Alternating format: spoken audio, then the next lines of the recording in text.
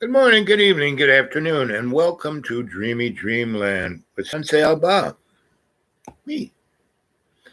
I'm a griot. I'm here to tell you stories, and don't believe a word I say. Spring is coming. I don't know if you guys noticed it, but the winter solstice, December 21st, the sun went down here around 5 o'clock, right? Well, the sun, and then it was dark by 5:20. Sun went down today at around 5:30ish, and the sky stayed lit up almost 6:30. So spring is coming. That's why I'm wearing these. And so let's see, make sure that the live chat is doing its thing.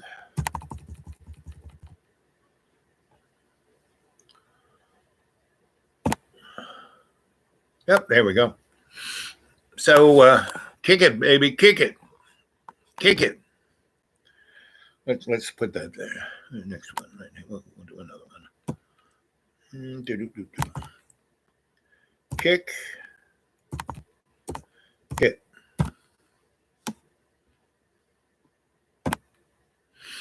Okay. So the chat's up. $1.90, but 1 minute and 43 seconds. No one's arrived yet. So let's see here. So how you guys doing, right? How's it all? How's it hanging? Yep,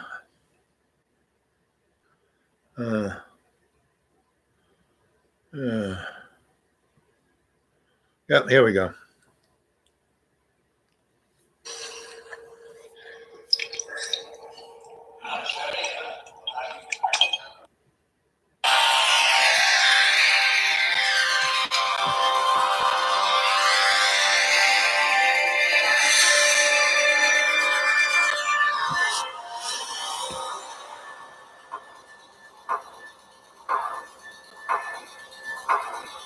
Oh, what's gonna happen, Mike? I'm scared. I'm scared.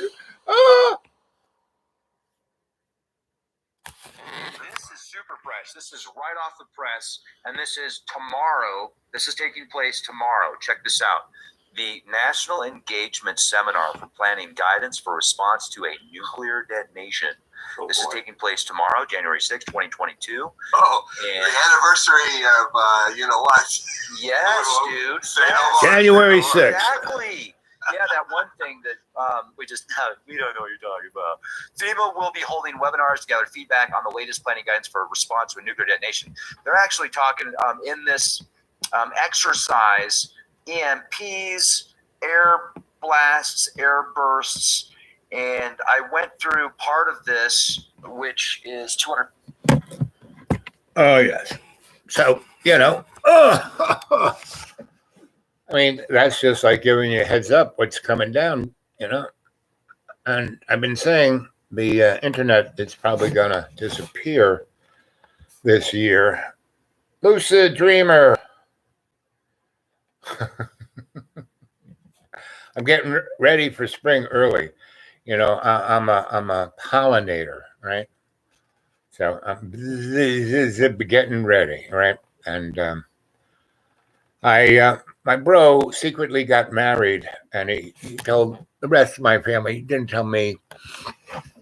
No one answers my phone. My oldest sister does. I have to say she does. So she told me she got married, and it was interesting because I called him on Christmas, and his soon-to-be answered, and she had a very sweet voice, and I gotta go. She was on all of 30 seconds. Like it was a mistake that she picked up the phone with me on it, and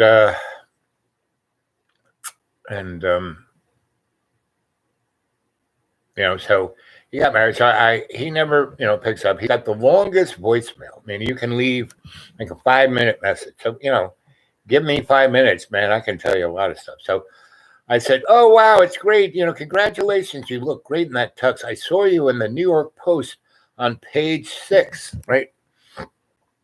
And, page 6 is where all the people like Donald Trump and Jeffy Boy would be there when they were at like discos and doing inappropriate things. That was page 6. So, I was kidding around.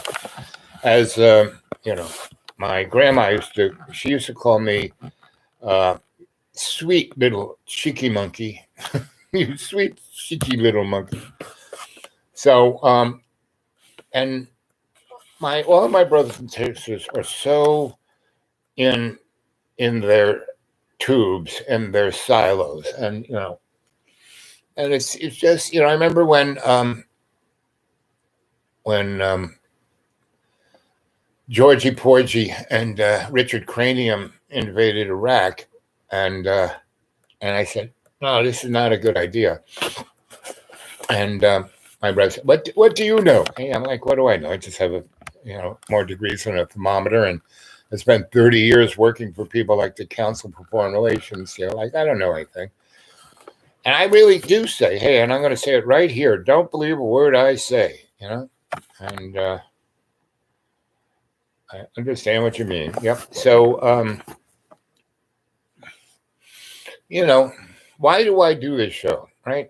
It's quite amusing that, like, last night when I signed off, there were 160 people, right, who had been, right? And that's the people who were there, not the people who were watching, who were in they may not have chatted, but they were in the ballpark, right? And when I saw it this morning, it said 80 or something, like half of what it was there. And they're constantly doing that, so I will be on the low ebb of the algorithm. And again, do I do that for that? No, I do that because you guys are great. Hello, Lady AI. Yes, my girlfriend AI. First one in the bleachers. And have you seen those Japanese robots? China goes, oh, we're going to be number 1 in AI. Well, China's cool, but I mean, the coolest thing about China is they are long-term thinkers, right? And say they're doing a great job. Problem with China is, I think I was describing the number of problems that the human race on our planet has, and one is the population, right? It's not exploding; it's actually kind of cratering. And what has happened, they used to, show the pyramid of population and the pyramid of the food chain. It's always in the pyramid, right? And it's like always in the eye of Horus, right? And so, but these days, the pyramid is upside down, right? Up here, is all, the largest population in the world is old people. And then the middle one is people who are going to be old people real soon. And the smallest population is the working crew of the young, people under 40. And the really smallest is the people from 28 to 0.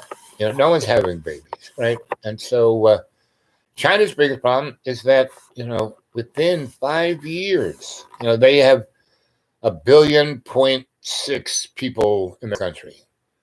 Well, within 5 years, about 800 million of them, more than half, will be old.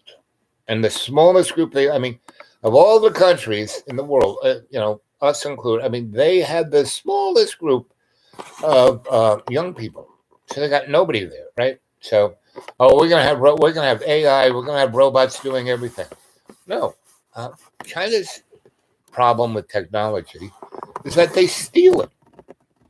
And they're kind of naive because the only way so they'll give some engineer in DARPA, $20 million for something.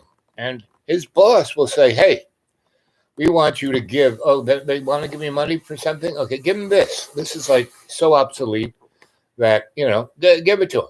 And if we give them, so we've given them technology. And the best example is we wanted them to be a somewhat credible threat, right? But I mean, look, we have 11 aircraft carrier groups. That's just, a George, not George, a Ford class, it's the size of a city, and it's got more power than, it's gigantic. And it's surrounded by like 20 Burke class, missile destroyers. And then, they have each aircraft carrier group is like a fleet. Got 2 attack submarines and 1 boomer. It's got, so what does China have? We have 11 of those groups, right? China has 1 little teeny aircraft carrier that has no catapults. So what a catapult allows you to do is throw a fully loaded aircraft into the air with fully loaded with fuel and exterior tanks and bombs and rockets and loaded for bear. So it can stay in the air for 4 or 5 hours just on the juice they take off the aircraft carrier with, right? And then they got airborne refueling that comes off the aircraft carrier, and they have airborne real sophisticated radar. So those radar aircraft, Hawkeyes, are out 300 or 400 miles in front of the group, and is looking in front and all the way 360 all the way around for about 2,000 miles. And they can see everything, and they can tell how fast they're going and what kind of aircraft it is and how many, like an hour before it even gets close to the aircraft carrier. So they can send up Hornets and F-18s and go after them. So these aircraft carrier groups are not, I would say, 89% invulnerable. Now, when you're, that, you can get a little cocky. And the aircraft group's biggest problem is that they're a bit cocky. But China only has this one thing. And so the airplane into the air. So it's half loaded with fuel, and it has no real ordnance whatsoever. So this thing is not a threat whatsoever, right? And the thing is about America, the biggest problem with America is that we, you let every empire that ever existed, and they were, Rome, Mesopotamia, Babylon, Syria, the S people, the Egyptians, the Greeks, the Romans, the Spanish, the English, the French, the Germans, every empire and a whole bunch of people in between. Basically, what happens is they become big and powerful, and instead of just taking care of business at home, they expand out and spend half of their money to 3/4. And when it gets to about 80% spending on things outside of what they really need to spend, that's when the empire collapses from the center. Blake wrote a poem, hold the center, hold the center. And that's what's going on in America. We're not holding the center. We spend $700 billion on weapons, right? China spends about 80 billion. 80. We spend 700 billion, and that's just within the military whoopee act every year. But that doesn't then the CIA, the NSA, NASA, and then all the dark projects, and so that's probably another $1 trillion there. So let's say the day before 9/11, Rummy comes in front of the news folks and says, well, our administration had been here, they came in until, January, and here it is September 10th. We have misplaced, and there was an article in the Washington Post that said, we stole $2.7 trillion. No, we misplaced it. That's all we did, misplace it. And I got everybody on it, and we got all the bean counters in the Pentagon, and we put them in one place. one place, and we have all the floppy disks and all the paperwork, and we're gonna get on the bottom of this within a year. No problem, right? Within a year. Next day, we are attacked, and the Pentagon gets attacked. Allegedly, one of those airliners flies into the Pentagon, but they have no pictures, not one picture of an airplane approaching. And it took the long way in. It went around, bit a big circle, and then zingo, right?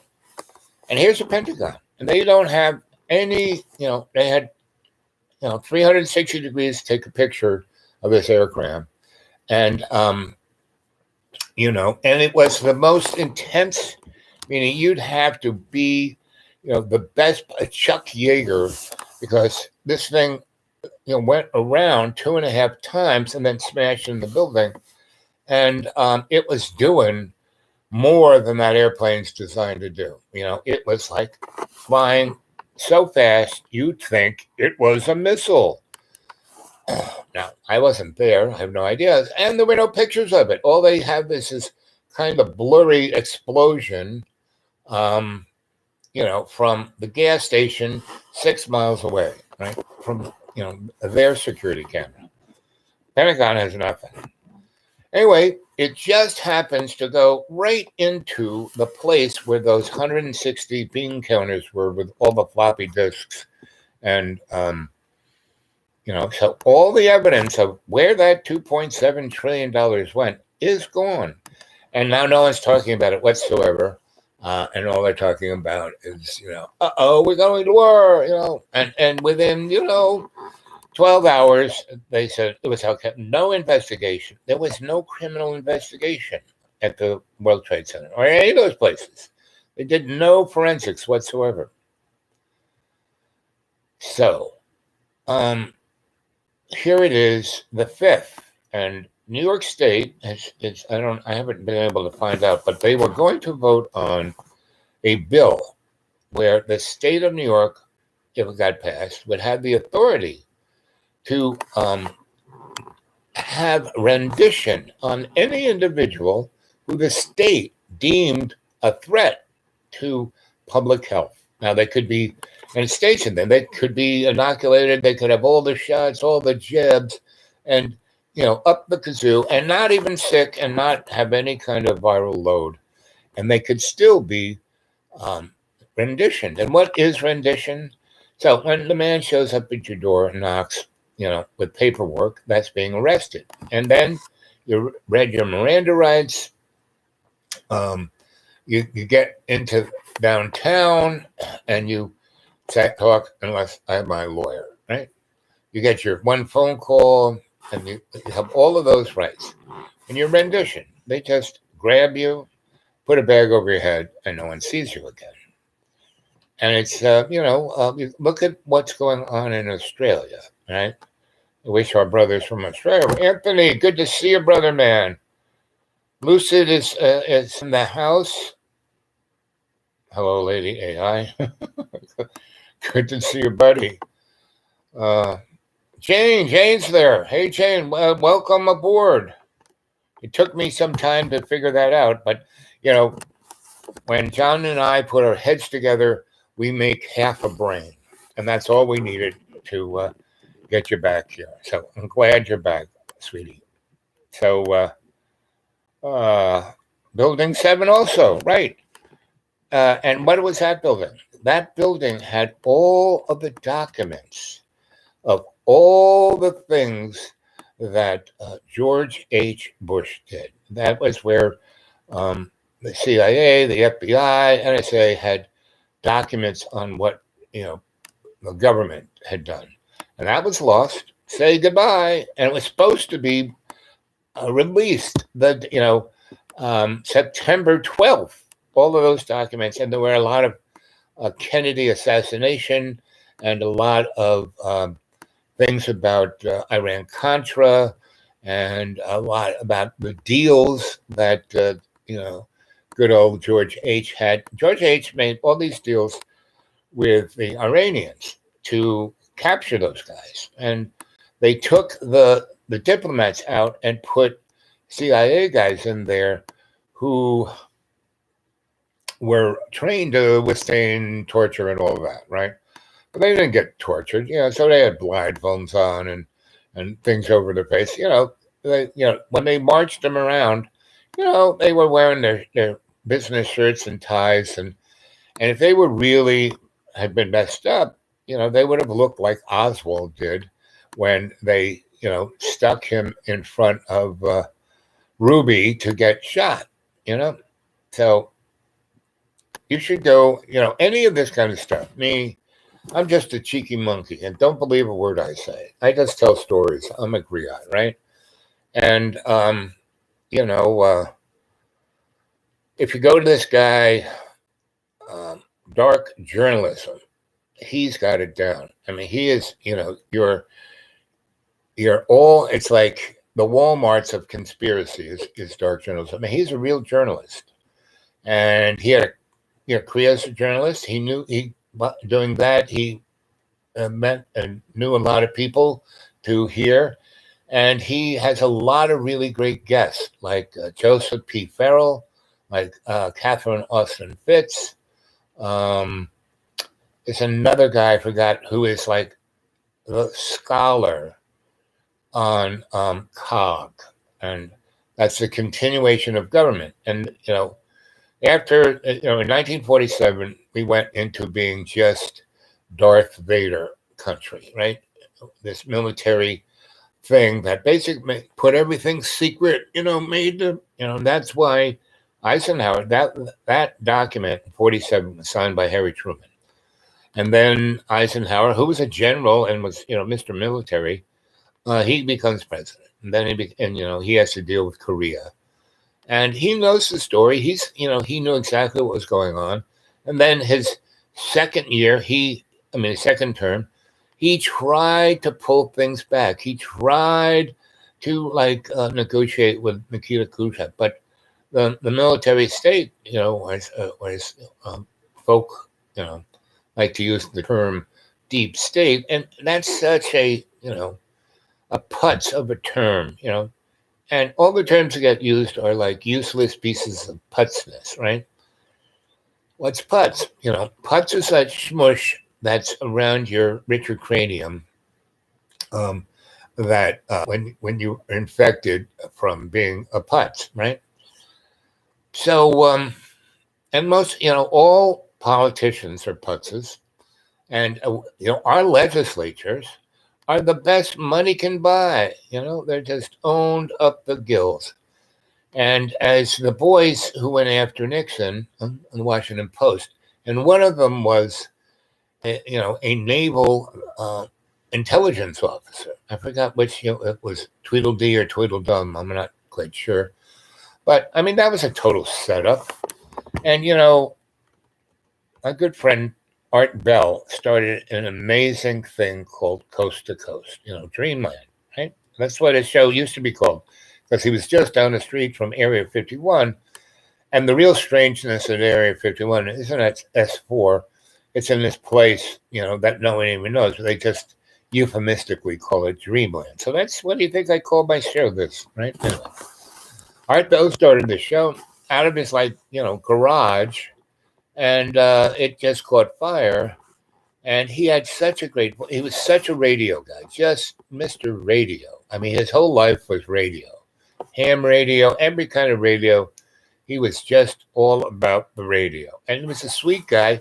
He was, had his opinions and, things, which was fine.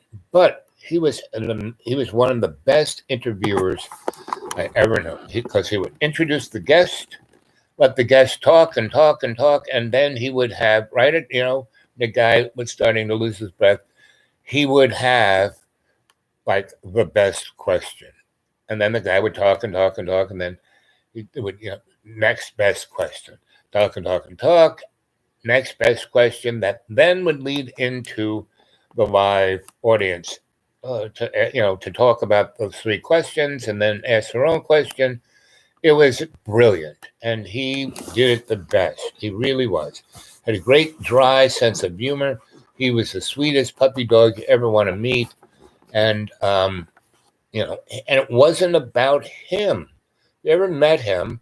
It was never about him. He was more interested in everybody else. And when he had opportunities, he wrote a number of books with a number of other people. He wrote one with Whitley Strieber, and he wrote one with, Hoagland, and he wrote one with a couple other guys. And his name was far bigger than those guys. Well, Whitley Strieber is pretty well known, but Art Bell was, the big kahuna, that's for sure. And then, because he questions everything, and he's getting so big, he's got, like 6 million people listen to him. 6 million listen to him, bated breath every night. And then there's another million or two that, just stumble on it, right? And, that's how I found art. I knew of Art Bell. I would go to these conferences, and I saw him at one and talked to him a little bit. But I never really listened to his show because I never knew where it was or what it was. I wasn't a real internet guy. And he was one of the first internet guys that he would put every one of his shows up on the internet for free, right? So he's got this amazing, right? And the government is going south. He really doesn't like Bill Clinton. I didn't like Bill Clinton. Bill Clinton's probably did more damage to to this country than any other person. He was Mr. Global. He was, Mr. Global's cheeky monkey nephew, right? And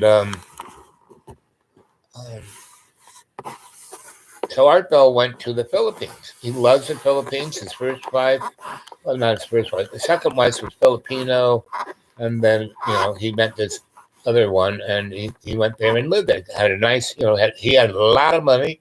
He got a really nice condo in an apartment building, like on a 20-something floor, had an amazing view, and he could put all his antennas on the roof, and he ran his show,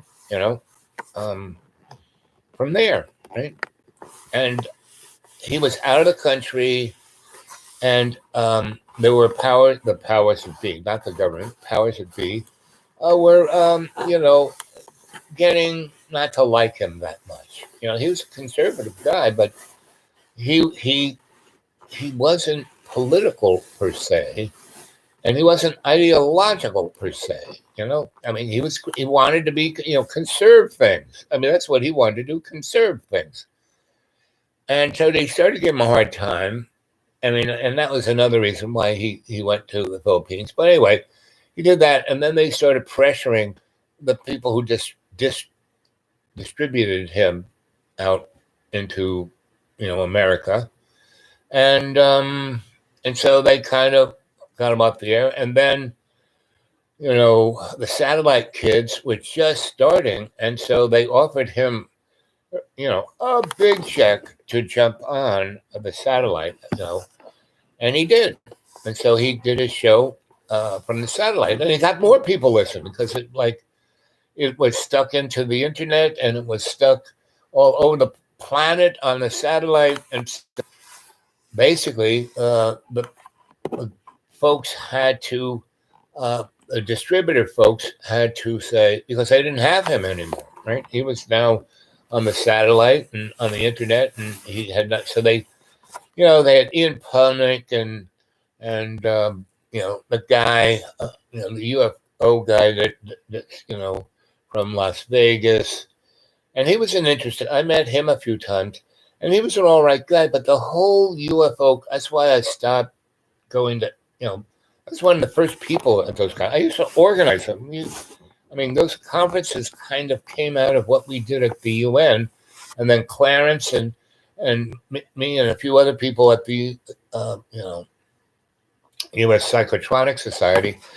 We were like a mix of UFOs, just paranormal, off the chart stuff, and environmental, and the Theosophical Society. We had ladies and muumuus and rocket scientists, and And so we had all these conferences. We'd have our little weekly meetings that were very cute. It was in the bottom of one of our boys' apartments, and it was like near Lincoln Center. And it was a really fancy schmancy condo, and they had like the community center in the basement, and we would have our meetings there. And that's when DARPA got a hold of us and offered us, really, and our handler was this, I can't even, her name was Winchester, Annie Winchester. And she, like Annie Oakley and the other one, Winchester, so she put them together, Annie Winchester. And she wore a cowgirl outfit and with the, skin look and the, shaggy thing. And she never wore underpants. And she had the most amazing breasts. And she had this blonde hair and this amazing face that she had this that just looked like she wanted to suck you in. And she had all these fat, rocket scientists and then, strange people like me who, were across the thing. And she had a super duper penthouse apartment up there that, DARPA turned into a laboratory. Best place to put a laboratory where you're fooling around with things that could, like, cause a black hole. Yeah, that's a good place. Top of a apartment building, right next to Lincoln Center. And anyway, how could I refuse? And Preston Nichols was part of that. Al Bielek was part of that. Al Bielek's twin brother, who was 20 years younger than he was, Duncan, was part of that. We also was part of that was a, Nordic, alien brother, was part of that. What was his name? He had really bushy white hair. I mean, he was like, a zillion years old, but he still looked 35. You can tell he's really tall, really thin. I mean, thin. And he had this white hair, and it was all those Nordic guys had this nice flowing white hair, but his hair was kind of starting to stick out. His energetics was so high that his hair, he was like a human Tesla coil. And who else was there? This other guy, Edmundo, who was a banker, but he could, he thought he was Jesus, and so he was interesting. And what was really interesting was that, I don't know, 15 years later, I'm taking care of my parents, and I'm in, Jensen Beach. I have this really sweet affair to remember. I was living with her in her place, and I had my place in Stewart, and I had taking care of another guy's place on the other Stewart. I had like 5 different places right near Stewart. My parents were 20 miles on the other side of 95, kind of almost near Cowboy Land, in a super duper gated community of zillionaires. And my dad was living there only because he was one of the first people to buy in. And the developers were so desperate to get any kind of money.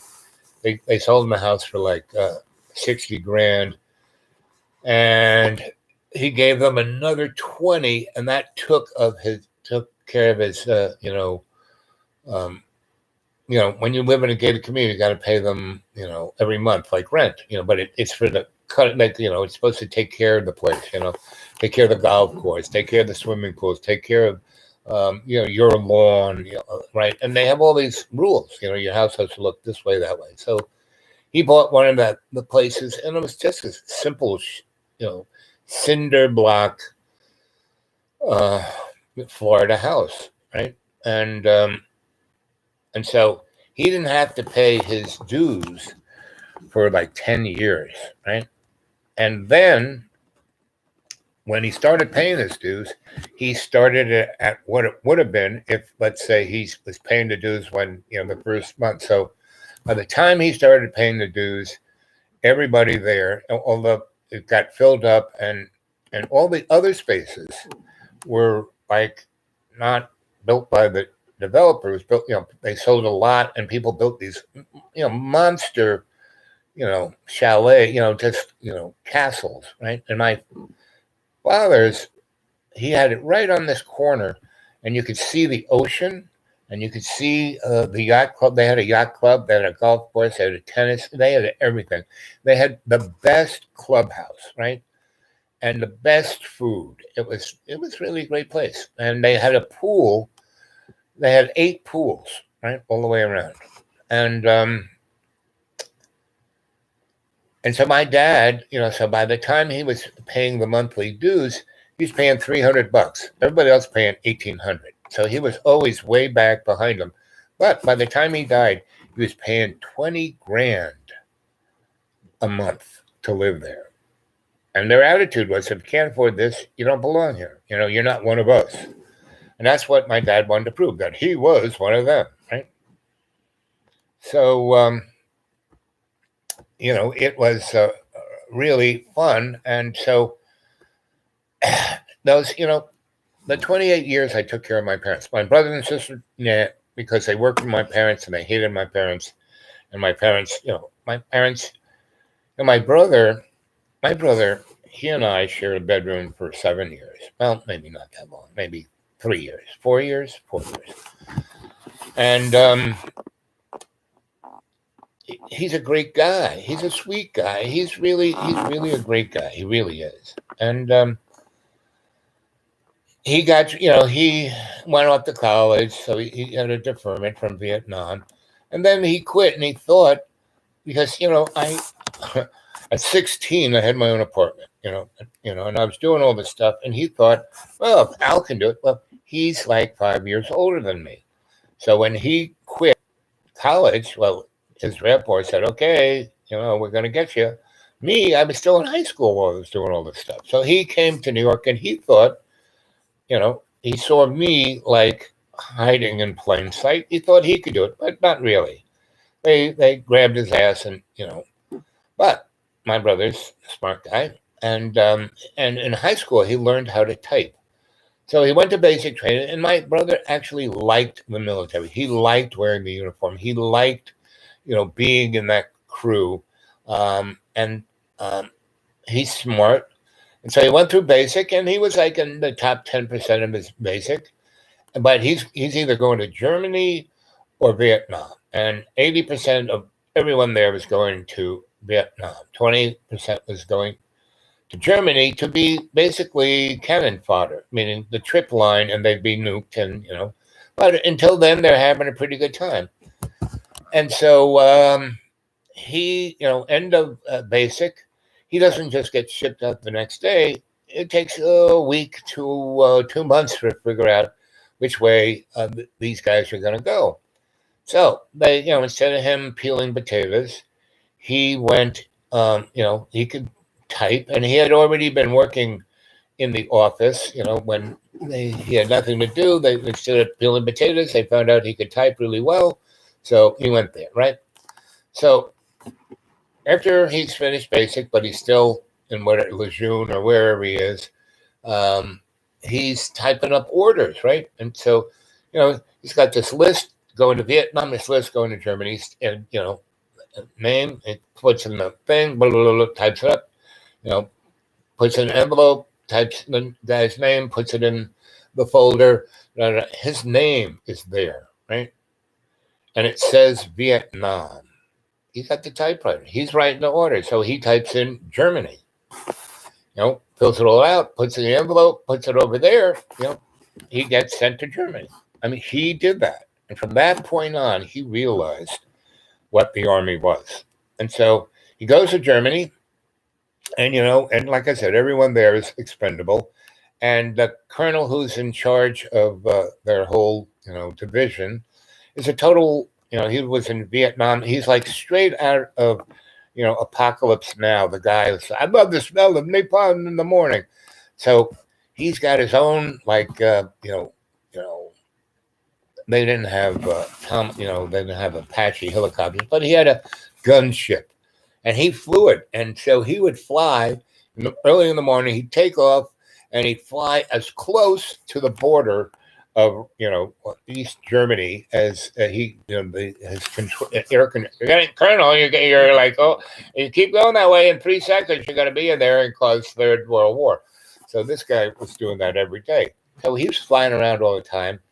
And he, my brother showed up there, and he was dressed had the ascot, everything pressed. He looked great. Everyone's like schluppy. And he, when he's coming in there and they meet the colonel for the first time, my brother stands out, salutes him like this. And this guy looks at my brother. And so he talks to him a little bit. And then he looks at his thing. And my brother typed up his own, not only his own orders, but his resume that I forgot what they called it, but it shows all the things you've done. And he makes it stand out like he is the best, organizer, office manager, can run, the whole army. And so the colonel calls him in one day, and the next day, and he, and he goes, so you're private, you're now a sergeant, and you are my personal head of the office. You're going to run everything. I have things, and you take care of everything else. And so that's what my brother did. He freaking whole division. And I don't know if you ever saw the movie or read the book Catch-22, but there was a guy named Milo Mindbender, just like my bro. And my bro did the same thing, right? And so he was. I went to visit him once, and it was amazing because he wasn't wearing a U.S. Army uniform. He had a tiller make a uniform for him, and he looked like a movie star. It's like my dad, right? He looked like a movie star. And it was amazing because, I go to the gate, and the guy's looking at me. I got long hair, I got it packed. I don't have a car. I just kind of walk up to this place. And the guy at the gate said, what do you want? I said, my brother's here. Oh, who's that? I tell him the name. That's your brother? He says, he gets up. Sir, your brother's here.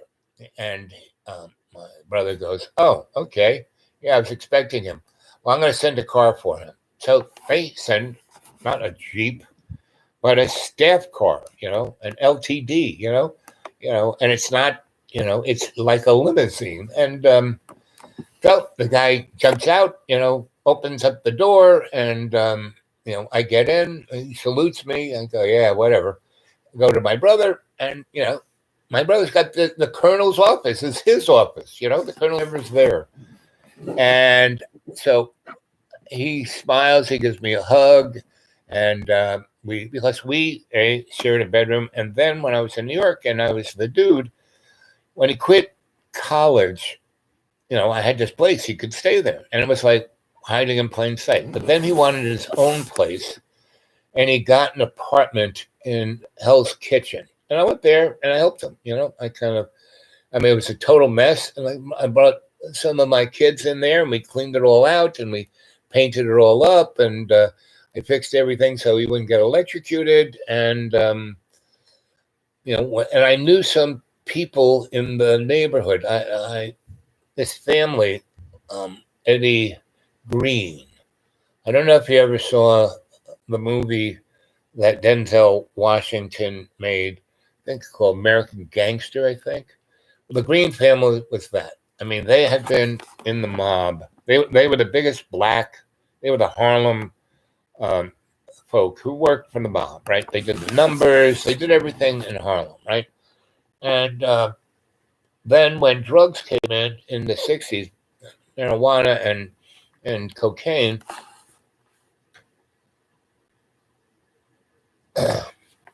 they were it. And so I knew those guys. I knew them really well. And I knew them from Harlem. And then when I had my big loft on Worcester Street, and Eddie, the super, he took care of all the buildings on Worcester Street. And he had this, like, I don't even know how to explain it, but when I worked for the real estate, I worked for, Grandpa Stahl, and I would be fixing all these, 1890 machines in these ancient factories that still were, popping out buttons and all kinds of stuff like that.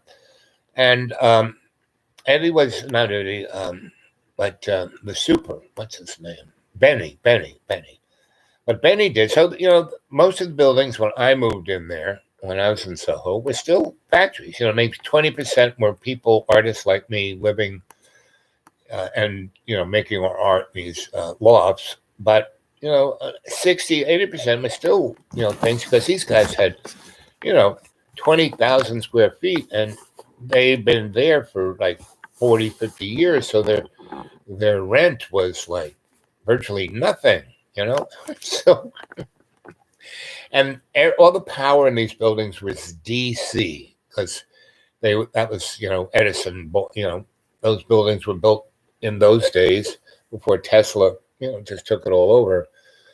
And so the DC, they didn't get rid of DC because the subways ran on DC. And so there were certain areas in Manhattan that still had, and Soho was one of them.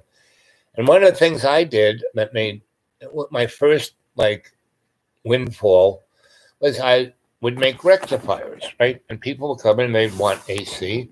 And I'd build a big rectifier that takes the DC and turns it into AC.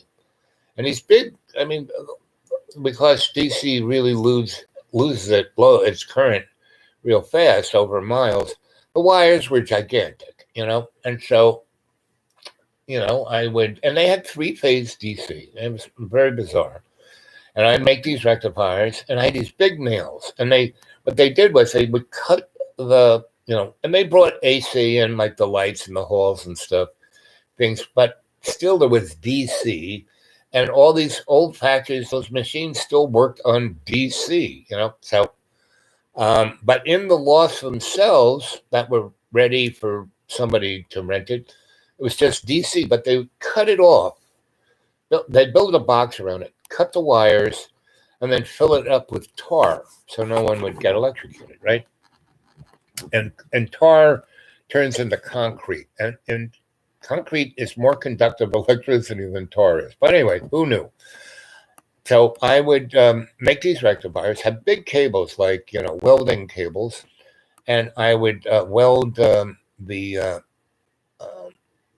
cable to these big spikes I have, and then I would drive the spikes through the tar, and bingo, you'd have about 100 amps, single phase, 220, alternating current. And I would sell those things to these people. If they were people I liked, people I knew, I would just charge them, the materials and my time, and maybe $500-600. But some lawyer go in there and he wants AC, that'll be 10,000. Oh, no problem. Because that was a lot cheaper than getting risers brought up and things brought in from the street, blah, blah, blah. So that was my first big call. But I met Benny when I was, working on these buildings for the real estate guys who owned all this stuff, and Benny worked for him. And he was supposed to be taking care of these buildings. And what did he do? In the basements, they all had big basements, and he smashed holes from, here's a building and it's a brick wall here. He'd smash a hole through. And so for a whole block, he would have like bordello, drug den, gambling, dance, you name it. You could do it down there. And so the workers, after work, they go down there and party away and give Benny all their money. And so Benny was busy running that, and he had about, 6 buildings not 6 buildings, but 6 blocks that he had 10 buildings on. Anyways, he was a busy boy. And when I was fixing stuff, he came to me and goes, listen, I'm going to show you something. He took me up to this big building, 7,000 square foot. And it's top of a building, and it had gigantic 12 by 12 foot skylights, like 20 of them. And the whole back wall was glass, because when this building was built, they had gas lights and no electric. So you had a factory up there, doing stuff. sunlight was the major light, and the gas was just, when it got cloudy. So anyway, and they had mantles. You ever go camping? Have a mantle, gas light, a really bright. They had those, and they still had the gas, right? And so this floor had, gas, DC electric, and 7,000 square feet. It was, and the light was just amazing. So I'm, he goes, I'm going to give you this for as long as you want, what I need you to do is take care of all the electric needs of all these buildings, change the lights in the hallway, sweep them out every now and then. And if, something goes wrong, no big thing, because then they call the electrician and they bring you in and you get paid for that. But all these little things that I'm supposed to do, you do, and you can have this loft for as long as you want, right? Meaning as long as I work for him, right? So he did that, and I got a lot of perks, I got told, because to get in there, you had to be like a club. So you had to have, so I was immediately part of the club, and, he was moving, just, cheese and hundreds of pounds, bales of really good Jamaican and Californian. And I had as much as any of that I wanted. And, the boo I liked.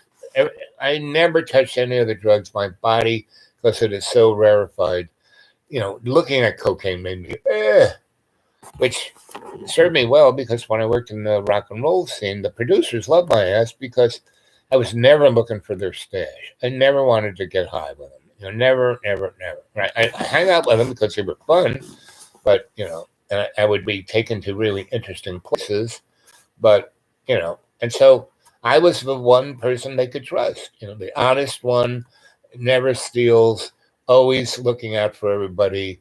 And that goes, and so that's why 2022 is the year for us to be our best selves. Yeah. Building 7 also went down. Yep. All right. Yeah. Yo, Bobo, Mama, good to see you. Anthony, always good.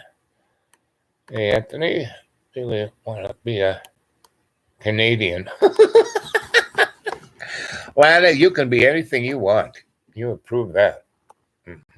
Let's see. Does Bob look like Ladybug? Yes. This is my spring look. I've noticed, like, when the winter solstice came on December 21st, and I told everyone we had to prepare ourselves to be able to do our best by the New Year's, right? So, I was being very, consciously aware of everything, and consciously intent of whatever I could be intent with. And the sun went down at 4:30, and the sky got black at around 4:45, right? Well, today the sun went down, and I'm in a holler on halfway on top of a hill, but there's a big ridge right behind me. So the sun went behind that ridge at 5:00, and the sky got dark at 6:30. So spring is quickly coming our way. But the other day, I guess it was either Sunday or Tuesday, we had 6 inches of snow, and today was a warm day. And I don't know if you saw John's morning shows out there raking the road, so it'll melt faster, right? And he said, oh, it just worked out. I said, John, you know what would be really good for your body? If you raked the snow. Here I am. I can't even walk, and I was using muscles I haven't used in a long time, so they kind of ache right now. And I'm 70. I'll be 72 soon, right? So, and there's John, 44, and he's, have you seen muscles on that guy's shoulders and his arms? He looks like the Hulk. He really does. I'm fat. No, you look like the Hulk. The fat wasn't, a slim, trim bean. And if he wants to lose weight, I made him an exquisite vegan meal. because I first got all I want to eat is chicken. So, you know, and he went and got like $500 worth of stuff, not food, stuff at the supermarket and had him deliver it here. He didn't ask me because I would have said, you know, we need paper towels, we need, you know, vegetables, and we need, you know, oil, you know, and we need cheese, and we need eggs, and we need some kind of bread, and we need some protein, and, you know, fish and chicken. And anyway, he didn't get any of that. You know, he got cases of this cat. You know, I'm not drinking coffee anymore, but he drinks these soda drinks. I'm sure he showed you them. And they got like, you know, each can is like 5 cups of coffee. So it's like, okay. And he got all kinds of, you know, he bought candy and cupcakes and little Debbie everything, you know, the zombie cakes. And what he did do, he bought like 10 things of blueberries, which is really good, right? So I basically and a bag of oranges, very good, right? And vegetables, he got one of those plastic packs that you get when you're going to have a party at your job. You know, they're unedible things with a white slimy stuff you're supposed to dip your carrot in. And these, I ate one of these carrots and it tasted like crude oil, like it was, you know, manufactured. And he bought a ton of these. It said vegan bacon, vegan sausages, vegan, you know, hot dogs, you know, and they are made from plants. Well, GMO plants. And so I took, you know, a packet of bacon and a packet of sausages, and it was like, again, tasted like motor oil, and its consistency was like sawdust. And these, you know, and they were called Miracle Burgers and Miracle Hot Dogs and Miracle Bacon, and I guess that's close to God, you know, Miracle. And they were like $5, and he bought a ton of those. And it's like, oh, throw this crap out. And his freezer is full of. He's got these pig, like he's got not little baby back ribs, but like Fred Flintstone ribs, right? And it's whole. It's like, so I cleaned out everything, and the stuff that was in the refrigerator part downstairs. He's got one of those big, expensive 2-door. You know, this is the freezer, this is that, and he had a ton of stuff in the freezer before he even got the stuff from the supermarket, and it was all rotted, right? And so and it was stuck to the walls, and you know, so I cleaned all of that out, threw that away, and you know, and then he got all the stuff. So anyway, it all came, and there was nothing to make to eat, you know, just for me, right? So I went and spent $90 on, you know, real sausage, real fish, real chicken, lots of vegetables. I mean, you know, lots, you know, frozen vegetables. Frozen vegetables are quite good. And especially if you carrots, spinach are pretty good. What's cauliflower? All the root vegetables freeze amazingly well, right? So, and they're really good for you. Pretty, and onions. I got 2 big bags of red ones, white ones, and spent $90. And you know, I've been making them food. Oh, I want chicken, so I make the chicken. Oh, like, you know, the chickens from next door came up and walked by us, and he goes, "Oh, I can't eat the chicken now." I'm like, "Oh, no." He said, "Oh, let's have some of those pork ribs." So when I took them out and you know, thawed them out because they were like, you know, frozen like concrete. Like I said, they were this big. You know, they were like I said, Fred Flintstone, right?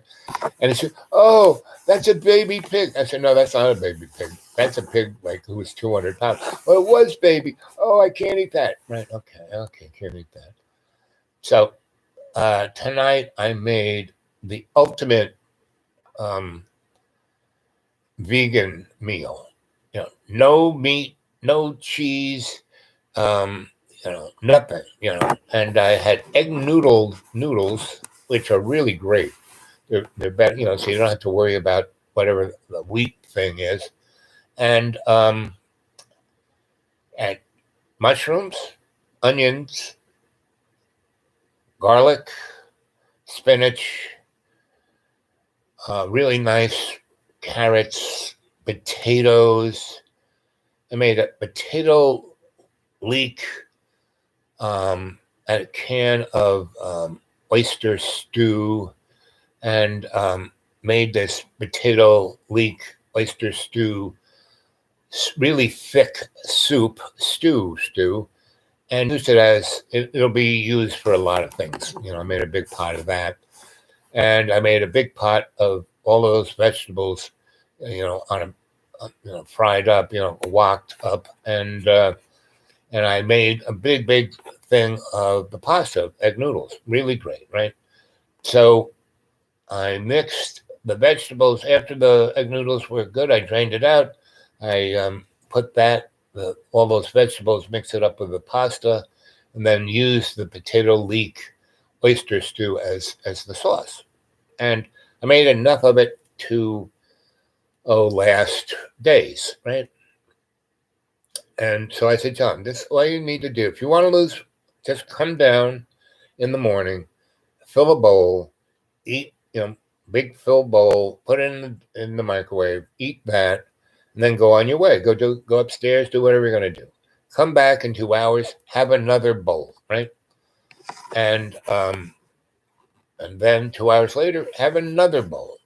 And then for dinner, I'll switch it up, and if you want, I'll use fish. I've got a lot of different fishes, and that's not pig, and it's not chicken, and it's not going to walk by your window, So anyway, so I was, so I had this big fry pan full of potatoes, and I cooked them up, and I was in my room. I come out, and he's eating the potatoes, and they're not cooked.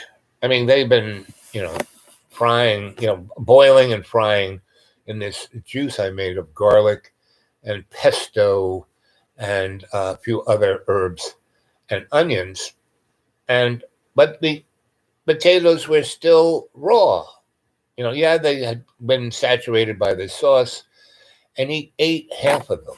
I mean, those potatoes were going to make enough for a couple of days to be the sauce and the soup and the this and the that.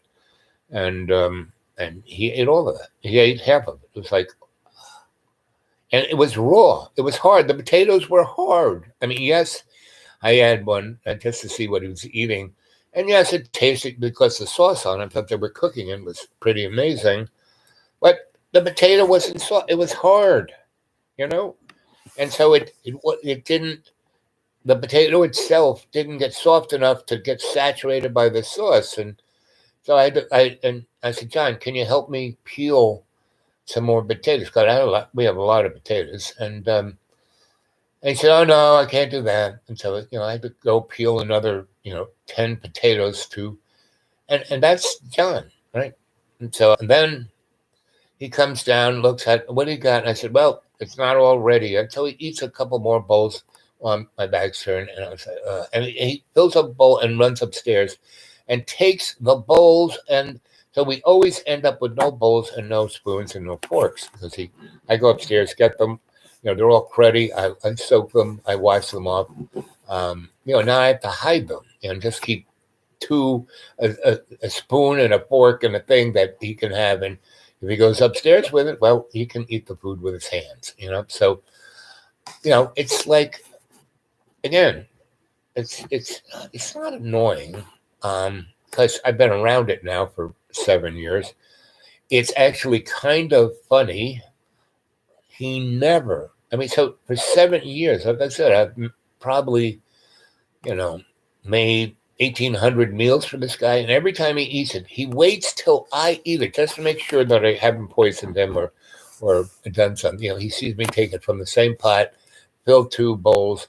I put one in front of him, put a spoon in it, and then I fix my own bowl. And he waits till I'm down. It's not like waiting for, say prayers. No, he waits for that. because he'll say the prayer over it, and I will, just for fun, will not eat it. And he went, well, eat it. Yeah, eat it so I know you didn't do something to my. He said that 1,800 times, And then he eats it and goes, wow, this is really good. You'd think after eating 1,800 meals, he'd know by now that I'm pretty cook. Anyway, all of this stuff is on. So anyway, we had dinner, and he's gotten into the comfortable zone with me. It took a week. And so he's going on. So he goes, I'm going to, I'm going to go to Texas and I'm going to see the family and be with my boys. And maybe I'll bring my oldest back with me. I said, that's great. That will be great. He goes, oh, but it's going to be so hard. Will you go with me? Sure, I'll go with you. Whatever you want. Or he goes, oh, maybe you should stay here and take care of the cats and make the house. Sure, I can do that too. Make sure the water pipes don't freeze. Whatever you want. You want me to stay here and watch the house so or go with you so I can be your wingman and support you and negotiate with your ex and everybody in Texas. Either one. I'll do either. Not a problem. Let's go. Let's have fun. And then he just kept making, well, why should I go to Texas? I said, because you're going to be with your boys and you can have real fun and you can bring them back here. And, you taught them how to do art and to be, musicians and filmmakers. And they're now doing it. And his kids are really pretty good. And, when he says, I taught them. Yeah, he spent, when they were 3, he kind of said, oh, this is art and this is what I do. And they kind of, oh, okay. And then, when they were about 6, he spent a day or 2 with them. But these kids, genetically, I think they have all the talent of his grandma. His grandma was like unbelievable. And John has a talent too. He just doesn't use it. So anyway, I said, well, if we could bring the boys back and we can have a band, because I know all the restaurants here. I could get those kids, John and the boys, and that's what you call the band, John and the boys. There's 6 different bars and restaurants. I still know everyone in this town, and I could get them gigs, and that would be so amazing for this self-esteem of those boys, right? And to do it with their dad. And now, if he could do that, that would be the most amazing thing. He would make up for the 10 years he hasn't been there. So he said, well, I want them all together. I want to be back with Jonathan. I want the little baby. I'm baby Ayla's father. No, he's not. That what came from the loins. The sperm came from a different man. And he said, no, but I've cried about her for 10 years. Well, he's never seen her, right? So anyway, that's it. So we spoke for an hour, and I didn't get upset. I just kept doing my best, finding a way that he could either go. You want me to go with you? I'll go with you. You want this? You want that? And I was trying to give him a vision of how great it could be. And didn't even get it. Not that. Just ordered some more today. What Anthony? What more did you order there? Let's see. And to be real careful not to push any of the wrong buttons. What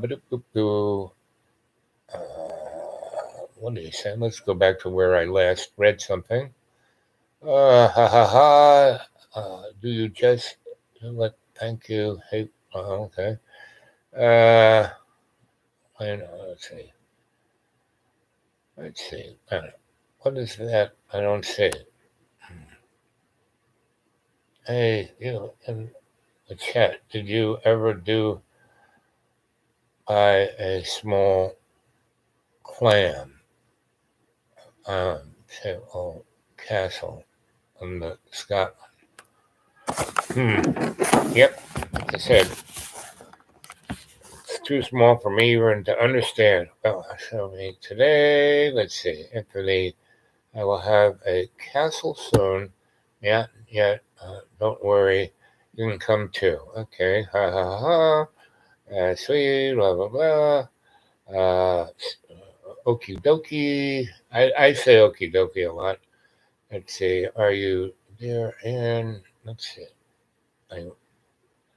Near Ian or Dear Ian. Let's see.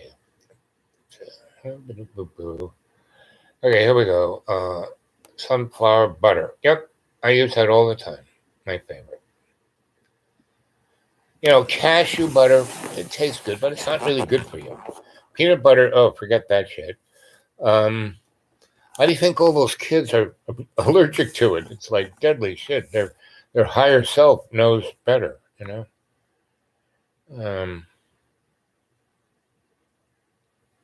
Blueberries, so good. I get as many blueberries as I can and eat them instead of candy, instead of cookies. I eat blueberries. Man. Really good for you. I worked on a blueberry farm. Oh, you worked on a blueberry farm in Canada. Okay, that's it. So, Anthony, what's Canada doing? Are they like super locking down? Are you near New York State? Are you on the border with New York State? Did you know that New York State gang has passed a law? Do you guys know what the rendition is? Rendition, if you look that word up, it is when the state they don't arrest you. They just come and get you, put a bag on your head, and then no one sees you anymore. And the Nazis did that. That was what they did, right? New York State has just passed a law that gives them the authority to rendition anyone in New York State, whether you're a citizen or just a visitor. If the state deems you as a threat to public health, they can come and get you. No lawyer, no, Miranda rights, no call, no judge, no jury, right? Just they take you away to a place where no one knows they took you to, right? And they can hold you indefinitely with no charges, no nothing, right? And you can be jabbed up the wazoo and not have any load whatsoever, and they can still deem you as a threat to public health. I guess I'm not going to New York anytime soon. But and the other really interesting thing is they passed another law that said that law takes hold immediately. In America, states usually pass a law and say, okay, in 6 months this is going to effect. So everyone gets to know that this law is coming down the pike. And if you don't like it, you can complain, you can go to the court, you can sue them.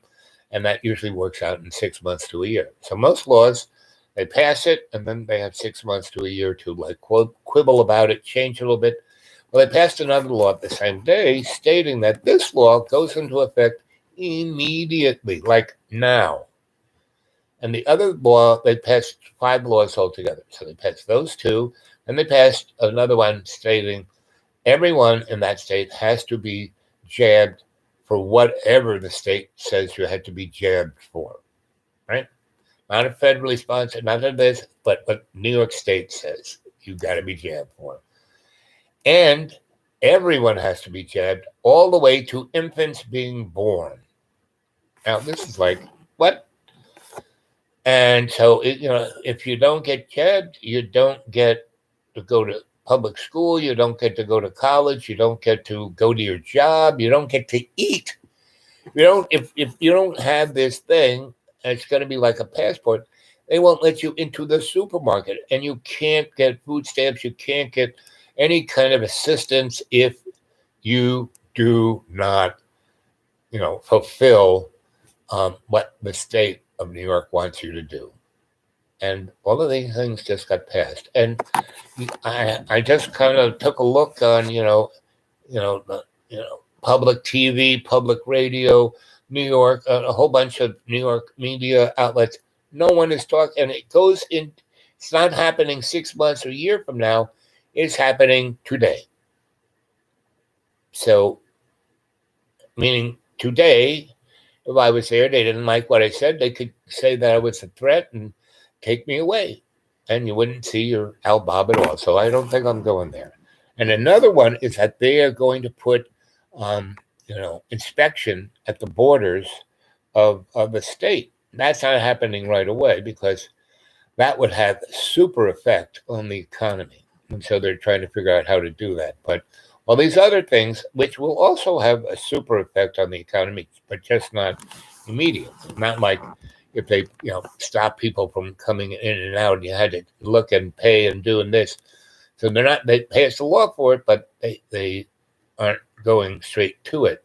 They don't have the infrastructure. So it's kind of like what happened to TSA, after 9/11. So, before 9/11, they had the rent-a-cops there and they had security, but not like the TSA, not like that. And at that time, when 9/11 happened, I was here in Roanoke and I worked for a firm that was national. And what they did was they put in streetlights. You're going to you're going to redo a road and, repave it and put new sidewalks. Well, you put new, traffic lights in, right? And this company is one of the leading companies, and they're super sophisticated. And I don't know if you guys have noticed, but a lot of traffic lights have cameras up there, right? Looking at you, right? Now, those aren't CCT, meaning they aren't closed circuit TVs that are going to some police station or somebody watching traffic. They can, but they don't. Those cameras are actually eyes to the computer that is running the traffic lights, right? And so this company, when you would do a whole miles of, of the shopping center Miracle Mile, and you're redoing it, new road, new sidewalks, new everything, you would put these things in, and they had a system where it had AI, and it would look at the flow of traffic and change the traffic lights in real time so the flow would go. So, when there wasn't too many traffic, that not the people coming going from work, they slow it down a little bit. When people were coming going from work, they'd speed it up so it wouldn't jam up, and they could. And it had sensors everywhere, like on the cross streets. They not only had TV cameras looking at that, but they had sensors down wind from this to see how many cars were coming. And the AI could, and that was AI of, 99 and in the year 2020. So anyway, so I'm working for these guys. And what my job is that, so I'm like this demographer. So I was a guy who would go out with a crew, and we put these boxes out on all the roads with little rubber hoses, and cars would go over them, right? And we had them, not only going just across the road, but where turning was, we'd have one of those, So we really, it would collect how many cars were coming and going, turning, doing this, doing that. And I would figure out with this mathematician and this other person who is a programmer, what to tell the AI what to do for the traffic flow, right? And so, and it not only picked cars turnings and stoppings, but it also was really sophisticated. The AI taught itself. Once we, I took all the Hosey thing information and we made software and we put it in there, it would watch with the TV cameras and the sensors and learn itself and get better than what we put in it, right? So it was looking at everyone's movements on all of this. And it got so good, it could sense how people were driving and could make adjustments to that. Not just the flow, but how they were driving. So 9/11 happens, and, and they announce TSA. And I go to my boss, I go, we could use this, our software and our AI and the cameras in, airports. And we could teach the AI to look, just like it looks at cars, it could look at people. And I know TELS, and I know some other people who know TELS even better. So this system could look at everybody, like millions of people, and pick out, instead of giving grandma a cavity search, it would pick up the people that TSA should really check up on, right? And my boss said, write me a paper about that, get with the computer programmer guy and work with him And if you two guys can, like, do a PowerPoint where it shows that this is going to work, let's go for it. And I said, okay. So I did, and we did it relatively quickly, like less than a month. We put the whole thing together, and he's got a lot of connects. I mean, this guy's a powerful guy, a lot of connects, really rich. He's the biggest traffic light man, guy in the world. And so he, tells his buddies in the federal government and state governments, hey, we got this new product, and we think this is going to be great for you guys. So the Homeland Security and people like that said, yeah, that sounds good. So, they gave him, a couple $1 million to put together a program where we would put it into airports. And we put it in all the airports that the quote unquote terrorists got, like in Boston and in, Reagan and Kennedy and O'Hare, LAX, and Denver. And there were a couple others. And we ran it for a year, and it was amazing. It was amazing, right? So we do the big Monty, whoop-de-doo, to all the high-end folk, right? Of not just Homeland and TSA had gotten started, and so we did that, and there were other, the State Department and Transportation and a few other. So it was a big room full of the top echelon of everyone. My boss, his business guy, his banker, me, the computer guy, hardware guy, and the 20 people in our staff who ran this across the country for a year. And we showed and we had videos of it. And the other thing was we had the videos of it, meaning, we could compress this stuff and put it on, hard drives so we had, 30 days worth of everybody. And even though this camera's looking at everything, it could zoom on anybody. It, you could tell it to, even when it was on the hard drive. So this thing was like, it's like in engineering, there are things that are clunky, and then there are things that are, what's it use?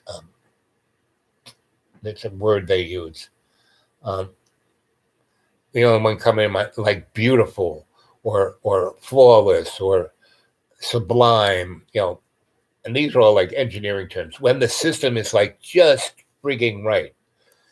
And so, the system was one of those things that was just frigging right. So we think we've hit it out of the park, right? And so everyone like, oh, that's pretty good. And we had folders for everyone, and we had it down. So they were all supposed to go off on their own, and about 2 weeks later, we were going to meet like the 8 really important heads of everything, and then we would talk it out, right? So we go there, and we don't take the full. It's just the boss, the money guy, the hardware guy, the software guy, and me. I was like the anthropologist guy. That's what they kept saying. He's he knows about. He's a what was my title? Demographic sociologist. That was it. Anyway, so we go there. We go to DC. We go in this fancy schmancy office. I don't even know what building it was in. And they go, well, you guys really did a great job, and we're going to give you. They gave my boss like a check for like $100 million, so they could have the title for the hardware and the system and everything, but they weren't going to use it. That would have, the $100 million was like the profit he would make. He'd want maybe, $400 million to like build the factories and get the manufacturing and all the, service and everything and installation. So it'd probably cost like, somewhere between $500 and $600 million to do the whole freaking country, everywhere, right? On everything. And we were going to do that. And that was what our proposal was.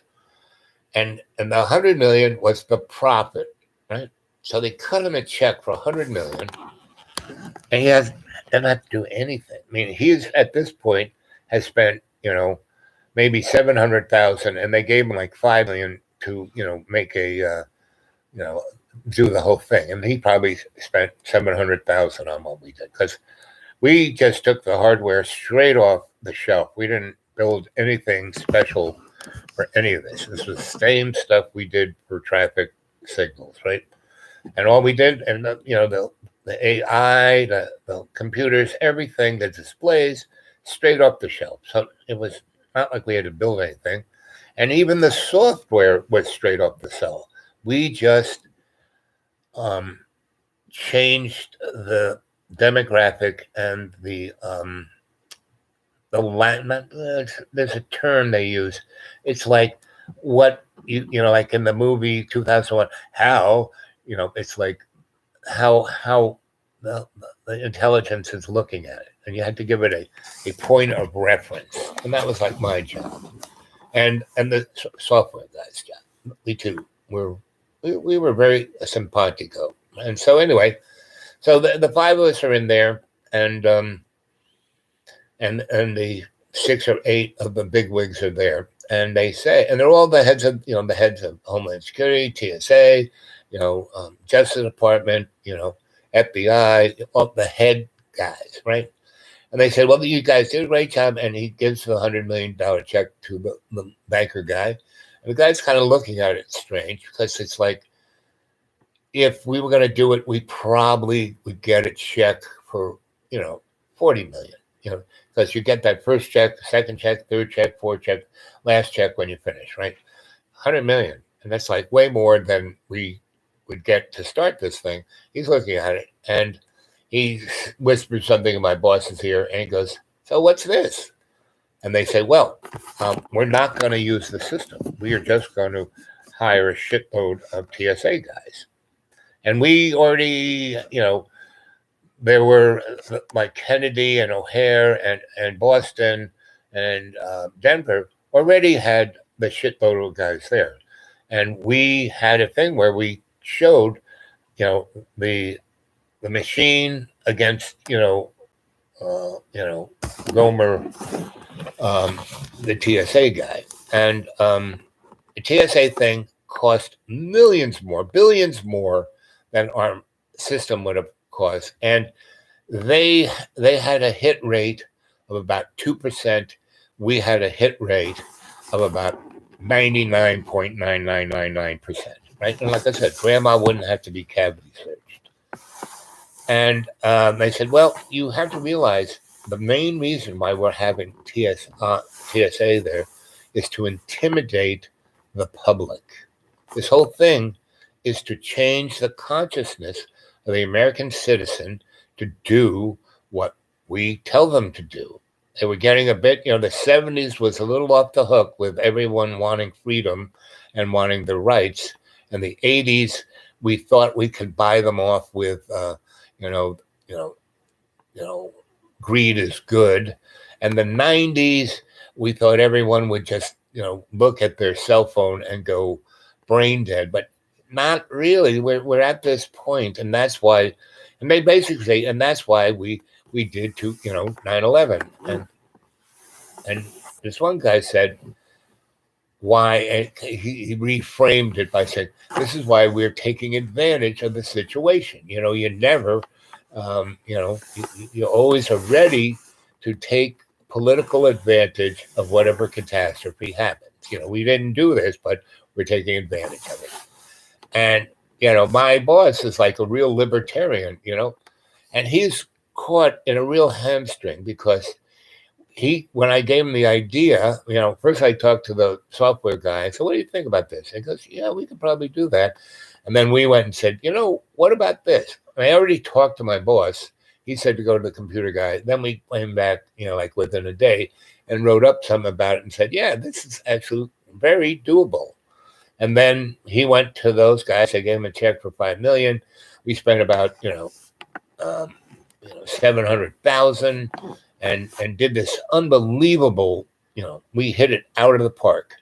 And he was really pissed, because he's an engineering guy, like I said, real libertarian, real American. And here's something that he thought was going to make everyone safe, make America great again, all of the rest. And they're telling him the only reason what they want to buy the technology, the rights to the technology. They don't want anybody else to use it. They want to have it proprietorial to them. And so he took, so he's like stuck. So he's going to get this check for $100 million for really not, for doing no more than $700,000 on his investment on this. And you can see on his face, he's like, ooh, and his banker keeps talking to his ear. And then I'm about to stand up, to be the cheeky monkey in the room. And he like reaches across the banker guy and grabs me by the back of my jacket and just pulls me in the seat, right? And it gives me this glare. And I said, I just kind of roll my eyes, went, okay. So that's my little, so 2 years later, in 2005, this person I know, her and her husband, both their parents die. And they were like, playing the poor artists, but they never were. Their parents paid for everything. And they were in Asheville. And I told her all these stories of my, showed her pictures of. Well, at the time, both their parents died. All their parents died of old age, roughly around the same time. And,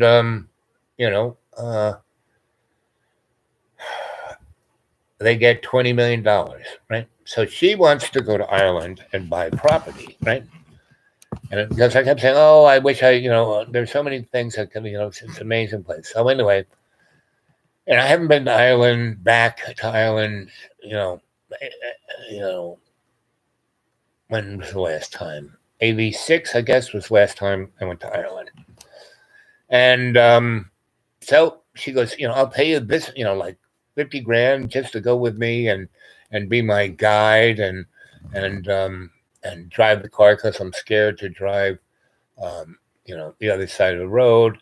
And you can bring your girlfriend. I really like your girlfriend. So I had this girlfriend who was, and again, 05, what was I, 65? No, 05, I was 55, yes. And so my girlfriend was about 70, and she inherited many millions of dollars, had a great horse farm right on the border of Kentucky and Tennessee. And she was a hoot, a really great. She walked in when I had the art school. I was like, I'm a nudist, and I'm, about to take a shower, and it's summertime, and I have all the doors open, and I walk in and I go into the shower, John's shower upstairs, and I start soaping up, and I feel this hand, with a loofah in it, and she's like scrubbing my back. I turn around and there she is, naked, and and she had come to visit the art school, and there I was naked, and I didn't know who she was, but there's this lady with super long gray hair, and between her legs, gray hair everywhere, but really a great bod, and she's naked, soaping me up. And then she goes, here, let me really soap you up. And she grabs me and just rubs her body all over mine. So that was my girlfriend, right? And she was great. She was just so much fun and just so open. And there was a hotel, there was Holiday Inn, that was the Bee's Knees in Roanoke. It had this great bar, 2 great restaurants, Thursday, Friday, Saturday, with a hookup night. Sunday was a big Sunday brunch. And again, they had a thing where if you showed up there, I'm going to check on something.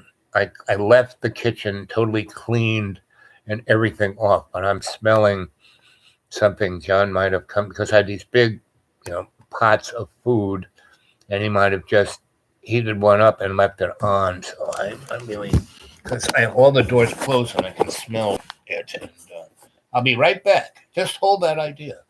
Now talk amongst yourselves. I'll be right back. Okay. Oh, oh, baby, honey bun. Ay, ay, ay. Ooh.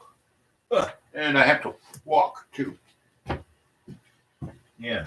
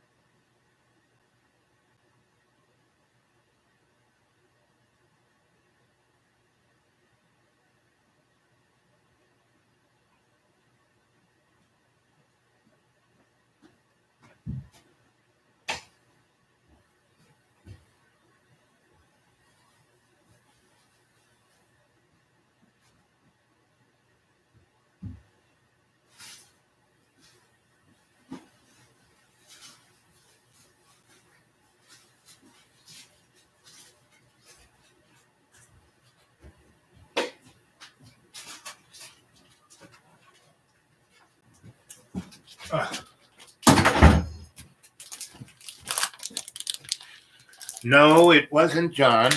I, so he had this big brisket, right? And so I have a gigantic crock pot I bought with me. And so I forgot I was cooking that. And the brisket had hit orgasmic, right? That's why it smells so good in here. And, when you have a crock pot and what you're, so all those vegetables, about a fifth of all those vegetables and potatoes, I put in the crock pot with the brisket. And, I just tasted it. It's like,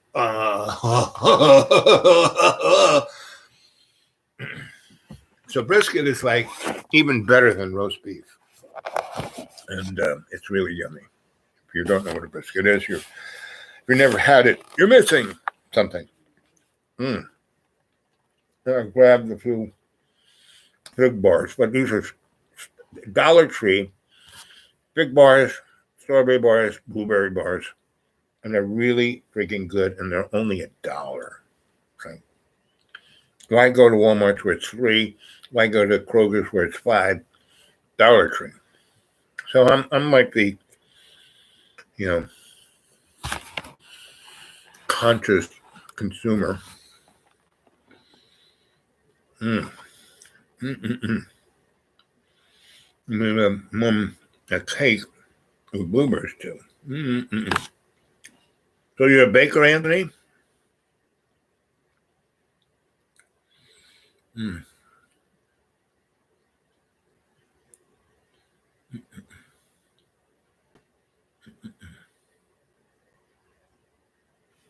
Anyway, so this girl took me to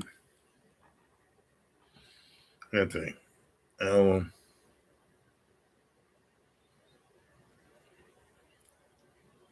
Eating Little Debs. No. I told you. These are Dollar Tree specials. Strawberry bars, right? They're like Fig bars, but strawberry. And they're $1. So anyway, so that was the story of that. So we could have had real safe airports without any lines or grandma getting cavity searched or anything. But the government wanted to do it to basically intimidate the public, right? So 3 years later, this woman takes me to Ireland with my girlfriend, and she's in Asheville, so we traveled down to Asheville, and they bought this big. They were living in like a little place in West Asheville. They bought 3 big houses, and they bought them in the black section, and this was, the old time blacks, and old time blacks in Asheville worked for Biltmore and had nice places, and then they were turned to SROs, and then people from Charlotte came and kind of kicked, gentrified neighborhoods and got them and then ripped all the SROs out and built, and she took me, so I came there and she said, look at our great house. And it's like nice, Victorian, 19th century house, like 18 bedrooms, and but I said, I started ticking around, and the kitchen was a very nice kitchen, but straight up Lowe's, not made by a cabinet maker, but made by Lowe's, right? So all the hardware was all the tolerances were but looked okay from far away, right? And she wanted me to like do some work on light. Can you light the place? I said, well, we're going to Ireland. I don't think let me come back maybe. Anyway, so we are, she's in this house, and I say, so what'd you pay for this place? And so, because I used to live in that neighborhood, right? And I knew that building, that house was, the tax, because I worked for the city, I worked for the water department. I had access. I was a demographer guy. So I knew those houses like 2 years ago were worth about 20 grand, right? And then this lady came from Charlotte. She bought about 5 of these houses for 20 grand, ripped out all the SRO stuff and, just painted things and patched things and put in a nice looking kitchen and a, deck, right, in the back. And she said, oh, I got a really good deal for $500,000. And I'm like going, The lady from Charlotte probably bought this for something between 20 and 40 grand. She probably put in another 50 grand. And I said, and then I just caught my tongue because I didn't want it, because this girl was, I don't know the term, like a drunken sailor. She got $20 million like that. Well, she went through that in 4 years. She went back to living in West Asheville. And every decision, most of that money was in stock, and she sold, and they were really good stocks that you got, that kept turning over, and you got money every month from the stock, right? Really, there aren't too many stocks like these, and they were old school stocks, and she sold them all and bought politically correct stocks. And she lost her shirt. She lost like $8 million on that. So, and when 08 happened, that was the end of it, And so, but so we're going to Ireland, right? So her hubby, we get in their new big Land Rover, and he takes us to Asheville Airport, and the 3 of us get off. And I go, if we just drove another 60 miles that way, we could go to Atlanta and get on an airplane that goes straight to Dublin. And she goes, no, I wanted to leave from Asheville, and I got a really good deal. I said, okay. So we take, little prop jet to Charlotte, but in Asheville, I have my ticket, and it says, Asheville, Ireland, Dublin. And I go, listen, there's international law that when I check in my first time, I get you guys to pass my bags on. I said, my ticket, do I read this right? We're going to get on and off of an airplane 6 times? And the lady says, yep. I said, so can you put my bag from this airplane to the next airplane, to the next airplane, to the next airplane, to the, so I don't have to leave the secure gate area? Oh, yeah, we can do that, no problem. It just take me a little while. And so I'm then turn to her and my girlfriend and say, hey, let's do this. And she goes, I know what I'm doing. And she checks in and walks away. And my girlfriend, that's like, she's like a cheeky monkey. I know what I'm doing. She does the same thing as that. And I, stay there another 20 minutes because the airplane ain't going to leave for another hour and a half from Asheville. So I got plenty of time. So I do all the paperwork, right? No problem. And I only have one little bag. Right? Put it in there. So we fly to Charlotte. They have to go out of the secure area and go down the baggage handling, and then go around and check in again, right?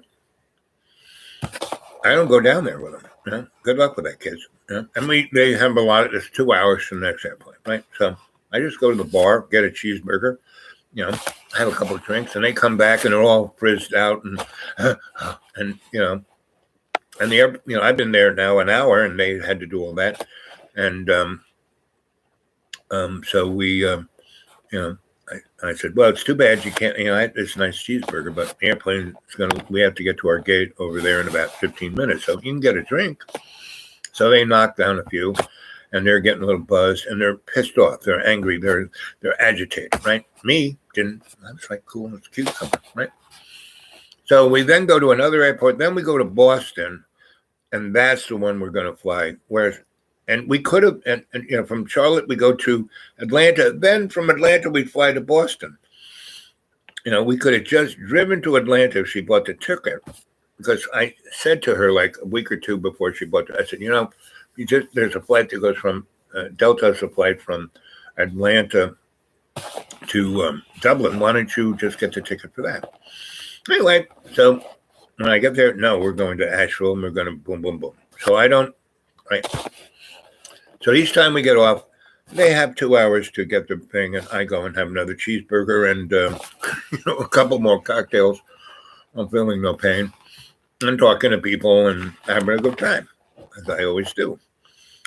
So we are land in Boston. My bags, I don't have to worry about it. I don't have to go out of the gate, but instead of 2 hours, we have about 40 minutes. So they got to, right? And I say, it's going to be tough for you girls to make this because each time you've done this, you've taken an hour and a half. So this is what we're going to do. And my friend with the money, when I said, this is what we're going to do, really got, I'm in charge. I said, okay, good. I'm going to go to the bar. And when they call, you know, when we get on the plane, if you're there or not, I'm going to Ireland. See you later. Bye. I have my airplane ticket. And by the way, you've given me all the places we're going to be, and you booked us in. I got that. I can go there. I got the, you know, rent a car ticket. I can just have a good time in Ireland without you girls. Because my girlfriend once she had a few drinks in her, she could get pretty, as they would say, Stalinist obstructionist. And so I really like this. I think I'm going to wear this for the rest of my life. Just checking.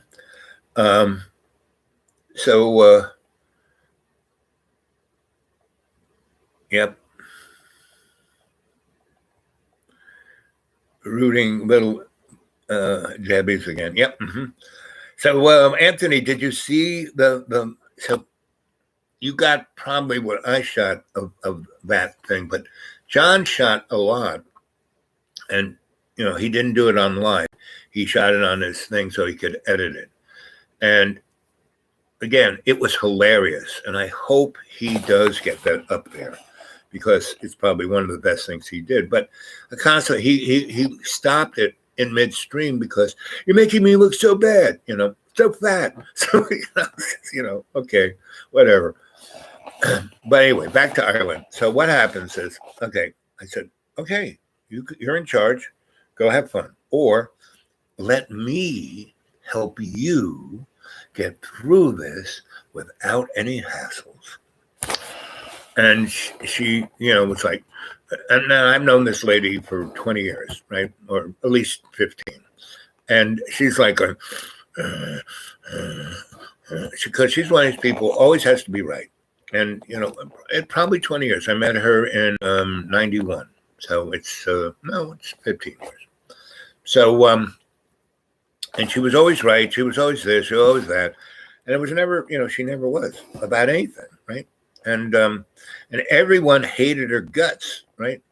And people would say, why do you hang out with that bitch? I said, well, A, she needs a friend. B, I'm trying to protect her husband.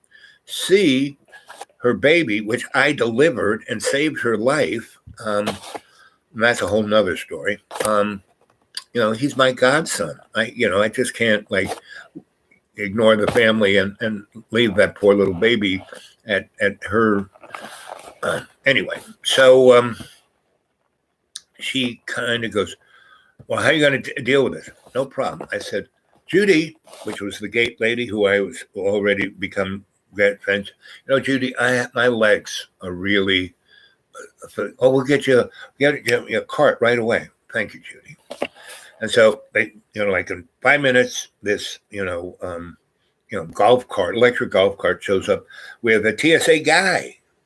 TSA guy is driving it. So we go out of the protected zone.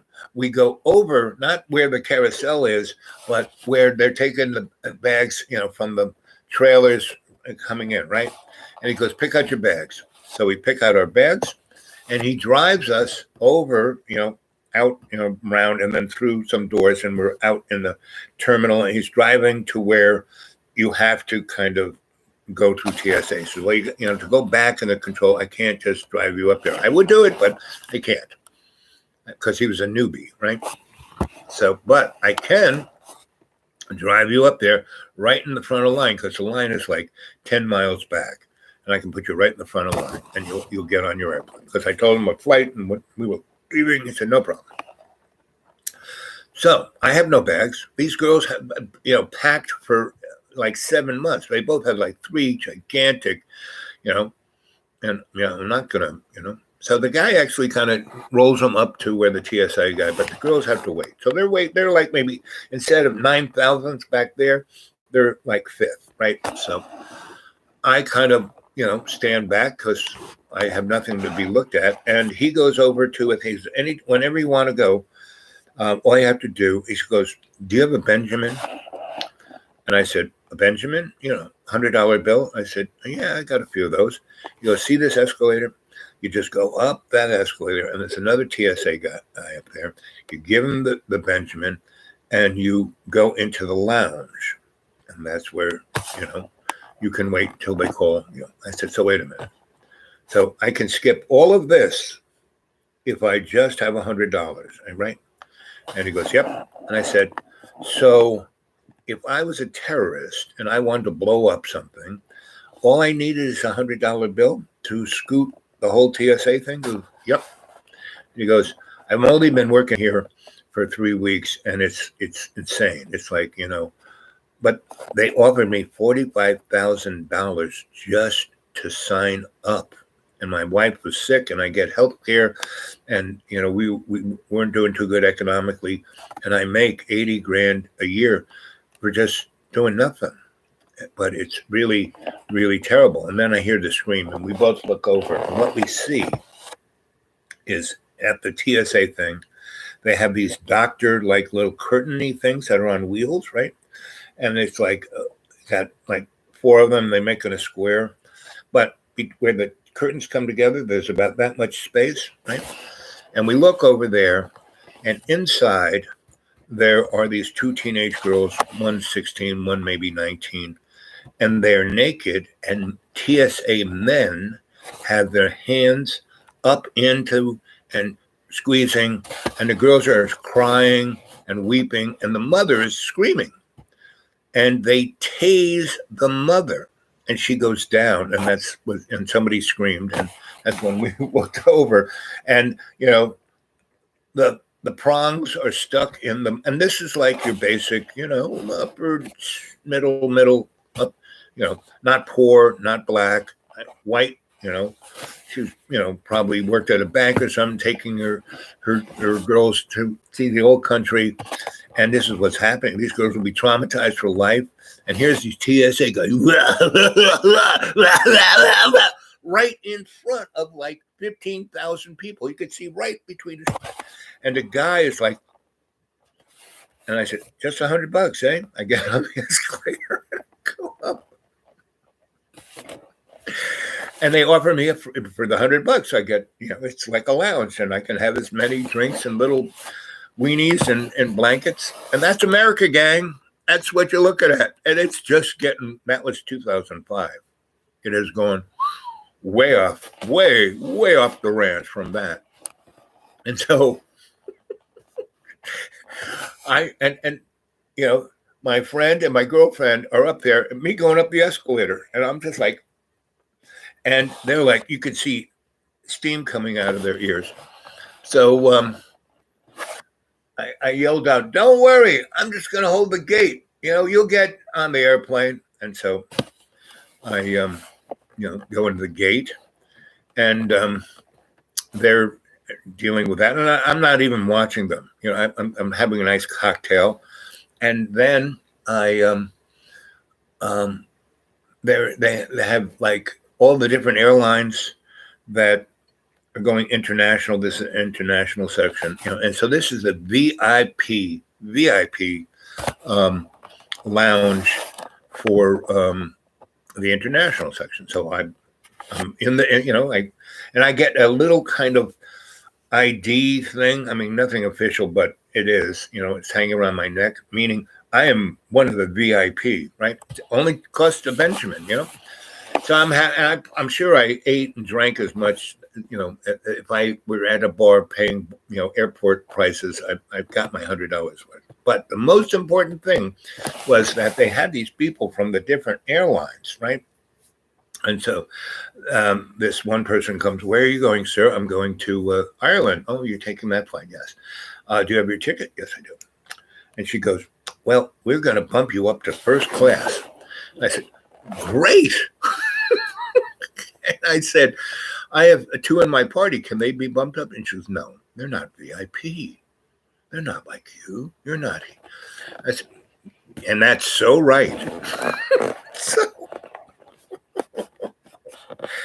because both these girls were entitled girls.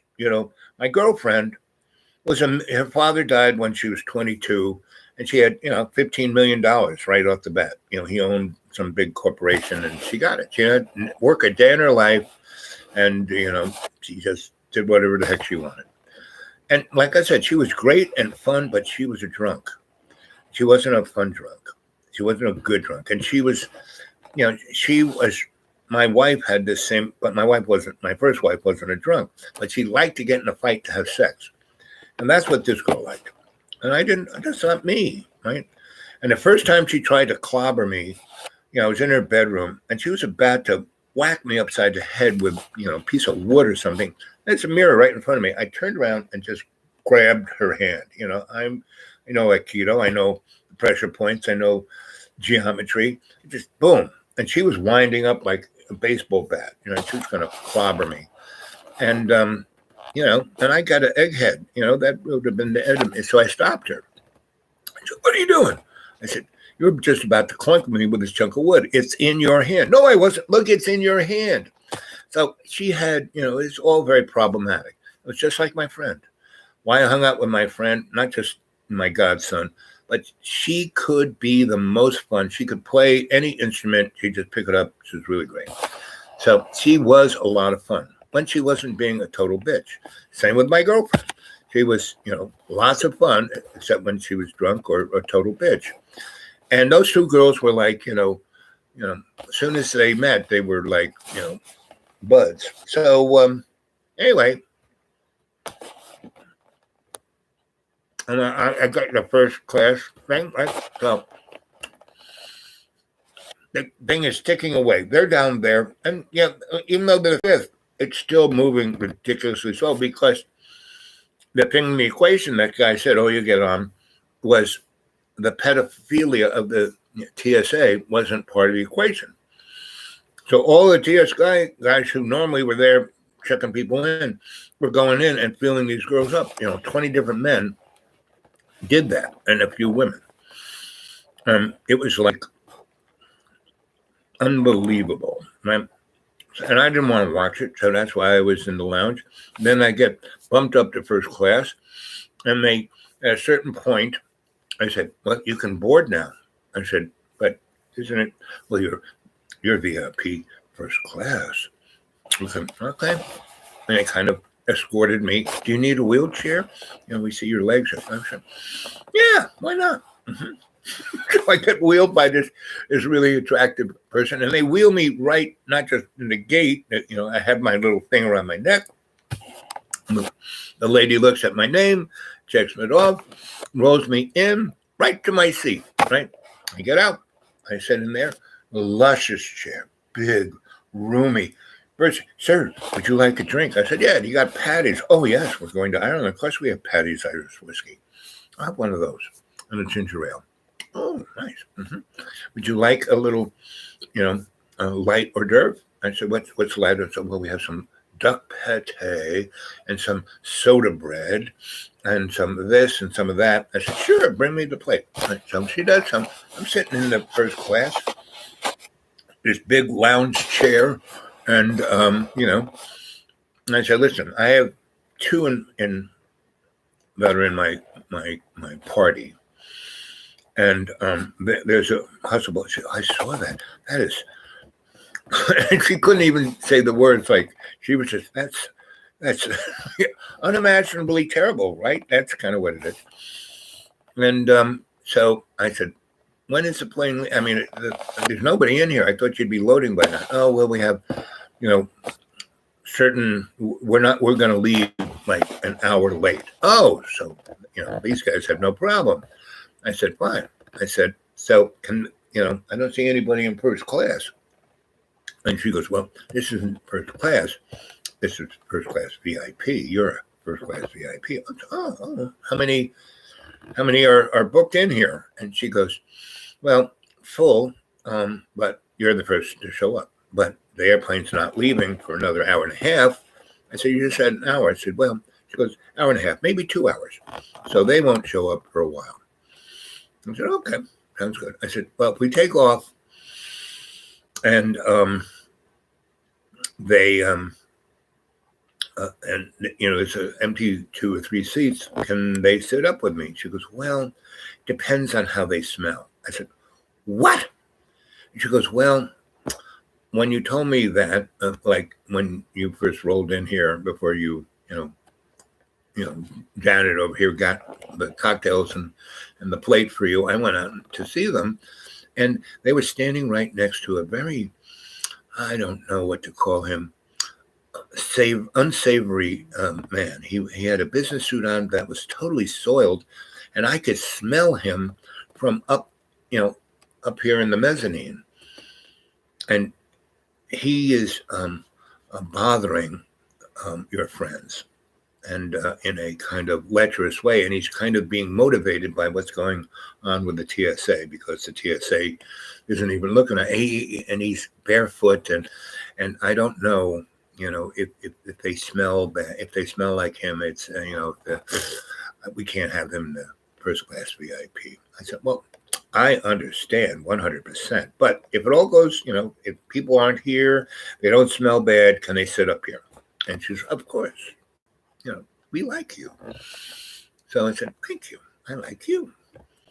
So, I just kicked back in the chair, put the earphones on, they had a podiatrist, a person who does your toenails, pedicurist, and, had my hand in the bowl, and they're doing my nails, and I'm just like really eating from the soda bread and slapping on the goose pate and drinking patties and ginger ale. And anyway, so the plane's starting to load up, and I've been there already, an hour, and the VIPs kind of stroll in, and it's not crowded, but every seat's taken. So the girls, Anyway, so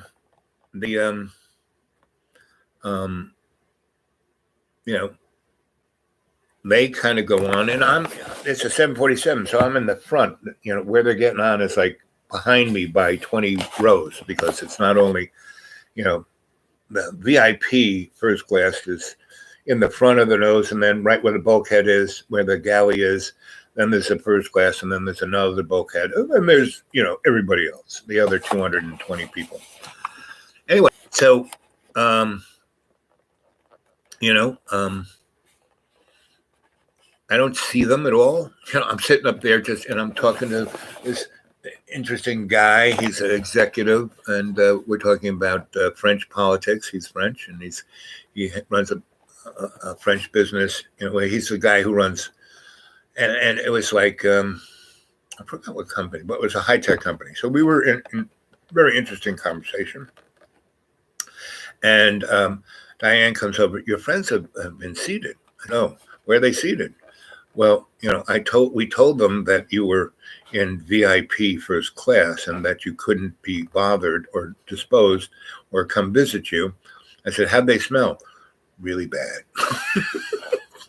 So they said we put them in the back bulkhead with the man who, skanked them, and they're back there. And I said, so what's the row seating like? Oh, it's like, instead of 6 across, it's 12 across. Oh, so they're like really squished in there.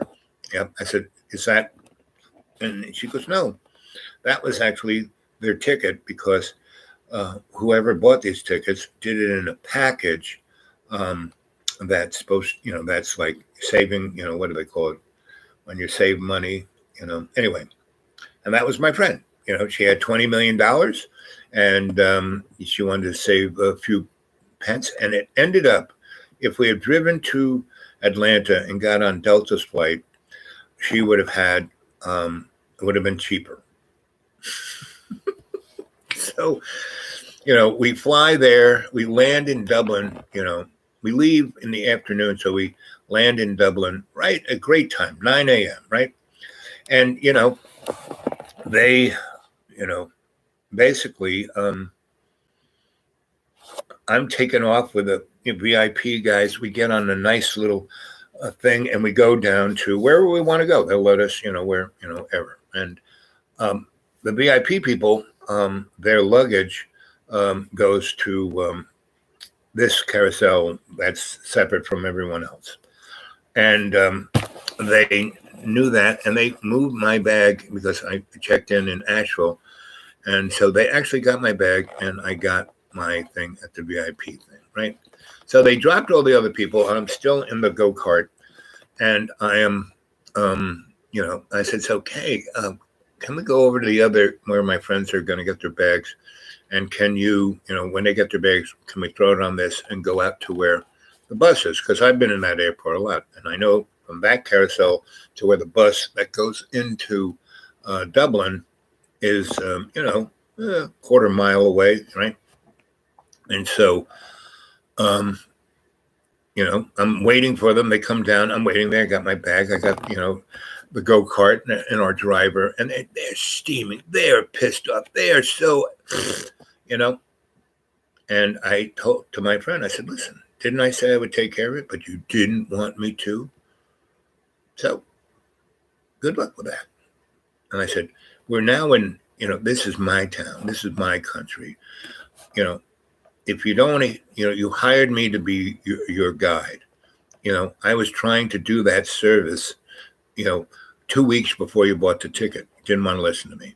I tried to do it, when we were checking into the airport. Actually, you couldn't spend 20 minutes to fill out the paperwork, right? And I just, all the way along, I tried to help you. Wouldn't do it, So you can walk the quarter mile. I'm taking this buggy. What about you, honey? You sticking with this chick, or you? No, and she grabbed her bag, threw it in. She says, I miss you. I said, boy, do you smell? What's that smell? And they gave me like 10 little bottles of, Patty's Irish whiskey, right?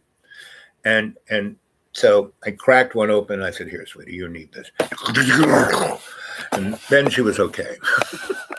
And so, because my friend had gotten an argument with the steward, and he wouldn't give them any alcohol. So they're both like, alcoholics, and you're on an airplane for 8 hours and you can't have a drink, and everyone else is drinking, and you're just getting the crappiest food, and you're stuck between this really smelly guy. And anyway, and my lady who hired me to be her guide, she said, what, you? And I'm, and so I said, fine. And so my girlfriend and I went off, and my girlfriend, and so I said, you know what? I cracked another, Patty's, and kind of poured it over her head and like massaged it into her. She goes, boy, I feel so much better. And she smelled like Patty's rather than the skanky guy.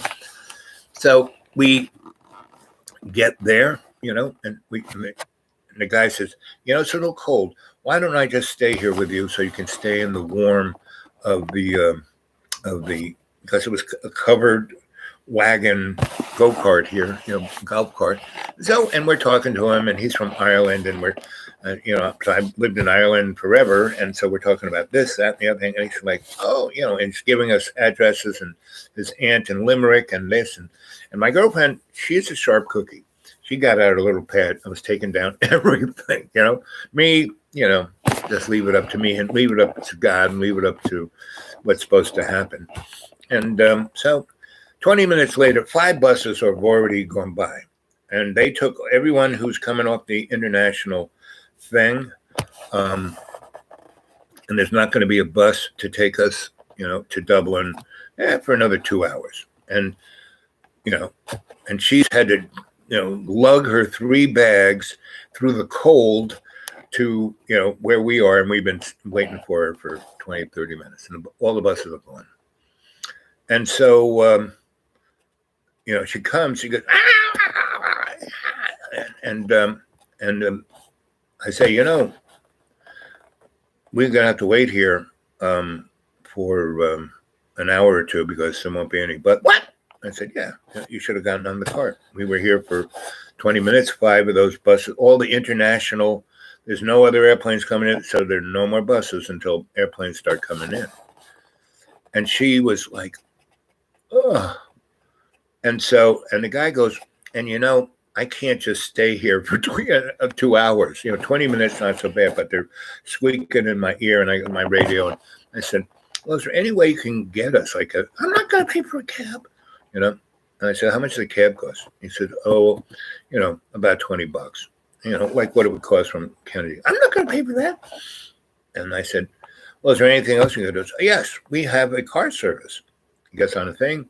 And again, like a limousine shows up, we get on, and my girlfriend and I get in the back seat, and she has to sit in like children's seat, and the guy in the limo almost doesn't let her on. I mean, that's why my girlfriend and I got in the nice plushy back seat, because she's my girlfriend smelled like Patty's Irish whiskey. This girl smelled like a skanky bum, pedophile garbage pit, right? And so he wasn't going to let her on the car. And I had the little thing for the hotel, So I said, come on, here's $20. And the guy said, okay, no problem. I said, and here's 2 patties. I said, oh, thank you. And so I said, let me just give you a little, come on. And she was like, just because she hates when I know what I'm doing. I always know what I'm doing. And so for, those 15 years, she's every time, you're wrong.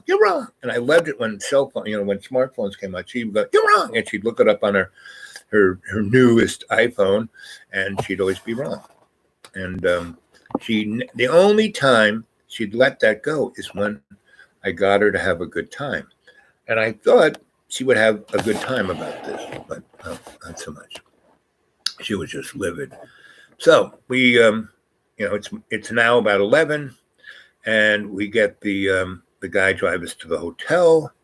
And again, she's totally got, she got, this thing that to save money, but it's more expensive, and it's teeny rooms, and it's terrible, where we could have gone to this other hotel that I know, and actually the guy who gave us all the names, and if we go to that hotel, so the bottom line, so I have money, so bottom line, she stays in this little crappy little thing, and I take my girlfriend over, and we check into this really nice fancy, we get a suite, and we have a nice time. It has a nice restaurant, a nice bar, nice place for music later in the evening. And so finally, I don't have a cell phone, and hers doesn't work.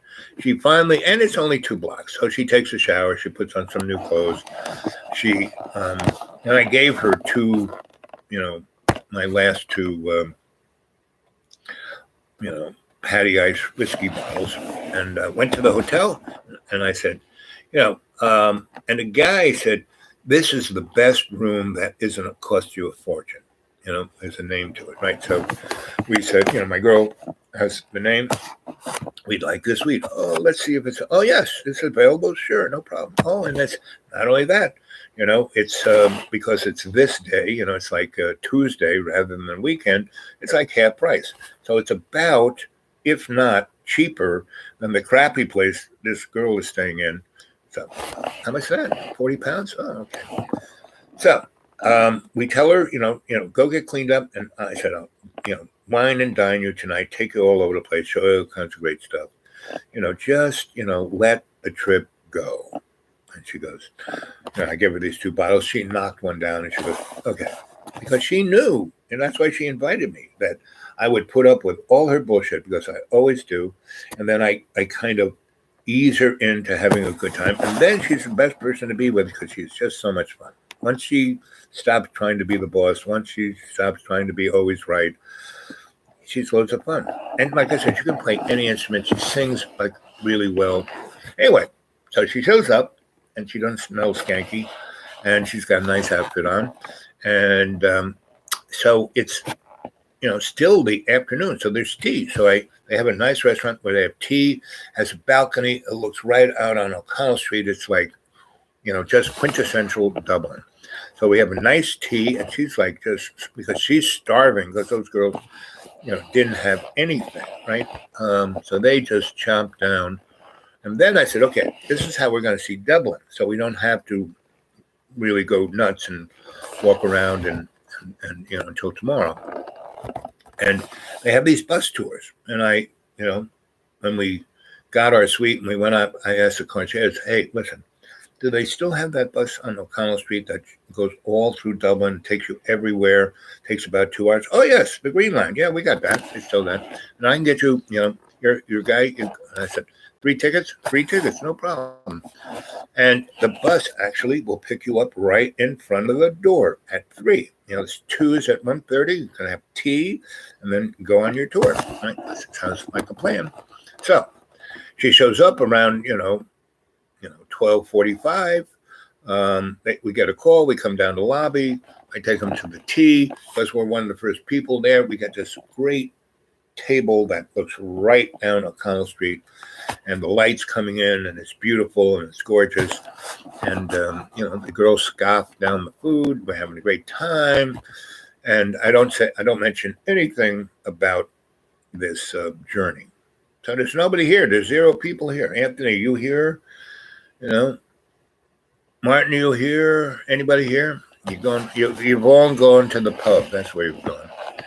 So, we take the bus ride, and it's a great ride. I mean, it gives you everything about Dublin there is, right? And you can get off at any point you want. And the bus there, these tours in the afternoon just are, always coming through. So you got your little ticket, you can get off and go look around at something. And within, if you don't have to wait any more than 15 minutes to get a ride. And so, we basically, thanks for that thumbs up. And so, we, there's one back. Hey there. And so we are, taking the tour, and we get about 80% done. And we come back on the backside of where the rich people live, down into the circle, and Trinity is there, O'Connell Street is there, and this street that goes out to where the docks are is that way. And that's where the old Dublin is, where all these really interesting little stores are and all of that, where most tourists never go because it's a little scary. But, I used to live down there. So anyway, so we've done 80% of what tourists think of Dublin as Dublin. And then we get off. We get off at Trinity. And I walk them into Trinity. And I walk them through all the places that I was at Trinity. And I walk them to the Reserve Library. And there are 2 people there. I was there in 69. This is 05. There are 2 people who were youngsters who were students of Archie's who now are like the librarians, right? And, they're like in their, 30s. And I walk up and they're like, it's you. And I go, yes, it's me. And they just hug me and kiss me and boy, that's you. And I said, so is anybody of the old guard still alive? And they said, no, Archie died about 8 years ago. And I said, so you guys took the place? And they said, yep, we took their place. We're doing it in their honor. And they pay us pretty good. And we do everything you used to do, but we have a nicer carol than you did. So anyway, they took us into the reserve library, which these girls should have never been able to be in there. But because these two ran the reserve library, no problem. And they were like we were co-students. I was a little older than they were. And so I'm like 55 and they're in their 40s or late 30s. And so they give us the total tour and they said, and this was Al's carol, right? And so, all the stories I ever tell, this woman says, you didn't do that. You didn't do it. And then we'd be someplace and we'd meet somebody who was that, right? And it was like, she would just, and she did that again, right? And so we left that, and then we walked down. We got the bus pulled right up. We got on the bus, and we went about 10 blocks. We could have walked it to where the breweries are, right? Where all the whiskey brewers are and the beer brewers are, and we went on those tours and they got snookered, and then I took them over to these little towns that are little alleys that go, and it's like straight out of Harry Potter, and bringing them down there, and they got great, stores. And so this woman I'm with, not my girlfriend, but she's got money, so she's buying up everything, right? But we don't have slaves to carry it. People, you buy it, you got it, it's yours. And so she and my legs aren't that good, and so what happens is there's a Hertz place, and she's going to rent a car so she can carry all her stuff. And I said, it's like 2 hours to, in 2 hours, this place is going to be one big parking lot, not this little alley, but all of Dublin. And there'd be no real place to park that car. And it'll be okay. I said, okay. So she goes over and she gets a car, And so, we stuff it full of that stuff, and we get in the car, and we're driving down, and we leave that road, and I actually wanted to go the other way and go down to the Fisherman's Wharf and have some, they have really great fish down there, and it had been like 2.5 hours since we had our last meal. And this place is so great. And no. And, I want to get back to the thing and change my clothes to go out tonight. I said, okay. So, so I'm driving because she's like freaked out about driving on the wrong side of the road. And so we're going down like the Millionaires Road, right, where all these really fancy stores are. And she's like, let's stop. Oh, look, a parking spot, right? Well, the parking spot was there because it was illegal to park there, right? And, so I said, so I pull in there, and she, the girls are going to go shopping, and it's like 3 blocks that way, right? So, I go, I'm going to sit in the car and protect the car. And she goes, you're going with us. And I said, no, I can't walk. My legs hurt. I gave her every excuse. And I said, I'm going to, look at the sign. And the sign was like 15 feet high. It says, parking at this time, no parking at this time. It's like so confusing unless you lived there and knew what it was. But I knew that none of this side of the street, because this is where cars, when they're trying to get everyone out of town, this is now, instead of parking, this is where cars drive. I knew that. So I said, I'll just be here and protect the car. And so, I'm sitting in the car. They're gone for, 20 minutes, hour. I said, get back. It's, less than an hour. Get back. If you can get back here in 40 minutes, everything will be fine. They get back 2 hours. So about, 58 minutes after they left, the cops show up. right? And they say, "Sir, we're going to tow your car." I said, "I'll move the car." No, no, no. You're here. Hey, didn't you read the sign? I mean, I said, how can you understand that sign? I know that at, 5:30, I shouldn't be here, but it's only 5:20. Sir, you haven't read the sign. See, it says right way up the top in the really small print that, after 5 o'clock, every car that's here will be towed. And it's like, really? And I can't just drive away and get out of the traffic hasn't. Nope, that's the law. I mean, they're doing it for a scam. I said, so what are you going to do? Well, we tow it over to the tow yard, and or we take it to another place and boot your car. We do one, and so can you tell me where it's going to be, and which one are you going to do? Oh no, we can't tell you that. And they gave me this little slip of paper that said, "Go online."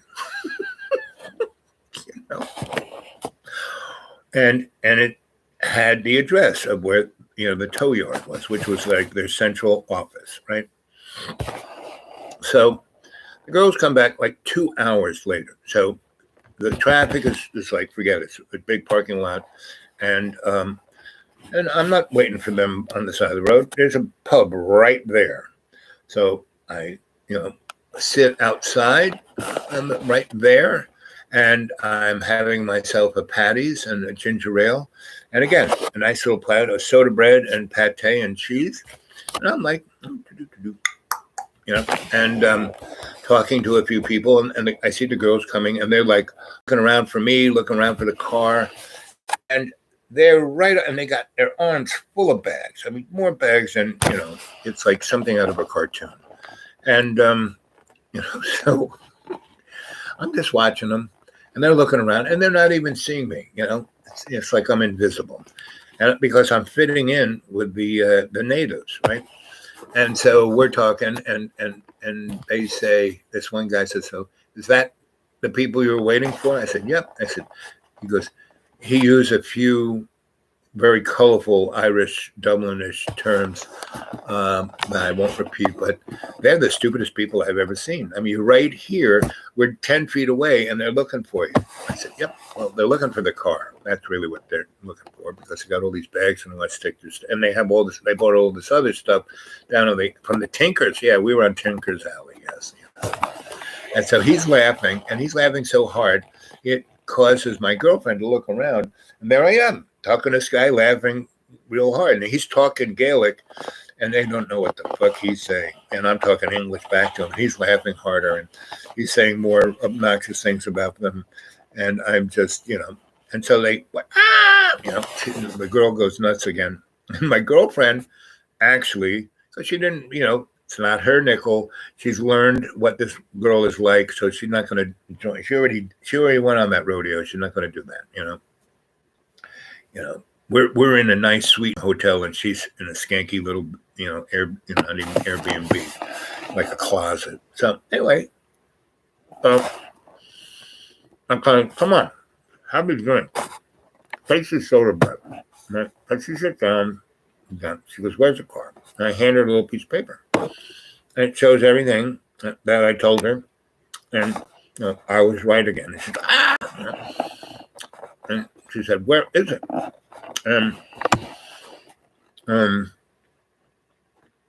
I said, "Well, it's at either at the impound yard or booted somewhere in Dublin." She goes, "Booted? What's that?" And she goes, I said, "Well, we park it someplace, and they put this mechanical device on the car, and we can't move it, period. Can't just drive it away. You can't put it on a truck. You can't move it, period." Now, the guy is laughing even harder, right? So she goes, "Oh, what are you laughing at?" And he just starts saying things in Gaelic about how stupid she is. And I start laughing. I said, no, come on. Help us out here, buddy. He goes, "Well, I'm going to help you out." And he speaks like the King's English. "I am going to help you out. I have, a limousine service. I own a limousine company, right?" And I have my car right in the back of this pub because my brother owns the pub. I have a place to park. And, I have lots of places in Dublin that you can park. Right? I said, okay. So do you know the guys at the impound yard? Yeah, oh yeah. So he gets on his little cell phone. It's not a smartphone. It's like a little teeny flip phone. He opens it. Hey, Charlie, does this car come in? He says, do you have the license plate number? I said, well, I do have it here. And he says, Z, blah, blah, blah, blah. Right? And the guy looks it up on the computer and goes, oh, yes, it's on this street. It's got a boot on it. And he goes, listen, I have the key for the boot. Can I just take it off? And he goes, sure, we'll put it on your account. Because this guy has a ton of cars. Oh, they get towed. Right? So he has an account with these people. So if we had to go that place, it was like on the other side of town, and the car was parked on the other side of town. And so the guy just, we get in his little cab, and we drive there, and he, total gentleman, he unlocks the boot. And so she said, well, how much would this have cost if we had to go through all of that? And he said, about 120 pounds, meaning, like $400. And she goes, well, let me give you a tip. Now, this guy owns, self-reserve trucking companies worth probably $1 billion. And she gives him $5 American dollar bill. And he looks at me and he bursts out laughing and says some more Gaelic. And he goes, I will cherish this. And we drive away. And in the hotel we were staying at, we drive up to the front. The guy comes out, opens the doors, and I give him the key, and he takes the car, or is going to take the car to, be parked in the hotel underground parking lot. She goes, no. I want to take the car. I said, what are you, nuts? No. She goes, well, I can make it. It's only like, 8 blocks. I can make that. I want to park it so I can keep an eye on it. I said, so I have all this stuff in here. I don't want anything, And the guy at the door is looking at her like, this lady's nuts. And so I go, sure, not a problem. I say, honey, do you have anything in the car that you really want? She goes, not really. I have this one. I bought a sweater. I'll take that. So she takes out the sweater. Every other box was this woman's stuff, And the car was just stuffed with stuff, right? So, she drives back and she goes, I'm really, really tired. I'm just going to drive back, take a shower, and, we'll start in the morning. And I said, fine. Come and have breakfast. She goes, well, maybe. I said, okay, no problem. So, she goes away. Me and my girlfriend, we go to the bar, have a drink. Then I take her, I walk her through Dublin. And after the throngs of traffic of the commuters leaves, it's quite a nice city, right? They really don't have lots of traffic. The commuting time, lots of traffic. Other than that, not really, at least not now. And back in the day when I lived there, really not a lot of that. So, and their buses run all the freaking time. And the guy who helped us out, he gave me one of his little phones, right, that all his drivers have. And he said, just hit 844 and a number, a person will answer. And that will be the person who's next on line to drive. And you tell them, you give them this number, and that's a code for you've got an account. And so I said, oh, that's thank you very much. So, we went in, we went to the bar. He gave me that thing. I put that in my pocket. I went and, we had a drink. And then I went to the thing. I said, so here it is Tuesday.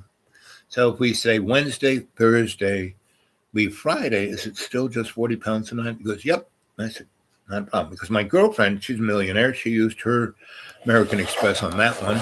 And, so anyway, this woman, comes back to, we got to go. I said, what do you mean go? So I can't stand being here. It's just that my room is terrible and the noise will not. And the car got broken into and all my stuff got stolen. I don't want to be in this town anymore. It's a terrible place. And I said, so was the car hurt? And no, it must have been the people who rent me car because someone just unlocked it and took all the stuff and left the car. And then they booted my car again, and I had to pay 120 pounds. I just want to get out of this town. I said, well, we're booked in here for 3 more nights, and you haven't seen anything in Dublin, and we just get you a room here, and you can leave the car. I mean, you can bring the car back to well, I get it. I got it for 2 weeks. Yes, but you can just go to them and say, hey, I'm going to stay in Dublin for another 3 nights. And you guys hold on to the car and start my tab.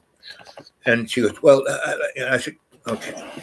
I went to the concierge. I said, hey, Frank, come here. I told him the story. I said, oh, we'll take care of that right away. We'll take the car back to them, and we have a relationship with them. That's no problem. That's totally not a problem. And we'll get your friend a room. Won't be a suite because things are starting, but we have a nice little room downstairs, and it'll be, it's a very nice room. It has its own bath. It's nice. It's a very nice room. And it's only 60 pounds a night. Now, she was paying 100 pounds for like being in a hostel, and she goes there, and she, again, they take her suitcases and the ones that weren't stolen, and bring her to her room, and we tell her where our room is, and she comes in and she's like, because she has like a room that's your average motel room, double bed, big, nice bathroom, TV, dresser, everything's clean, carpet, nothing stained, everything smells good, but it's not the suite. I mean, the suite was a suite. I mean, not the most, expensive, and we were paying 40 pounds a night, and she was paying 60. It was like, the whole trip was like that. And I could go on and on and on and on and on, but I won't, because I think what I told you is funny enough. And let's put the glasses back on so I can see. And the heat's getting toasted. I'm getting toasted out here. The only one left. Yep, Anthony. Always, let's see. Gotta sleep, Uncle. See you soon. Anthony, love you, buddy. And it's always good. Come, I'm going to do one tomorrow morning. I might do a breakfast with John tomorrow morning. Now that everyone's here, the 2 people who were blocked and didn't get other names. All right. And now I know how to do it. And at least when I put John and my brains together and we have half a brain, we were able to do it. So it's, we got it. Blue Daisy. I love Ladybug. Looks good. Thank you. I like the ladybug. Yeah, you like the ladybug look? Yes. I'm going to wear this for the rest of my life. The rest of my life I'm going to look like this. This is I'm sorry. I love the way those little antennas do that. I just love that. Right? I had a toy double-decker bus when I was in England. Yep, same kind of, Dublin is Dublin, England is England, but it's the same thing. I'd really love to visit Dublin. Man, everyone, but like I said, so I lived in Dublin, I lived in Ireland 8 times, probably all told 3 years, because when I lived there, it wasn't like a weekend or a week. I'd be there months, I was there once for almost a year and a half. I almost stayed there. I had this, I lived in Glendore, a little fishing village. It was Archie's favorite place. He had a little thing. The old crone lived up on top of the mountain, and they kind of stuck me there. They introduced me to this really beautiful woman who was the doctor of the town, and she kind of was the mother of the whole town. And the Catholic Church pulled the priest out because the people were just off the hook, and they were poor, and they had no money, and so the Catholic Church said, "See you later, Charlie." So I came in, And this girl and I just hit it off. And she was a real doctor. She also was a physical therapist, and she got money from the government to take care of these people. So she was getting paid pretty good, And she bought a house for nothing, beautiful house, a farm. She had like 40 acres right from the mountains down to the ocean, right?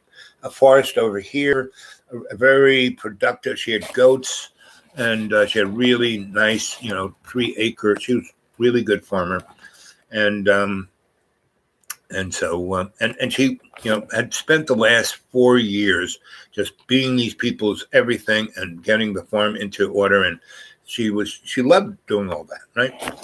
And then when Archie and the old crone stuck us together, it was like smitten. Like we were up at Archie's. He had a place like in between her farm and the old crone's secret village, and he was right before the mountain started going up. And it was a really pretty old stone house, like built like 400 years ago, and but it was modernized, and he had what are known as beehives. These were stone things that the old folk. So they had the ground floor, and then they just threw the garbage out the window. And then when the garbage got up to the window, they built another floor on top of that, and had a stone. I mean, they could do anything with stone, right?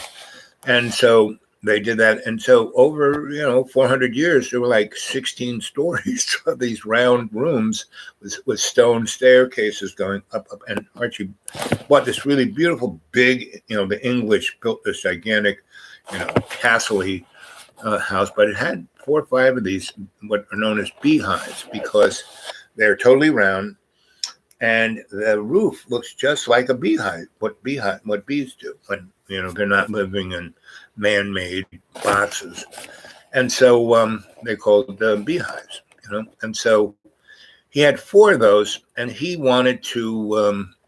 Tourism was starting to be a thing, and he wanted to have me fix them up, with electricity and septic and water and all the rest, because his castle had all that, had good electricity, good. I mean, it was 1950s, but the power coming into it was more than enough, right? Even if you wanted to run electric heat, there was more than enough, right? So because everything's 220 there. So I mean, and like we have 110, all our appliances are 110, all of their 220, and so but they have just like a single phase 2 hot legs. So each hot leg, instead here we have those legs are 110. There, each leg is 220. So you put the 2 legs together, you get 440. So you get a heater plugged into that. It takes like it's like the sun, and it takes virtually no electricity. And that's why we have 110, because it's unbelievably inefficient. So it costs the ratepayer way more money, right? So anyway, Archie, that was his ulterior motive, was for me to, glam onto this girl. So we're I'm up at the old crone's. We drive down in her XKE to Archie's. We're going to have cocktails and dinner. Archie, a great cook. And this really unbelievably beautiful woman. She was in her 30s. I was about a year or 2 older than she was, but basically my age. And we're in our 30s, so we're not teenagers. We're not, all the, rash. And she has 1 son from that rash young days. And anyway, but I don't know this. But so she's there, and Archie has this like his own little clinic, right? So this girl, and she's a physical therapist, so she comes up and adjusts Archie. So he doesn't have to go down to her clinic, which is usually full of the ragtag town of Glendora. So anyway, we're having nice cocktails and nice this, and Archie doesn't always smoke boo, but he does. And so he pulls out some really nice stuff and packs his nice little Marchand pipe, and he lights it up, and it burns the whole thing, knocks it out, cleans it out, packs it up, hands it to the old crone. I never saw her do boo, but she and then, he cleans it out, hands it to my sweetie, not to be, not yet, and doctor. And, she, and then backs it up for me. So after that, it was like the 70s show.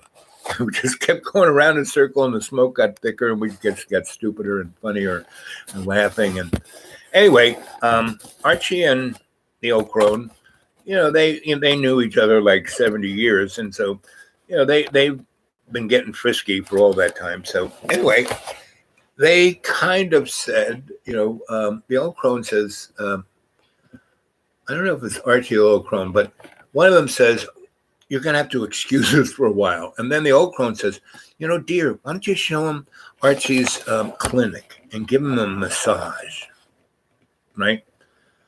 Not like physically adjust him, but, give him a massage. He's a massage there. You guys should give each other a massage. That's it. So Archie and I will just be gone for a minute or two or hour or three, and we'll meet you back here and we'll make dinner.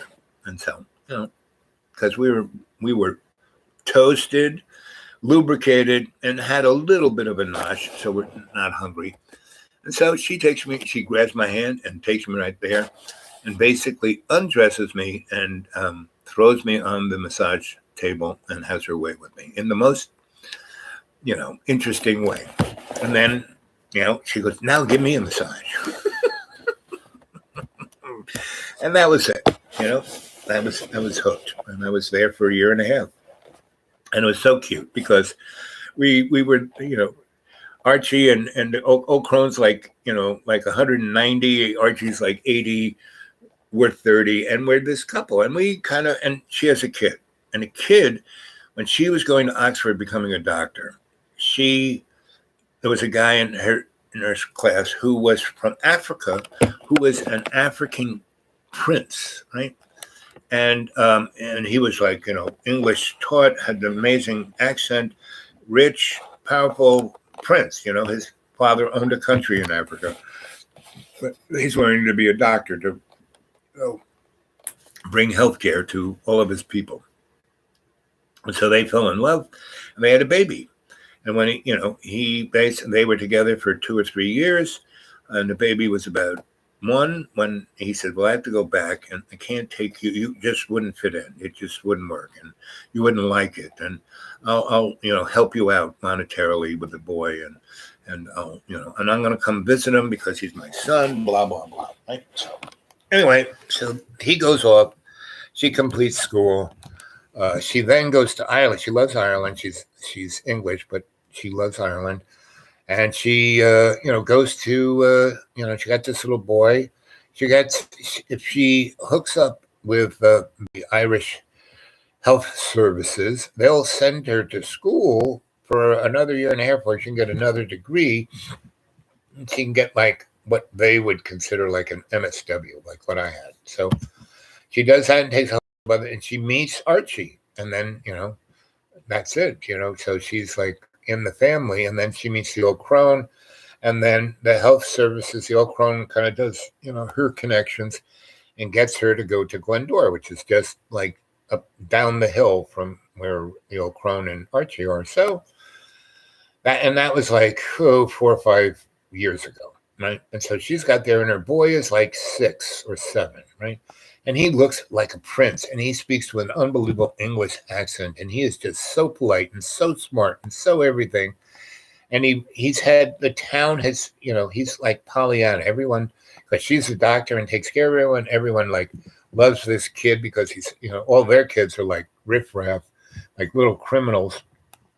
And so that's her son. And a year before I meet her sister, who is like 3 years younger than she is, or maybe 5 years or 6 years or however many years. So, she is the direct opposite of, and I see this a lot. And so, and they both came from families that they weren't rich, they were working class. And my girlfriend, she was, brilliant, smart. She got, took all the tests, got at the top. So she got to go to Oxford and become a doctor.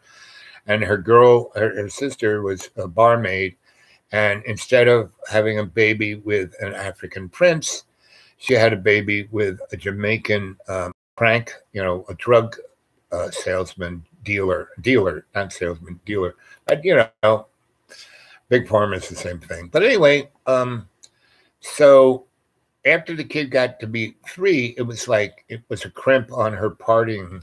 So she just came to visit her older sister, my girlfriend, one day and spent a night and then left the kid there without, saying goodbye. She kind of skulked away. And that was a year ago. So, there's this guy who is like a total criminal, and the other one is the prince. It's like the prince and the pauper, And the kid, so the kid who's the prince, I don't want to say he's stuck up, but he's very formal. Let's say that, right? But he's a great kid. And the criminal is just a straight up criminal. And he has this charisma that's unfrigging believable. And he's loads of fun. And he's funnier than you could just, and somewhere I have photographs of all of this. But my father threw out most of them. Really kind of annoyed me. But anyway, and that was in the back of the mind of this lady. I mean, we really hit it off on that massage table. And when I went back to be with her that night, he wasn't there. He was over. Both of those boys were staying with someone else, so she could have some fun. People would say, well, Doc, you need some fun. So we have all these crazy kids. 2 more won't matter, right? And so these 2 black kids were the only black kids on all of the whole west side, whole west coast of Ireland, at least at this time. And so no one, there was no racial animosity. And the doctor's kid was the smartest kid. He was smarter than most of the people who lived in that town. And everyone appreciated that, knew that. Plus, everyone loved the doctor, depended on the doctor, knew they had to treat her nice because she could leave that place like that, go some other place, make a zillion times more money. And but she loved these people, right? So for the first 4 nights, there was no boys there. And she didn't tell me about them. And by that time, it was like all over for me. And so she started showing me off around town this one day. And everyone's like patting me on the back and like giving me cigars and saying, yes, she needed you. So, yeah. And at the end of that little walk, we go to the house where the 2 boys are. And it's like total chaos. There's like 10 kids in there and the 2 black kids. And they're like ripping the place apart and screaming and jumping and flip, just, and the poor parents cannot control anything, right? And my sweetie is going, there was Arthur and Herbert, right? And the drug dealer was Herbert. His mother was really mean. Everyone called him Herb, like Herb, Herb, And so, but the other one's named after Archie, Archibald. So, she's trying to get their attention. She tried to get the kids to come down. And, I said, I got this. And I just looked at them and they like kind of stopped. I'm like nothing they've ever seen. And I'm going to theater school and I went to Juilliard and I have my outside voice, which I don't scream, but it is so loud and like a razor blade goes straight into your cerebral cortex and you just kind of are frozen and will do whatever I say, right? And that is because, when the nun crushed my larynx, I had to relearn how to speak and talk, and I had a serious, and you can hear the stutter in me every so often I stutter or stuff like that. So, I have my conscious intent and my conscious awareness, and I just stop. But with my outside voice. And every kid there is just like froze. And I go, I want everyone to line up in a line, right? And I go down the line. So I know jiu-jitsu, I know keto, I'm a, massage therapist, acupuncture. I know every point in your body that will heal you or cause you extraordinary pain where you end up looking like that, oh, and it leaves no mark. So I went down the line, and I said, which right hand or left hand? Half of them didn't even know. I would pick up their hand, and I would read it, and I tell them exactly who and what they were. And then I would hit a point. There's a point here, one back there, and two on your arm. That you push them, and not really thought, but push them in geometric pound per square inch proportion, right in the right place. It blocks all your nerves, except from your peristalsis, to even your brain to be connected to them, and gives you the most extraordinary pain that you've ever had in your life, and it leaves no marks and does no harm. And when I take it's not like I really have to dig in, I just press it, right? And it is really good. That's why I was taught these things. So because I was taught other things that would like kill people, I said, I don't want to do this. Well, okay, you've evolved, you can learn these, which they did. They don't teach everyone this stuff. And so I just went down the line and left all of them like, but they didn't scream or anything. They were just, And so I said, okay, you two, I'm your mother's man, and she is my woman. And that means you are my dogs, and I am the alpha dog. And the little criminal was like, I've been waiting for a guy like this forever. And then, his princely brother said, I need him. And so anyway, I left them all in total, agony. And I said, see what I did to those guys? That's what I'm going to do to you anytime you step out of line. And then I went back and I released them all. And everyone, and they were so, they were ready to go to bed. And I said, Mom and Dad, just take them to bed. Just throw them in bed. They'll sleep, for the next 12 hours. And then after that, all you'll have to do is say, that man is coming back. And that was my name, that man, right? For the first month and a half I was there, I was that man. Just like that girl, I was that man, right?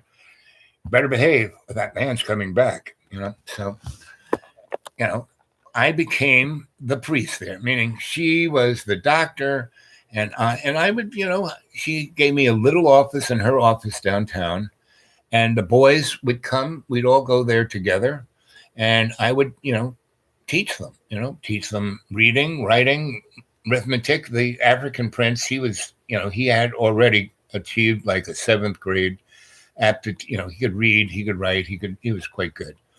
The son, but he didn't even know his alphabet. But I convinced him. I said, listen, if you can just think how smart your cousin is here. He's my brother. I said, okay, good. Your brother here. Just think if you were if I'm smarter than this. I know you are. But the way he is smart, wouldn't you like to be that smart so people don't? And he's thinking about it. He goes, that would be valuable. I said, no kidding, it would be valuable, So he was, and I was the alpha dog. He loved, and I said, and you're second in command. And he's like, 5, and his, cousin / brother is 7. And I said, I'm the alpha dog. You're the beta. He's the gamma. And the kid, the African guy knew it. I said, what do you mean? I'm older. I said, yep. And he goes, okay, you're the alpha. And I said, listen, being the gamma is the best because you're not responsible for anything. You just do what I say, follow the pack, you'll be the happiest clam of all of them. This guy, he's always going to be thinking about something. Me, I know what it is, so it's not a problem. And so for the next, year and 4 months, it was amazing. It was just, we changed the town, we changed the county, right? But the little criminal, he was still that. So Ireland has a great bus system. And if you're a kid, you get to go free. You don't even need a card, at least as this was then. This is in 1988, right? 87 or 6, somewhere in there. Anyway, it was right before the Maastricht Treaty, whenever the Maastricht Treaty was. That's when things, that's when, Ireland joined the EU and they became a rich country, right? and everyone lost their Irish soul and went for the money, right? So anyway, but for that year and a half, it was bliss. And so the whole town kind of calmed down, right? But these people were still party animals. And the guys went out on the boats just to get away from their families and they brought back fish, but not like it was a company or a corporation. They got subsidies from the government. Everyone was on the dole. And their houses were and they didn't pay for, if you were that poor as they were, they didn't pay for anything, right? So, and they live in the most beautiful place. It's just amazing. Glendora is amazing. I shudder to think what they've done to that place. Anyway, so and I'm in love, and I can tell that she wants to get pregnant by me, have another child. So I will stay there, right? Because she knows me. I'm a stand-up guy. As long as I, just what the status quo, I could leave anytime. And she kind of knows that because I'm a traveling guy too, but I'm a stand-up guy. I mean, if she got pregnant, I'd still be there today, which would have been a great thing because I loved her and it was a great, amazing thing. And the town loved me. After they called me that guy, about 4 months, what I did was I kind of studied the whole town. I went out on the boats with the guys and, I could see why they go out there. They go out and get stoned and drunk and just have a good time on the boat. And, they put up the nets and they pull them in and they get enough fish to get everyone fish and sell a few, but they're not running a business. And there were a ton of Germans there, like guys who were in between their 30s and 50s. And all of them were professors from universities in Germany. And they came to Gutenberg, they came to Ireland and to that little fishing village town because if there was ever a nuclear war, Glendora would have been like On the Beach, the book On the Beach, the movie On the Beach, where the last people to die are in Australia. But that's a joke because they would have been the first to be nuked because we have all our super duper secret stuff there in Pine Gap. And the people who made that movie and wrote the book didn't know that. But anyway,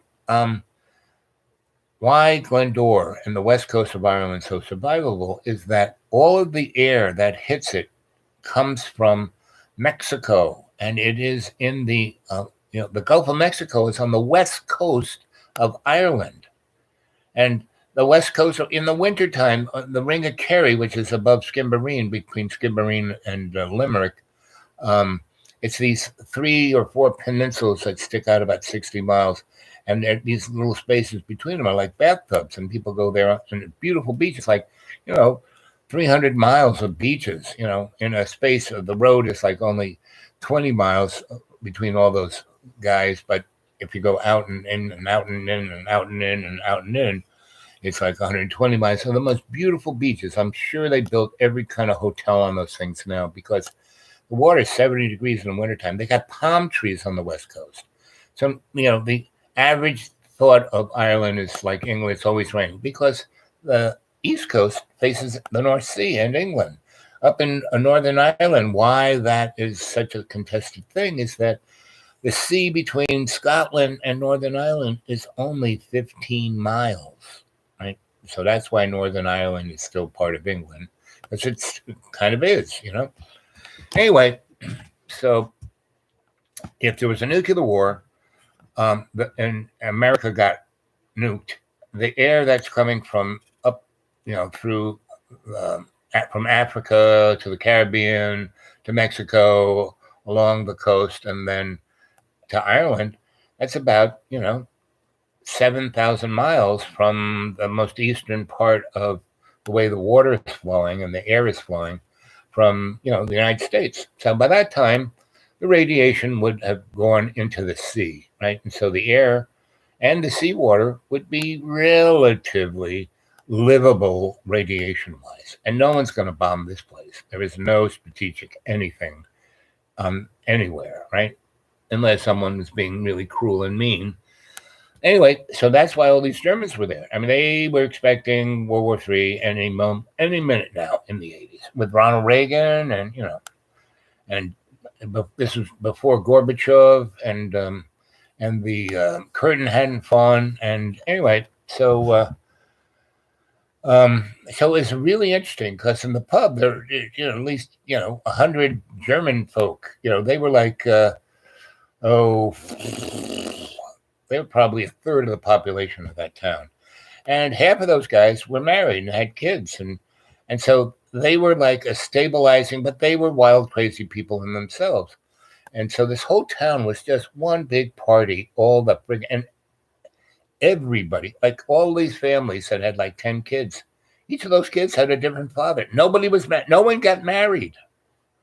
So, and they're all Catholic, but no one got married. So that's like a loophole, so they could still be, and that's why the Catholic Church left them. I mean, he's still Catholic. They didn't do anything really that the laws of the Catholic Church would say, you're going to be turned pillars of salt.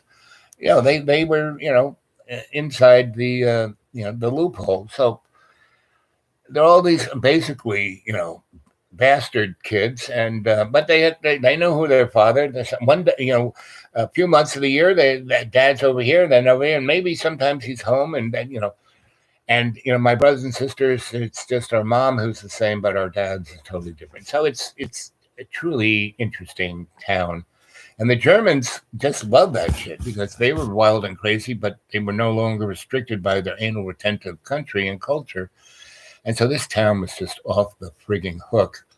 And the guys, who were out there, they weren't making money on fish, but they were out there in the sea, and boats would come by, and the fishermen would take the, what do you call contraband into Ireland, and then it would go into England, right? And that was, so those guys were, especially German guys, they had the connects, and so everyone's on the dole, even the German guys, and yet they had a lot. They all were driving nice cars, and their houses were, they all had, they all had VCRs before anybody had VCR. So, so I'm studying all this. I go out on the boats. I hang with the ladies. Everyone's complaining about all their kids, and I said, why don't you have daycare? And they said, what's that? And I said, what that is. So what's the one building that no one uses to do it? The church, the big, beautiful church that no one uses. And you guys have, its doors not locked. I've been in there. It's really nice. It's not only, the churchy part, but it has a big kitchen downstairs, and in the back it has classrooms. They used to have school there, And I kind of looked at her. I'm kind of hanging out there, Yes, I live with the doctor, and but that's a cute little house, and there's 4 of us, and whenever I want space, I go over to the church, and I've actually changed the locks, and now it's my church. Anyway, I said, this is what we're going to do. All the kids you take all the kids to church. 5 of you women, 5 different women each day you change. You don't, not the same 5, but one day a month you go and help me take care of your kids. And that's daycare. The rest of you girls can go out and play.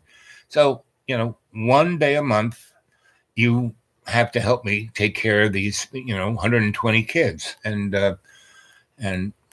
great. And so it did. And, but the girls kept having excuses, when it was their day. So I more or less, took care of all of them. I mean, it was always, especially when they were at the church. So the government had really great bus service, right? Even out there in the hinterlands. And so I said to all these kids, so you ever been to your county seat? What's that? Skibbereen? You ever been there? It's like 40 miles over there. No, never been there.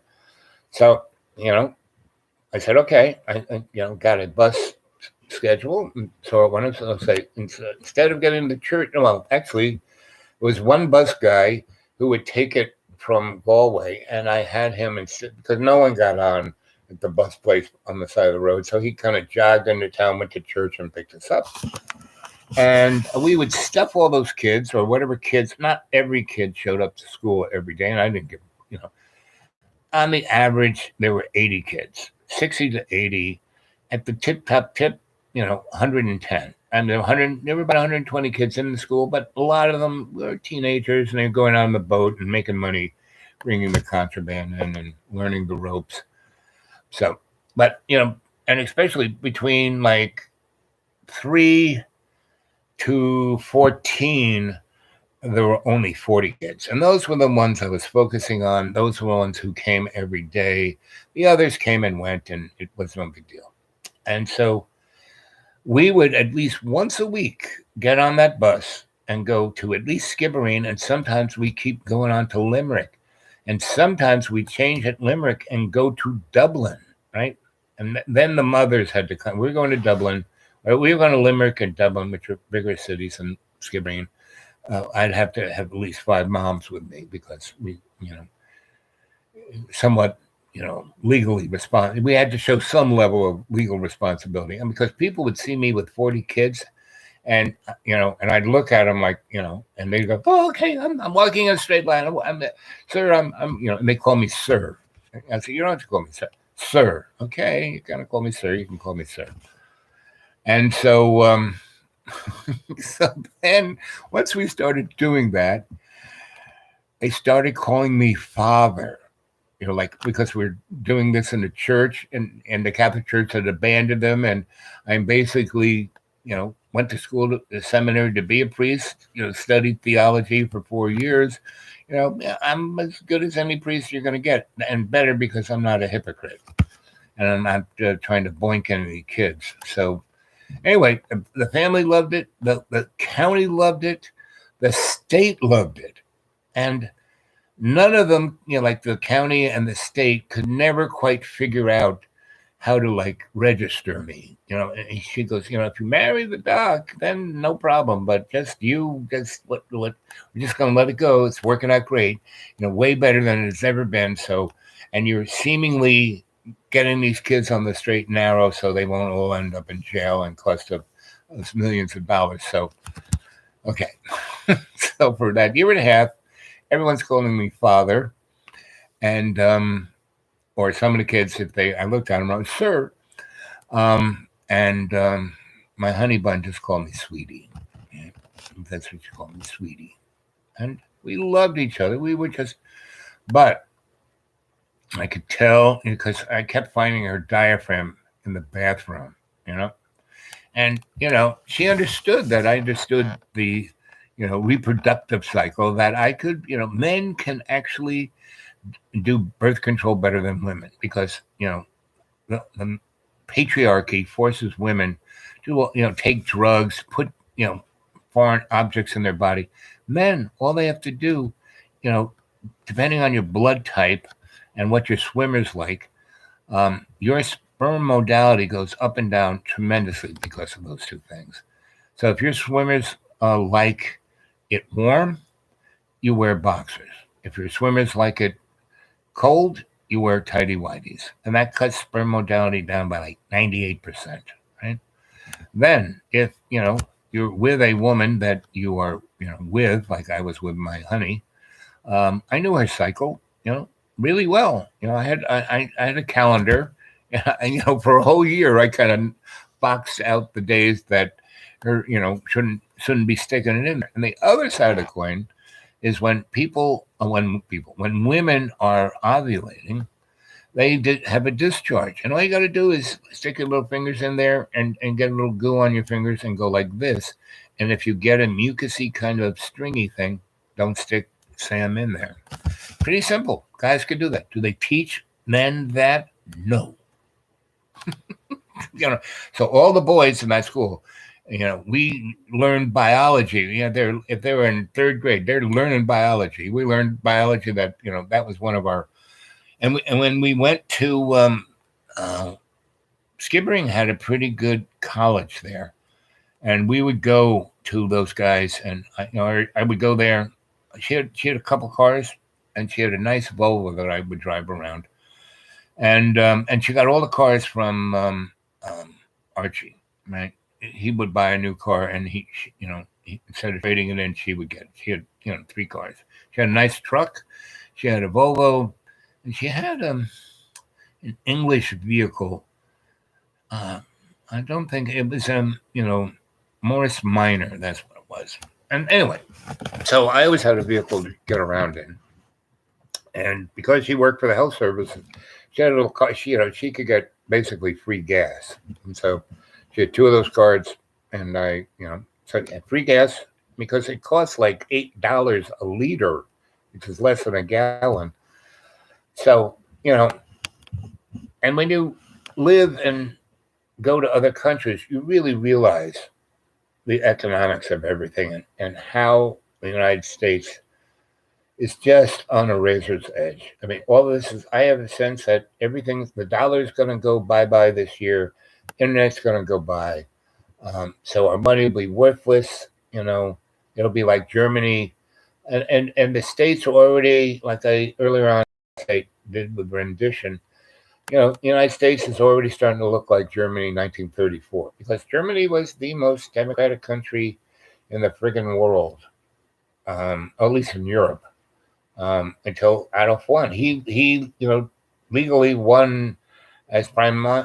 He didn't steal that job. He tried 2 years earlier too, but he wrote Mein Kampf and then came out and just ran for office and won. And so. Offering stability, because things were just so. America is right up that alley right now, and the only thing that's going to stop America from going totally corporate fascism is corporate oligarchy, and not hiding behind democracy, just straight up the corporate. Already corporations own it. Since 1871, corporations own it. And the Constitution ended in 1871, and we keep doubled. The Patriot Act was just doubling down on it. So anyway, so it was pretty obvious she wanted to get pregnant, and she knew, like, I was a straight up guy, and I loved her. We loved each other so much, but if that happened, it would have been this like little. And I've already had things like that happen, and I'm in total bliss. I'd be there. And the reason why my first wife, we stuck together for 8 years, because there was never that little thing. And when that little thing occurred, my first wife and I had been together 8 years enough and that she'd been with me, and I'd like trained her to be honest and not like, what's wrong, honey? Oh, nothing. What's wrong, honey? Oh, nothing. What's wrong, honey? Nothing. And then you're driving down the street and the brake lines are cut, and that's what's wrong. So I really got my first wife to, we were amazing. That's why we lasted 8 years, because we communicated. She was we were like, didn't even have to talk, right? And so when I knew that, she wanted to do something else, I knew it. I said, so, okay, what are we going to do? And she kind of hemmed and hawed. I said, no. I've been feeling this, the last, year. And then somebody told me about that affair you're having with that guy. And, it's in my neck of the woods. So I was walking by, I got her this job in a Xerox shop in New York, my first wife. Don't get confused here. And this, sweetie came after my first wife. And so anyway, so I said, no, we're not leaving the room until we, nail it down, just like we did in London, So, and she goes, okay, you're right. And she goes, well, there's this guy I found, and, I love you, and there's nobody like you, and no one ever will, fit your place in my life, but he's a zillionaire, and he just, I got him wrapped around my finger, and I want to marry him, be with him for a year or so, and then get divorced and get $10 million. That's like chump change for him. And he's got this beautiful loft building in Soho. I want that building. And he has another building over in the Lower East Side. And, that would be nothing for him, right? That would be like, no problem, right? And so that's my plan. I said, you really want to do that? And I said, there's a lot of karmic debt in that. We go. She goes, no. I've worked it out. It's going to be fine. I said, okay. So you want to get divorced? You really want to get divorced? You were really going to do this? And she said, yes, please. And I said, okay, that's what you want. That's not a problem. And we're going to break up the studio, and we're going to break up all those other things that we have going and all of those other connects. And she goes, yep, I want to, because I just want, yes, DNA has been great. And it's like, I know so many people because of you. But I just want it to be Donna, not you and me, because everyone knew you first. Yes, they love me. Yes, I have special relationships, but you are the dude. I'm not the dude. I'm not even the dudette. I'm just Donna. I said, baby, you're more than that. You're. Yes. He goes, yes. That's between you and me. I don't seem to be able to do what I do with you. So I just want to break that off and start just being me. I said, okay, I understand. Not a problem. So we did. I went to my lawyer buddy. And I said, so the cheapest, no problem, no frills, divorce. How do we do this? And he goes, oh, that's not a problem. You fill out this form. You go to this guy, give him $10. I said, that's just like when I got married. He goes, yep, that's right. And so, we did that. I came back. I said, okay, if you sign that, we're divorced. And she looked up at me, really? I didn't have to do anything? That's right. Don't I? She goes, that's the other thing. You take care of everything. And, and she goes, the only thing that I really, had always had a problem is that you never argue. Yeah, but we wrestle. She goes, yes. And that for the first 7 years, that was great. That did take off that, and I said, I know. You got that wired in. You want to scream and yell and jump up and down and then have sex. I understand. But wrestling was pretty good. We grease up. Yes. She goes, oh, that was fun. Yes. And so she looks at the line and she hesitates and she kisses me and hesitates and she starts to cry and she goes, and she signs it. And she goes, okay. I said, yep, that's it. I'll take this down to the courthouse and that'll, it's already it. You signed it. It's already registered and everything. I just have to turn this piece of paper in. And see, there's 3 copies. You keep one, I keep the other, and the courthouse gets the 3rd. And so, we made love that night, really sweet and nice and cuddly and everything. And then, we pretended that it was just like it was, and she still, lived in our loft with me for at least 4 months. And her 2 girlfriends came over, her 2, doppelgangers. What's her name from England? That was her best friend in San Francisco. And then my friend Neil's almost Donna. And all 3 of these girls were born on the same day within minutes of each other. One's in England, one's in Long Island, and one's in Australia, right? So they came and we had an amazing time, just the most. And I had great pictures of all the crazy things we did. Like I lived in this gigantic loft and there were 8 buildings part of it. So the sprinkler system and the alarms were all connected. And we're the only ones living on the top floor of this building. And it's snowing and the alarm went off and I was like in 4 buildings away. I didn't hear it. And the fire was like 6 buildings away. I didn't even smell it right. And all of a sudden this pounding comes from the fire escape and we're on the 7th floor and they went up this rickety fire escape and because they saw the lights up there and they're pounding on the door. And they're just about to start hitting it with the axe when I get to the door. And I'm basically naked because I've been in the big hot tub with these 3 girls in the middle of my loft. And the steam is everywhere. And, I'm naked. And because if I didn't just jump out and run to the thing, they'd have chopped the door down. And then I had to, in the middle of a snowstorm. So I said, wait, stop it. I'm opening the door right now.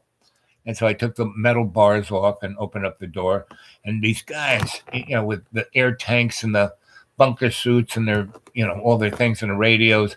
And there's three, Donna and Yvonne and Natalie and me, and they're naked. And they're standing up, right? So from their hoo-hoo to the top of their, the bottom of their legs you can't see because they're in the hot tub, but they stand up, and they're all very shapely women, and they all stand up, and the firemen are like blushing, right? And our bodies, the windows, the doors open, and the snow is blowing in and whooshing around the loft, and we're all laughing hysterically, and the firemen are blushing. And I went over and grabbed my Nikon with my strobe and just took pictures of that. And those pictures were thrown away by my dad. I built my father a big house, big, like really amazing house, really special house. Right? And I expected that I was going to inherit that house. And 3 years after I built it, he sold it, right? And if he had waited just 4 more years, he would have sold it for $5 million because a lawyer lady from Wall Street bought it from him for $300,000. And it was right at the 86 savings and loan collapse. And when we built it, the cost of the property, the time, and I built a crew of guys who we built things, houses, commercial buildings. I would say real estate developer / builder / master electrician / anti-nuclear activist / dance instructor / artist. And so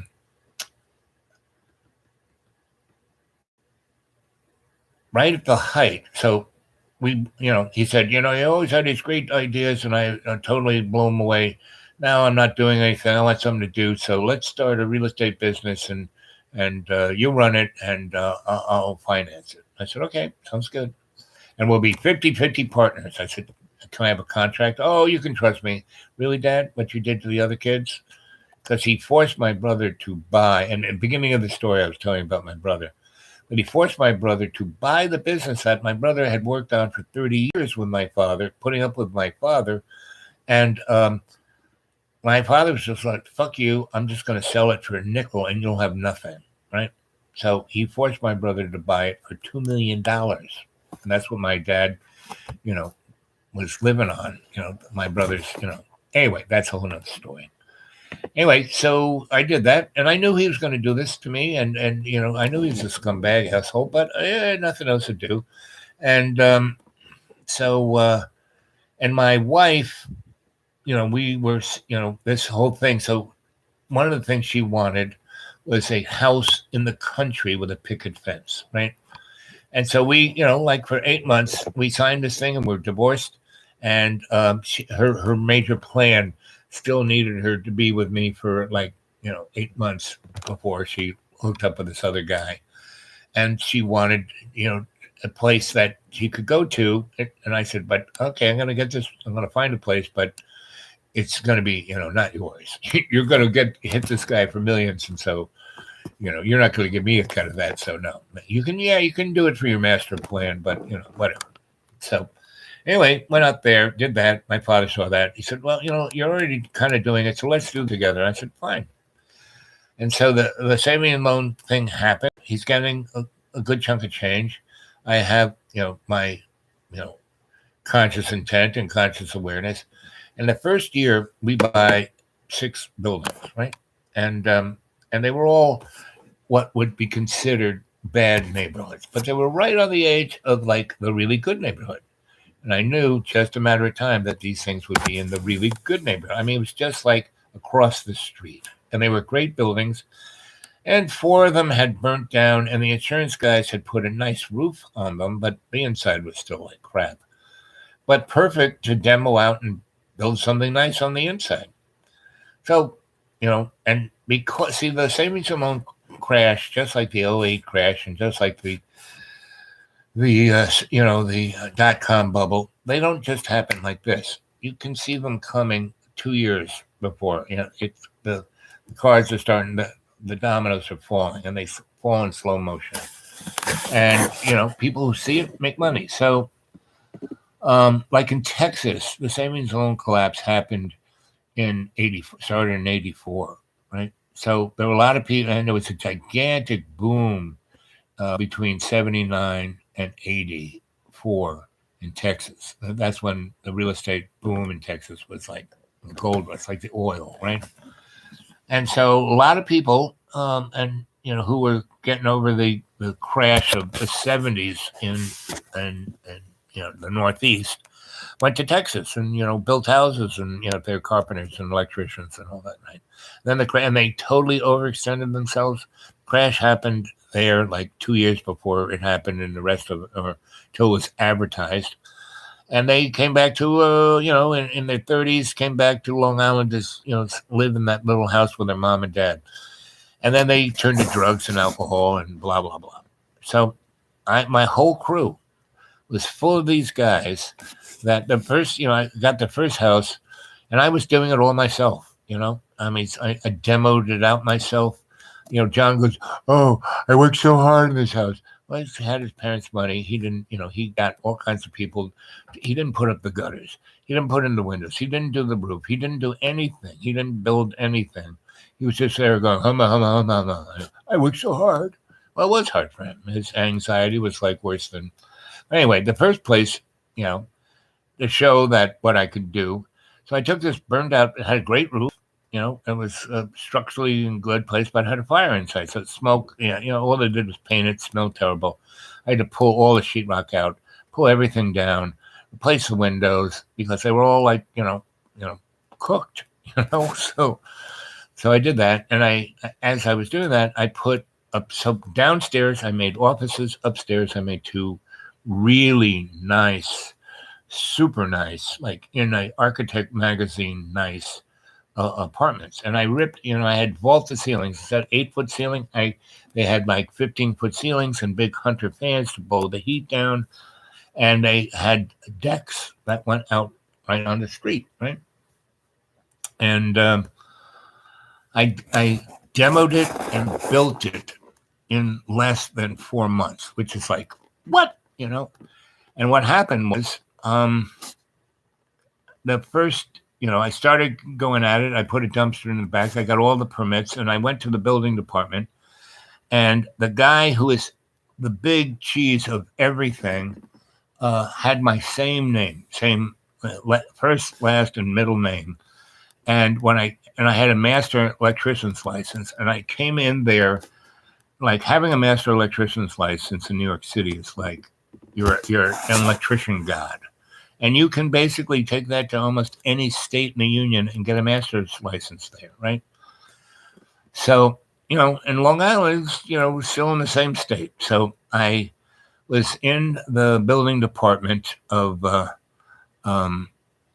this county, and I went to get a master electrician's license because I had my New York City one. And I went in there, and I see the head lady. She's like the secretary of the county, not just the building department, but that's where her office, all the paperwork, good portion of all the paperwork came through the building department. But she was like, the Justice Department paperwork, everything came. It's called the county secretary. That was her, but her office was in there. Anyway, so the lady who was usually just at the desk that stamped, she wasn't there. So the head lady was there. Everybody was gone. There was nobody there because it was lunchtime, and usually nobody's, they close for lunch. But she's there, and the door's open, and I walk in, and she's like in the back. She's not at the counter. And she goes, "Oh, we're closed." And I said, "Oh, but I just want to ask you a question." "Oh, we're closed."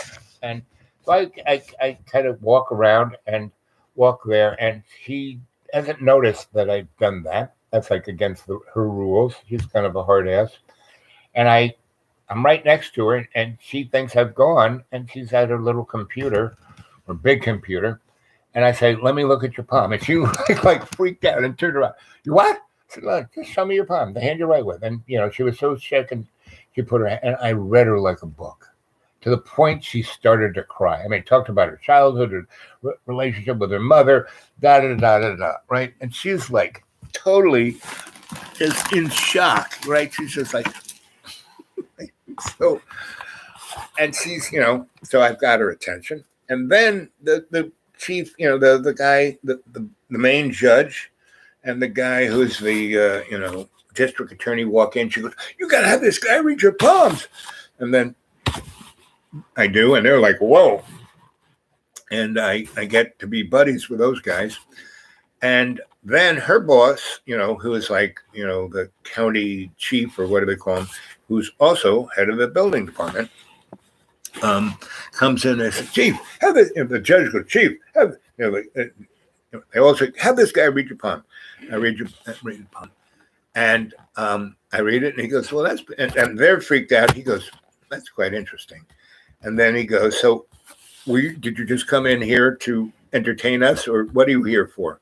And I said, "Well, I got a master electrician's license from New York City," and I hold it up, and he that's when he goes, and he goes, "You're me." And I said, "What?" And he goes, "Do you know Grandpa Stahl?" I said, "Please." And that was it. And so that one day, the head judge, the district attorney, the lady who handles every piece of paperwork of this county, and the guy who's the chief executive of the county, and the building inspecting guy are now like, they love me, right? So he goes, "So you want to? What do you want?" And I said, "I need a license." So, okay, Madge, give him a plumbing license, a contractor's license, a master electrician's license, like all the putting gas lines, whatever. And I said, "No, and since the R44 is the thing you're going to use because of all of those things, you put them all in one thing, it only costs them $50 a year. Otherwise, if I got them individually, it'd be like $300 or $400 a year." So anyway, now I'm a plumber. Yeah, I'm not a plumber, but I can go find a plumber who's really good, and I can put in the paper, and he can do the work. So anyway, I get that, and that's like the first week I'm there, right? And at the dumpster there, I get, I went there just to get my electrician's license, but really get the building permit for that. So from that point on, I don't even have to go there anymore. I just call up Madge. "Hey, Madge, I'm doing a building over here. Here's the address, blah, blah, blah." And, pull the paper on it, and I'll come in and give you the particulars and take you out to lunch, right? So for the 5 years I was out there, that was it. I mean, I was more connected than almost anybody, more than Donald Trump, right? So, because anything I wanted to do, no problem, right? Well, you need a variance, no problem, right? And so everyone treated me like the returning son, I was, Alexander. Anyway, so and I never pushed it, and everything I did was by the book, and there was no graft or tilts or anything, and everything I did was like reflected on them amazingly well, and they loved that, right? So, and that's like, I'm there 2 weeks and this happens, right? Get this building, starting to demo it out, and so I am, and because of the guy who is the the head lawyer there that I raised palm, he tells the chief of police. Chief of police comes and visits me. Now, the chief of police, my good buddy, right? The county sheriff, right? And he sends people who are in that neck of the woods to come meet me. And I had these really gigantic glass windows in the front of this building, right? And they were really dangerous. I mean, they weren't safety glass. They weren't, double pane. They were like 1940 something glass, gigundous sheets, 8 feet wide, 12 feet long. Because I was going to take them out and put real, good windows. Because these things were from the fire. They were all smoky. You couldn't see either way. Not good. So I'm trying to figure out how to, take these windows out without ending up as baloney, because I just have a bad thing with like this right here, this little scar. I got that a couple of weeks ago because the place I was staying, the lady had all this amazing glass stuff. And I keep telling her for years, you should just, auction that shit up. You'd probably make 20 grand. Anyway, she was getting a floor fixed, and this guy just did something with his hammer, and she just left this glass leaning against the wall. And I walked by it, and it slid it this way, not this way. Anyway, so I'm rebaffling the glass. So I'm trying to think how to do this without killing myself, right? So this cop car comes by. It's on, and this building's right on the main drag, right, of this place called Sable. And all the diamond shops, the mink coat places are over there. This had been a auto body shop, and that's what caused the fire. And the insurance company made them put a roof on it, but the people took the rest and then sold it to me for like nothing. I mean, each floor, there were 2 floors. Each floor was 3,000 square feet. So and because it was a garage, structurally, it was built like a brick shit house. So there were no beams in the middle, right? So, because cars would come in and there were no beams. So it was like 72 feet this way, 40 feet this way. And there was another part in the front, another 30 feet in the front. So, big glass around, 2 sides, right? And so this cop had, demoing out the inside, pulling down the sheetrock. And my brother lives there. And so he has his 2 sons, and he wants them to like do what we did when we were kids, work, right? So these kids were lazy slubs. But I said, okay, we're going to demo this out. And what you get to do is you get these big sledgehammers and just, smash the walls. They thought that was the most fun. I had a big dumpster, and I took out the back wall of upstairs so they could just take the shit and throw it in the dumpster. It was not, and I got them gloves and goggles and hard hats, and so they went to themselves. I did a pretty good job at demoing because they took all the pissed offness that they felt from my brother on all of these walls, and they did a fair job, right? We didn't have to do it; they did. So I had it all demoed out in the dumpster, another dumpster there, and I was cutting holes in the roof to put skylights in, right? Or figuring out how to do that. I was like framing it up. So I'm up on the roof. I got one hole cut. Just, that's my try it out hole, right? And so, I'm up there and I hear that how the police car have the electronic sirens. Woo, woo, woo. I hear this beep, beep, beep, beep. And I look down and there's a cop down there. I go, hey, what's up? He goes, oh, the sheriff told me to come and visit you, that you're an interesting guy and you're doing this building and this is my precinct. This is my, I kind of, look at things. That's how, he's looking for a bribe or whatever he's looking for. But the sheriff said that it was, anyway, so I go down there, we talk. And I'm going, and so it goes, because I cut the hole in the thing and I was framing it up so I could put the skylight in. I had the skylight up there, so when I just kind of dropped the skylight into the hole. I didn't tag it up. I'm going to pull it up, but at least if it rained or did anything, it wouldn't go inside the building. So I kind of do that. And he's watching me do this, and he goes, well, that was pretty cool. I mean, normally when I see people do stuff like this, they got 8 guys, and you're doing all this by yourself? And I said, well, a little help, but pretty much by myself. And he goes, that was really amazing what you do. I mean, how much that thing weigh? I still got 200 pounds. And he said, but how did you do that? I said, well, I cut it. I know geometry. And I had these 2 things holding it up. All I had to do was move them like this, and the whole thing just sat right in the hole. I didn't really have to lift it. When I go back, I will just push those 2 things, and it'll lift up. He goes, that's pretty cool. And I said, well, And so we talked about it. He said, I'm fixing up my house. Maybe you can help me. I said, no problem. I said, but, I'm really an electrician. He said, oh, wow, I really have problems.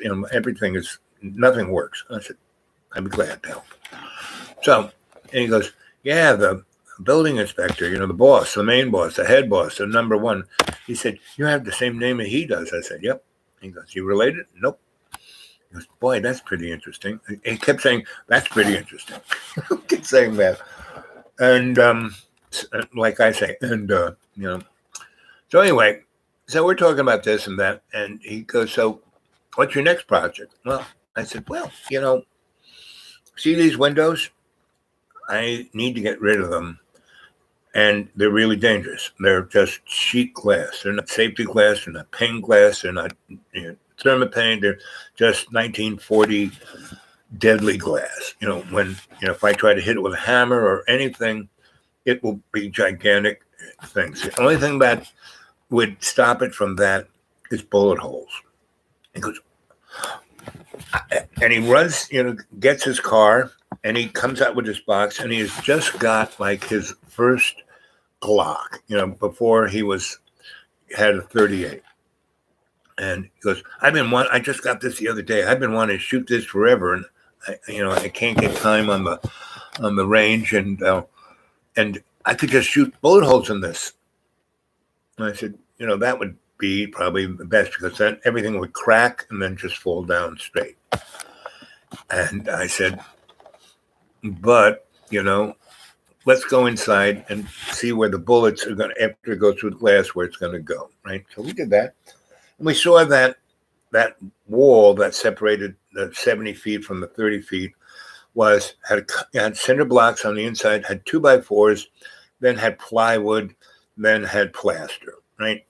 And I was going to leave that, because it wasn't really as badly affected as that the windows were the mess. The sheetrock upstairs was the mess. And so that wall, all I had to really do a skim job over the plaster and smooth it out and paint it, and would be fine. So a few bullet holes in it, and there was cinder blocks, plywood, plaster, not a problem. I said, okay, go for it. So, he just blows the crap, and he brings his police car around, puts the lights on so cars won't get too close, and he just starts blowing the windows out, and he's having the most fun. You want to try it? And I said, well, because I had gotten my earmuffs, and I said, sure. And right. And so the other windows, I said, let's have fun. I said, I'm gonna, take some spray paint and make, bullseyes and see how close we can get to the bullseye. So I'm doing this with a cop. And, everyone's like freaking out, but the lights are blinking and the cop's there with me, and and he gets a call over his radio. No. I'm just doing a little target practice. What? No, it's all good. No problem. Don't worry about it. It's all taken care of. It's nothing happening. There's nothing here to see. Because turns it off. And then people are like behind us on the other side of the street watching what we're doing. And we got a crowd, and people are like cheering, and it's really interesting. And we do that, and all the glass does exactly what I thought it would. Just comes straight down, so I can just broom it up, right? And I have some plywood, which we didn't blow holes in. I was going to board it up, right? And that was going to be a little tougher than even the skylight, because, one guy, right, I'm going to wait for the high school kids.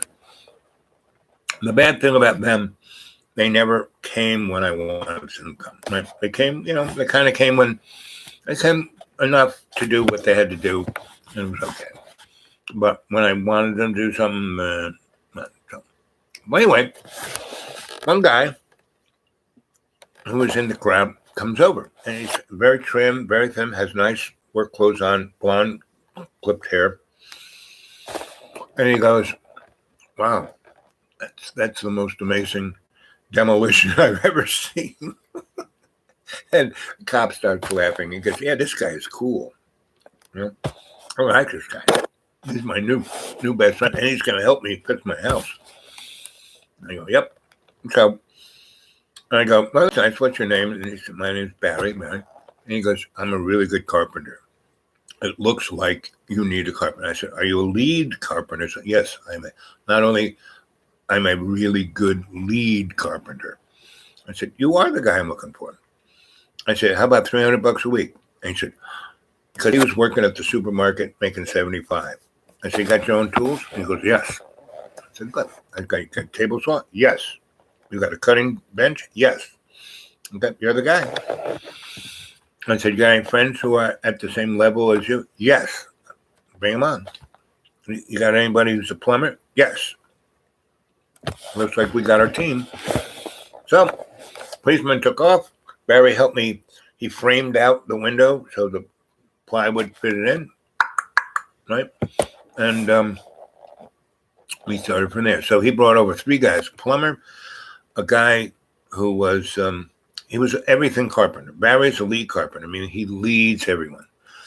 He wasn't as good as he was as good as this guy as a carpenter, but that guy was a cabinet maker, and he didn't need a shop, right? He could make just cabinets right on the site, and he could lay things out. We had a really this house we built had a real exotic staircase, and I let him lay it out, draw it up, and I turned it over to the company that milled it, because it was, you need a real shop with milling equipment. And we had a nice table saw, we had a nice cut bench, so that's 90% of even making cabinets, that's good, right? And he had routers and all the other kind of smaller shop tools that you can carry on site. So we had a team: plumber, I was an electrician, lead carpenter, but they all had issues, in jail, alcoholism, drug addiction, you name it. And I didn't get anybody to have to piss in a cup. I never ever questioned what they did. A couple guys got arrested. I went and bailed them out, and so I had this amazing crew. So that's why we did that building in less than 8 months. From me getting the key and being there for 3 weeks with the high school kids clearing it out, and then these guys showed up and we did everything. We built kitchen cabinets with Formica. We did it everything right there. We didn't have to wait for people. This guy was a plumber. I had a license, And so I started a little business with everyone part of it, and people knew these guys for years and years. So they would say, "Oh, can you do this?" And they couldn't until we became this company. And the plumber guy, yeah, he fixed this and that, but he was a real plumber. But he didn't have a license, and he'd been in jail, and he was an alcoholic, and all of these guys. So I said, "Okay, you guys are morning guys, right?" "Oh, yes." Like we get drunk until midnight, then we wake up at 4, and we may have a hangover, but we're ready to go. So half those guys, when we started building houses out on the beach, they lived there, and they would, they couldn't even afford rent. And so they would work from like sun up till around 2:30, and that's when they started drinking. And then they could work another hour before they got too drunk, when they had to put the tools down. And that's how it was. So we would take our lunch break at 2, right? And, I'd have sandwiches, or I send out for food, Chinese or pizza, and then we'd have cocktails, and they would get totally shit-faced, and not me. And they didn't have to drive anywhere because they were camping out on these sites. And so that's how we could build these things so amazingly exquisitely, and, do it in such a short time and spend so little money. These guys did not waste anything. And so we built this house for my dad. That was an amazing, like I said, we built it for about, property, materials, and labor for about 70 grand, right? Because I bought the property. It was a old farm, and it had a pre-revolutionary house.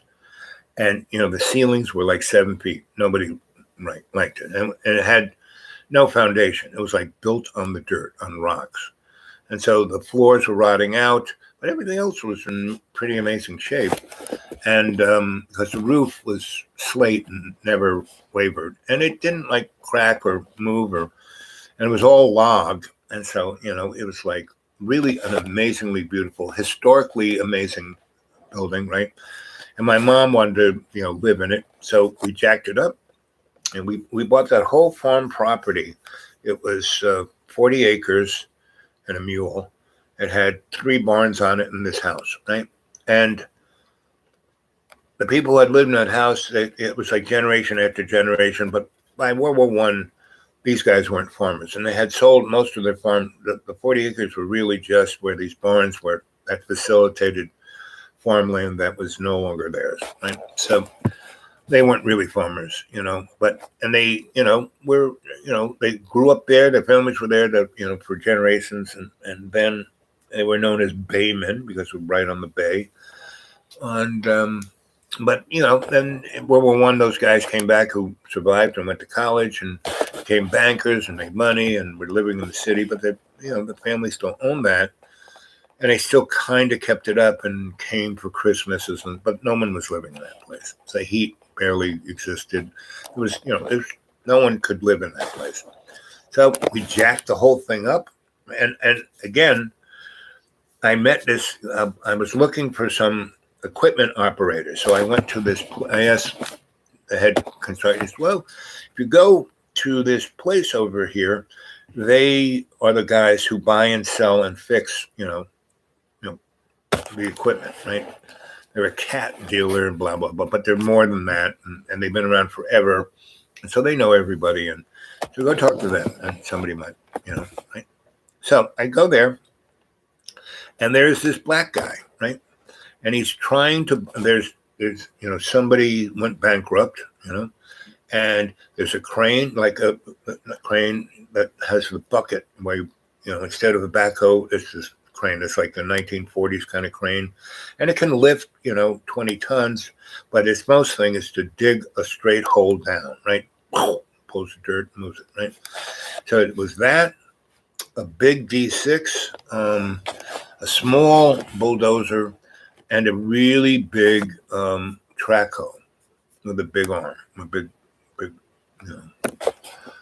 Anyway, and so he is, it went for auction for like all that equipment for about 15 grand, which is like a steal. But there is all like everything's 20 years old, worked to shit. And these 2 black guys, old guy and a young guy, right? And they're trying, and so they, it was like sealed bid. So they put it in, they won it. They got a letter saying, okay, you won it.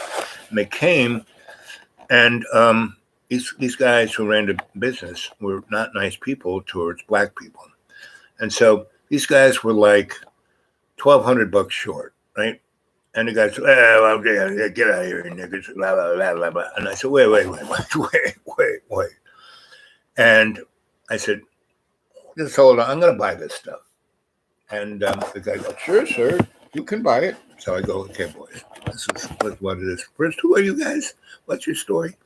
The father, like, won every kind of thing except the blue ribbon during World War II, because he's just total mechanic head, total heavy equipment operator guy, black guy in the CBs. And when they went on to Normandy Beach, the Germans had all these things that the guys couldn't get by. They had tanks that just couldn't get by it. So he, right there, when people were shooting at him and mortars coming down, he welded these gigantic teeth in front of tanks so they could kind of go through the berms. And from that point on, he was number one guy, right? And, General Eisenhower gave him awards, and they made him an officer, And so this guy was the real deal. And his son, was following his footsteps. His son's maybe 20-something. And I was about his son's age. No, I was 30-something. So anyway, I go, okay, I'm starting this business. I need excavators.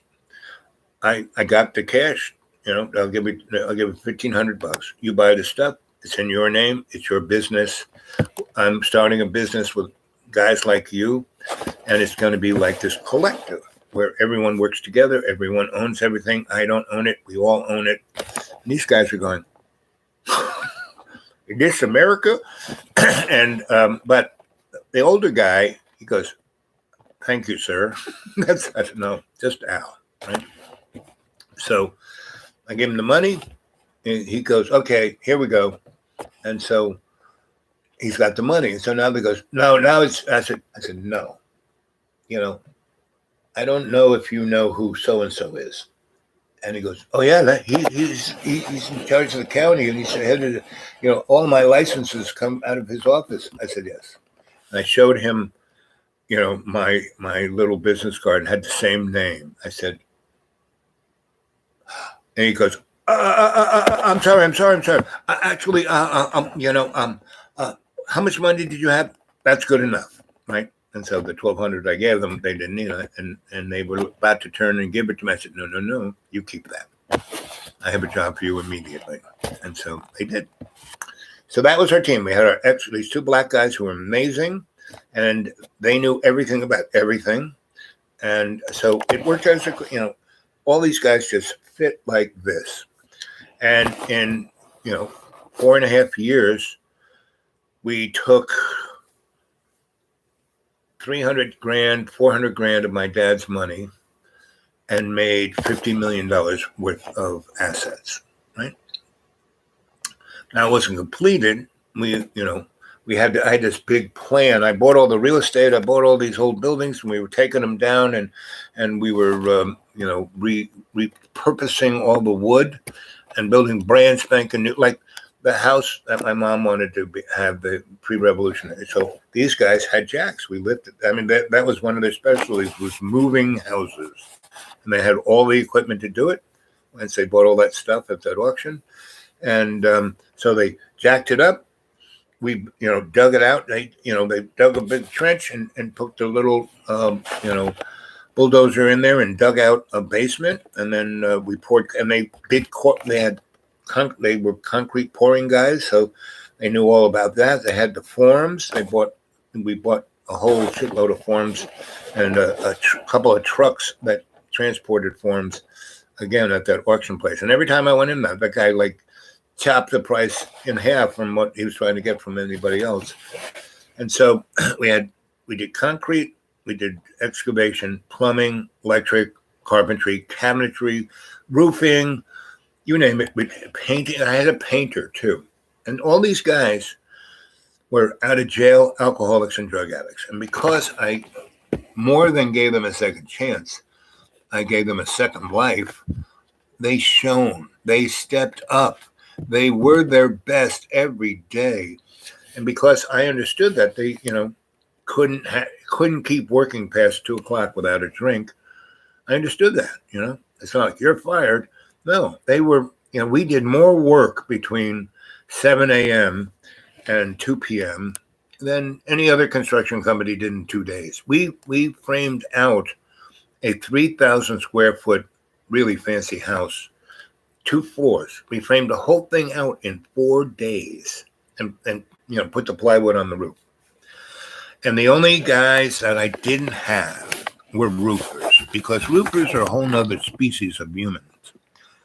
And the plumber guy, his brother was a roofer.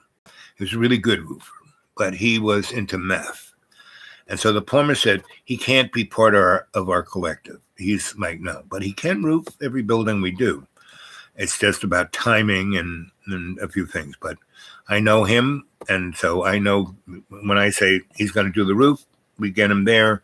We get all the whatever roofing we're going to put on there. We have it there. He doesn't have to. All he has to do is install it, right? And we got one of those little belts that carry the whatever roofing materials. So this guy, all he had to have was he had his little air hammer, and we had the compressors, the hoses, the whole bowl of wax. So he and his other meth friends they did a great job. We did 6 buildings with that guy, but he wasn't part of the collective. But he was the plumber's brother, right? And the brother had been into meth, and he I'm not doing that. I'll drink a little booze, I'll smoke a little hooch, but not never. So he did. He was straight up. He was an AA guy, but he still drank and smoked pot. But his AA was for meth. And he didn't drink to get drunk. He just drank with the boys, and they would drink. The real drunks drank hard stuff, and he just drank a beer or two. That was it. So we had this amazing crew, family. It was like you guys. It was like the cadre. And it was truly amazing, right? And so anyway, so 4 years, we have like $50 million at the end of the rainbow, right? And it's all going great.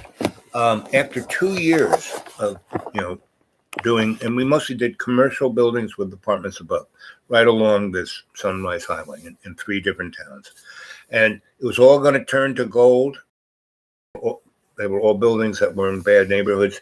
By the time we were finished and renting them out, they weren't bad neighborhoods anymore. So, so by the end of the second year, we had 4 buildings done. We had a rent roll of $48,000 because the economy really, after 86, it kind of bounced back, really quickly. And these were the up and coming. And so everything was kind of going in there. And we had 4 or 5 pieces of property in that neighborhood. I just didn't buy those buildings. I bought ones that were further off of the main. We got all of the major buildings that were in these 3 towns on the major drag, right? That's why our rent rolls were really high, because it was the major drag. And it was a shopping drag, it was, and they called it the Miracle Mile. And so anyway, it was a miracle. So we had, 42 a month. So my dad made all his money back and was making more, right? And so we were going like, hell on wheels.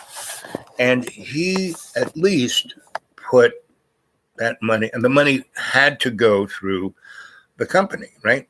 So it was into our checking account, and I could sign the checks, not just him. I didn't have to, please, Daddy, sign the check. So I was buying things left and right, and he had no idea what the frick I was doing. And at a certain point, we were doing amazing. And his, my two, the lawyer was my lawyer, his lawyer. The accountant was his lawyer, accountant, my accountant. His accountant said the lawyer was smart enough to keep everything I was doing in confidence. He never told my father what I was doing. But the accountant just made a slide thing, said, "You've got the best son. I mean, he's going to make you a millionaire. He's going to be a millionaire too. It's amazing. He's just got and my father said, "What is he doing?" And the guy said, "Look," he showed him like the checkbook and showed him, I was spending 50 grand here and 50 grand there, buying this, buying that. But we were making $42,000 a month. I mean, we had way more money coming in than what I wasn't spending it on me. It's the company. And it was, certified, there were all these deals, all these receipts, all this. And I was just like going nuts and not ever asking my father anything. "Dad, what do you think of this?" I was just doing it. And so one day the lawyer calls me up and says, "Oh, you got to come down to my office." I said, "What?" "Your father's here and we have things to talk about." And I said, "Okay, I'll be there in an hour or so."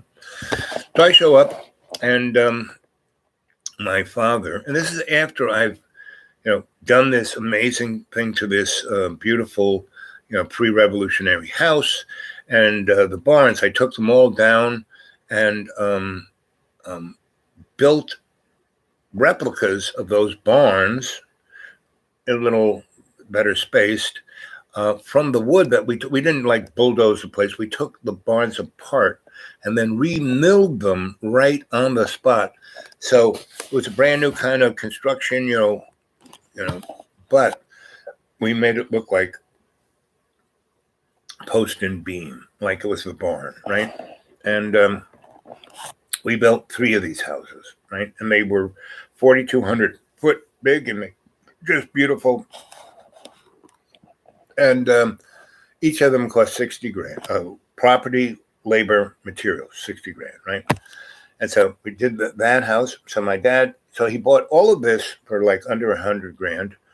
And then the market started to come back, and he sold the pre-revolutionary house for like 200 grand. And we built a nice fence around them. And then my parents moved into one of the barns that we had finished. And then we were working on those when my father, basically went to the lawyer and said, so anyway, I walked into the thing. And so my parents are living in this nice, beautiful barn house that's just, and two are going two are like the outside of every, the outside is all done, the roofs, the walls, everything, but the inside, I'm back, and I'm still telling stories, Lana. And so, so this is a story about my father. I went into a business because he wanted me to do it with him because he had nothing to do. He had some money, and I took about 300 grand that he had and turned it into $50 million, right? So we're right at the point where I've got everything rolling in the most amazing way. And I built a construction crew out of people who were amazingly good at what they were doing, but they were alcoholics, drug addicts, and people who had been in jail, and no one would give them a chance. And I gave them all a chance. And so go back and watch that part. I won't repeat it. But we're right at the place when my lawyer calls me up, who's my dad's lawyer, and says, "Oh, you got to come to my office. Your dad's here. We got to talk." So I go in there, and my father is like steaming. "What are you doing? What are you're buying this? You're doing that? You bought this 100 acres right on the right?" I said, "Dad, we're making $42,000 a month. That piece of property cost me $150,000. We've been making $42,000 a month for 2 years. That's like nothing compared to what the company has made already. You've made more money by what you put into this than you ever made in your whole friggin' life. So shut the fuck up." I knew my father was going to fuck me, so why not tell him to fuck off, right? Before he could tell me to fuck off. And so the lawyer is going, "Okay, man, let's just calm this down." And my father says, "Well, you don't own this business. I do." I said, "After 50-50, you never got a contract. You told me you're my father. Why wouldn't I trust you?" "Well, you shouldn't have." So what does my father do? He pulls the plug on everything, and he sells it to the lawyer. And the lawyer's a smart guy. I mean, a really smart guy. And so he stays non-committal to both sides. And, so my dad just says, "Fuck off, get out of here." Right? You got your, my dad paid me $500 a week. Right? And he had no idea that I made a whole nother company out of these guys and funded it through this and then paid it back. And by the time he said, "It's all over," well, I had a whole nother company already going, making more money than his and mine company was making, right? But it wasn't just my company. Why it was doing so well is that I made all of these guys who I brought in, who were like, no one would give a chance, I made them my partners. And they were the most honest, straight shooting, and amazingly talented guys, right? So, so what happens is, my father is like, "Yeah, right." So I kind of look at my lawyer. My lawyer looks at me, who's my dad's lawyer, and my dad's good friend. And so he, I just, "Okay, Dad, that's the way you feel." And, because my father gets kind of like freaked out because I'm not going to continue to fight. I just, "That's the way it is. I'll see you. Bye." He said, "What?" I said, "See you." "What do you mean, see you?" I said, my father used to, his drop the mic thing was goodbye and good luck, right? He'd said that too. So I turned and I said, "Goodbye and good luck." "What do you, and, I was living in a house that our company owned. Well, he kicked me out of that. And that was not, and I already knew he was going to do that once he did this. And I already knew he was going to do this before he did it. So I was all prepared. I had a whole nother house. I'd already moved shit in. And basically I left, right? So I left right at the perfect time for me because I had all this stuff set up. It was obvious this was going to be an amazing thing that we were going to do. And my dad had not a clue how to build anything or what, and how to do anything, right? And I had built this amazing team that was just knocking shit out. And so we just left, leaving my father with all, holes in the ground, buildings half done, and I, on all of these buildings, I had the electric permit on it. And when you're the master electrician, you have permit on it. No one else can do any work on it. And the guys who were running the county they loved me like more than a son, right? And the guy who was the head, the county chief and the head of the building department had my name like he was my dad. And he knew my my mentor, Grandpa Stoll. So and I was like this. I mean, and I had that kind of connection. The third week I was there, right? I just kind of walked in because I wanted to get a building permit and I wanted to get my electrician's license extended into this county. And, again, listen to the rest of the story because I go on about it. And so, and everyone in that place, my dad had been there for, 10, 15 years. They all hated his guts because he was such a cunt, such an asshole, such a dickhead. But he did have his good side. And people who, like our lawyer, he was my father's friend because he was a kind of fun guy. And, and I gave my dad, fuck off, asshole, right at the beginning. I caught him, before he could get nuts. I said, fuck you, asshole, eat shit and die. That was like, because as soon as he said, I'm pulling it, I said, well, fuck you, asshole, eat shit and die. And that's when he went nuts. And that's when I got calm. And I'm pulling the plug on this, and you're out, get out. Well, I already knew that. I already moved everything. I wasn't even in that house anymore. And I had a whole nother company going, making some pretty good money. I wasn't worrying about the $500 my dad was giving me a month. That was like a joke on a week. Anyway, so I knew my lawyer, and my dad's lawyer was a sharp cookie. He knew exactly what I was doing. And so what does he do? I walk out, I tell my dad, goodbye and good luck. What? You can't just leave. I said, sure I can, Dad. Goodbye and good luck. I'll never see you again. Eat shit and die. Walked out. Nice to drop the mic on your dad like that when he's such an asshole.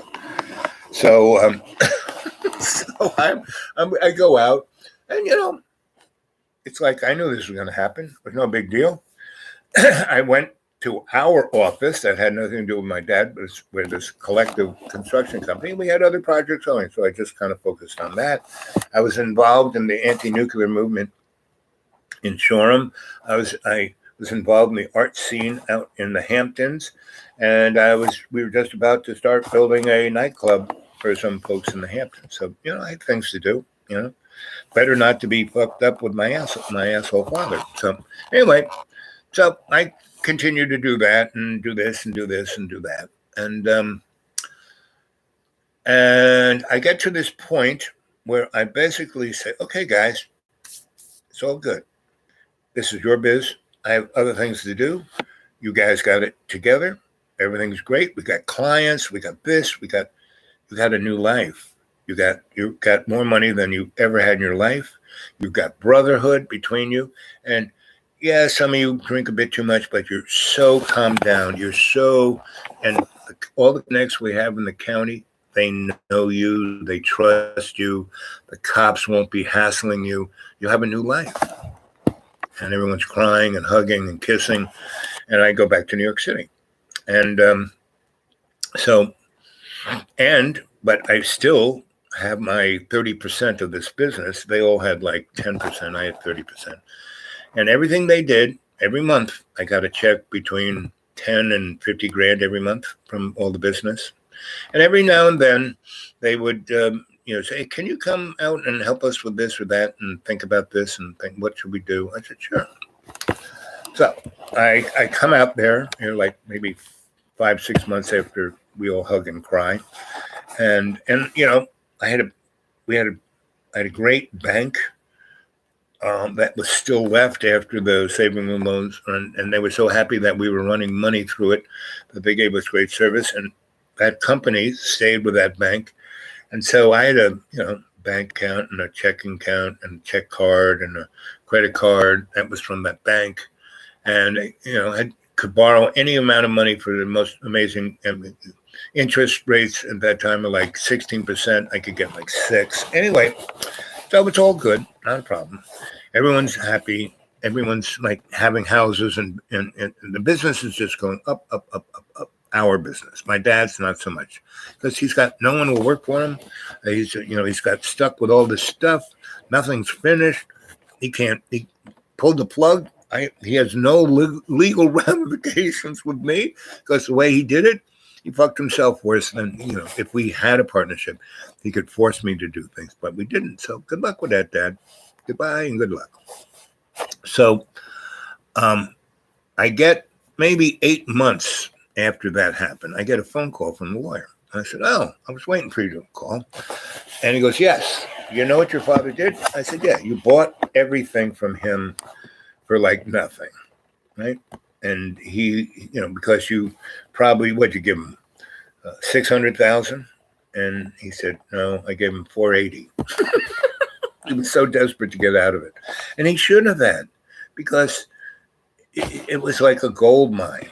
And so, and we had, rent roll that was ridiculous, right? And so this lawyer bought everything, even the the buildings that were already finished and had a great rent roll. My dad sold them everything for 480, right? So he goes, listen, you're in New York. I'm going to come. I said, no, I'm actually going to come out, to the boys. They want me to help them look at some things and think it out. And he goes, yeah, that's pretty good. You're getting a lot of, because his partner was our accountant. And both those guys stayed my lawyer and my accountant, and they just kind of separated me from my dad. And so they know what I was making. And I said, never even tell them that we are still connected, And the accountant was, the first accountant I ever met who was unbelievably honest and couldn't lie, right? So anyway, he said, but if your dad asked me, tell him it's proprietorial information. And if he pushes it, you say to him, I don't need your business, fuck you. Because both those guys loved my dad and hated his guts at the same time because he was such an asshole. I mean, they would just watch the damage he would do and leave in his wake. And they were good at staying away from it. But anyway, so he said yes. I mean, that's, I've been wanting to get rid of your father for a long time. So thank you for the excuse. And both of them said that, and once the lawyer bought the thing, he told my father, after this is all finished, I'm no longer your lawyer. And he was his friend since like almost high school. Right. So anyway, so that guy, I go, yes. I said, and there was this a great, amazing, one of the best Italian restaurants in Savo. I mean, the best restaurants I've ever had. Even in Little Italy, this place was great, and I used to eat there all the time. That's kind of where I started putting on the weight, and those guys loved my ass. And so I said, why don't we go have dinner over there, and and then I'm going to spend a night on the beach on my little house with a picket fence. And they said, okay, that's a good idea. And then he kind of chortled. He goes, it's not your house anymore. I said, yeah, whatever. So anyway, I go out there and we have dinner and we're talking about this and that. And we kind of, after the Holocaust of my dad, he's kind of, he's still, he's, has all these, his best, one of his best friends since high school. So even though he said, fuck you, Ray, and walked away,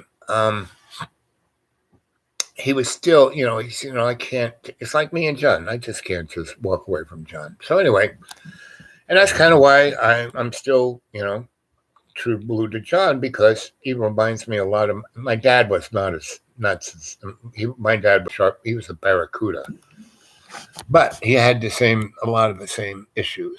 And so that's why, I'm pretty, I know what John does and is, and I keep trying.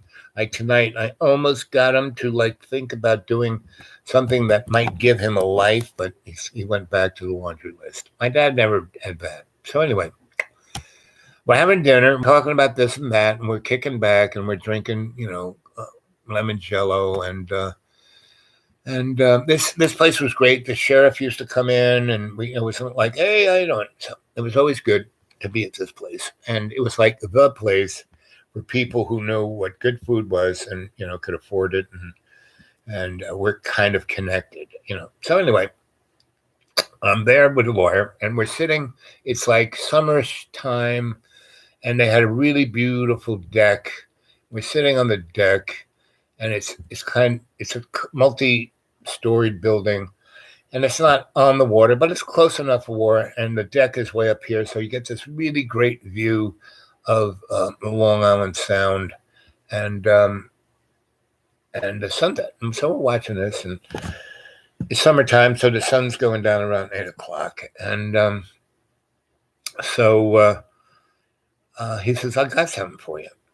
And I said, "Oh, really? What do you got?" He pulls out an envelope, slides it over to me. I open it up.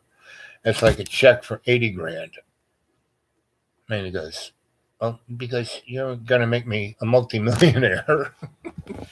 And, and what your father did to you was so wrong, so bad, so terrible, that I thought you deserved this because you're going to make me a multimillionaire, And the company you did, you changed the economic environment of this part of Long Island single-handedly in 4 years. It's like, it's pretty amazing. So I said, "Well, thank you very much." And I didn't say, "Oh, I could." I said, "Thank you very much." I put it in my pocket. He smiled. And he goes, that's not the end of it." I said, "What do you mean?" I said, "Well, I mean, pretty much, my career for the last 50 years has been, real estate law. Everything you did is worth like 50 to 80 million dollars. If the market really goes up like I think it will, which it did in the 90s and the O's, that whole place was like, now, and God knows how much money he's making, because he didn't just sell everything off. He, built things and rented stuff until he got the most, squeezed the lemon as much as he could, and then he sold. So, I mean, this guy's a smart guy, really smart. Ames was like unbelievably smart. And so, and righteous too. Gave me a check for 80. And then, maybe 6 years later, gave me another check for 120. But he made like more than $50 million. So, he didn't have to do that. It was nice. It was good. He got a lot of brownie points on the other side for that one. And, he told my father almost, in the last years of my father's life, he told my father how much money he made off of that $480,000 he gave my dad, and that he gave me almost that much himself to me. And then at that time, I was taking care of my parents. And my father said he was about to get as stupid as he got. And I said, "Stop that. You want me to just walk away? You're almost dead. The next 5 years, that's when you're really going to need me. The last 22, we've just been having a good time. And that's why I've been here, because I've gotten you to be your better self. And I've gotten to be able to tell you everything I ever want." My dad had this thing that he could not read something that if it was put in his hand or a book put in front of him, he just couldn't not read. I mean, he read the whole library in the town in the Florida where he was. He read the whole library in the town in North Carolina he was. He read the whole library in the town in Long Island where they were. And so I, for a whole year, I would write 3 pages at least a month more about everything I felt, everything he ever did, all the stupid shit I saw him do, everything, and I would give it to him. And he would, "Stop doing this. I can't, I don't want to read this anymore." I said, "Well, then stop reading it, Dad." That's me. My grandma used to call me a cheeky monkey. And her native tongue, she came from the Isle of Sicily, from the islands, and they're more Celtic than Italian. She had red hair, and she used to call me Wuziao, which in their tongue means little devil. And I'm always pushing the envelope, but that's part of what I do. That's what I was assigned to do, to not, to step up to it, to be there, to be awake, to be conscious, to get every bit out of this life in the most positive, in love's co-creation, not to steal it, not to jerk off about it, not to be egocentric, not to be nihilistic, not to be any of those things, right? And everyone who's just joined up recently, you got to go back and listen to the rest of this, because it's a story that goes to the heart at what needs to be done right now and what we all need to do, right? And without excuses, just to be step up and be honest and true blue and do it, because it's the fun thing to do. You'll make more, you'll be rewarded in every which way you can imagine. And on the other side, you'll go, and a lot of people in the chat over the last few months, is there anything you regret? Nothing. Nothing that I've ever done do I regret. I could have fought my father, gone through blah blah blah blah blah, but no, because the first 4 years was great. I did everything my way, how I wanted to do it, and lined it all up to make a lot of money. And a lot of people saw me do that, and I started 3 businesses, and I didn't it's mine. I gave them to all the people I worked with. And so they worked ridiculously hard when I wasn't there, and they paid me 30% of what the profit was every freaking month. So for 10 years, I got a nice check from all those companies that I built with these people, and because I gave them a chance that no one else did, because I saw what was in them, So yeah, I worked pretty hard for 4 years, but for the next 18 years, I got, lots of money, and I didn't have to work a bit, meaning my lawyer who picked the company up, the real estate and all of that, for my dad for 480 and made more than $50 million. Well, he worked another 20 years to do that. I don't want to be there for another 20 years, but I got my percentage. I didn't even have to work. And that's what I'm talking about.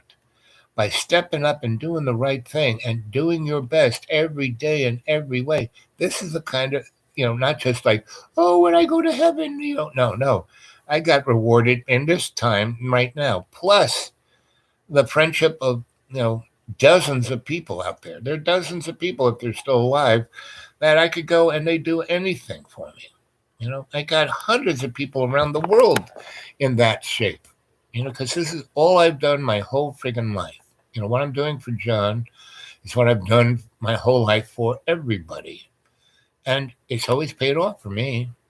I feel good about it. I have fun, and I don't regret anything. And like with John, if John can move forward, it'll be great. He'll be some great friggin' movie star with his zillions of dollars. He'll be all that shit he wants to be. And he'll tell stories about me, right? And invite me to, the premiere of his movie.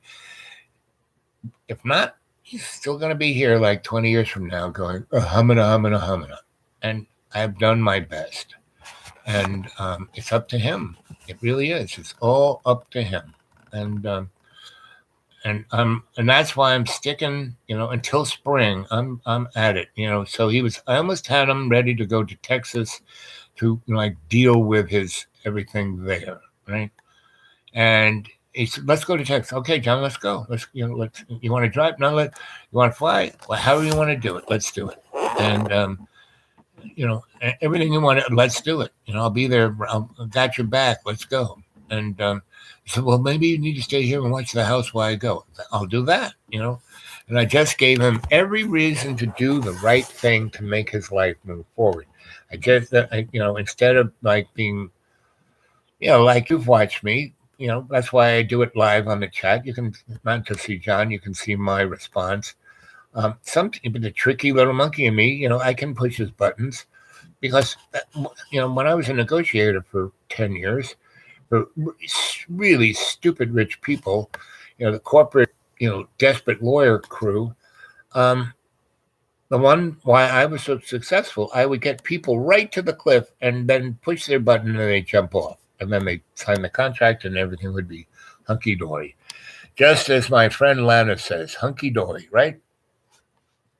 So that's the story, and go back and watch the 4.5 hours on this. What time is it? 11:17. I'll get a good night's sleep. Last night I had a great night's sleep.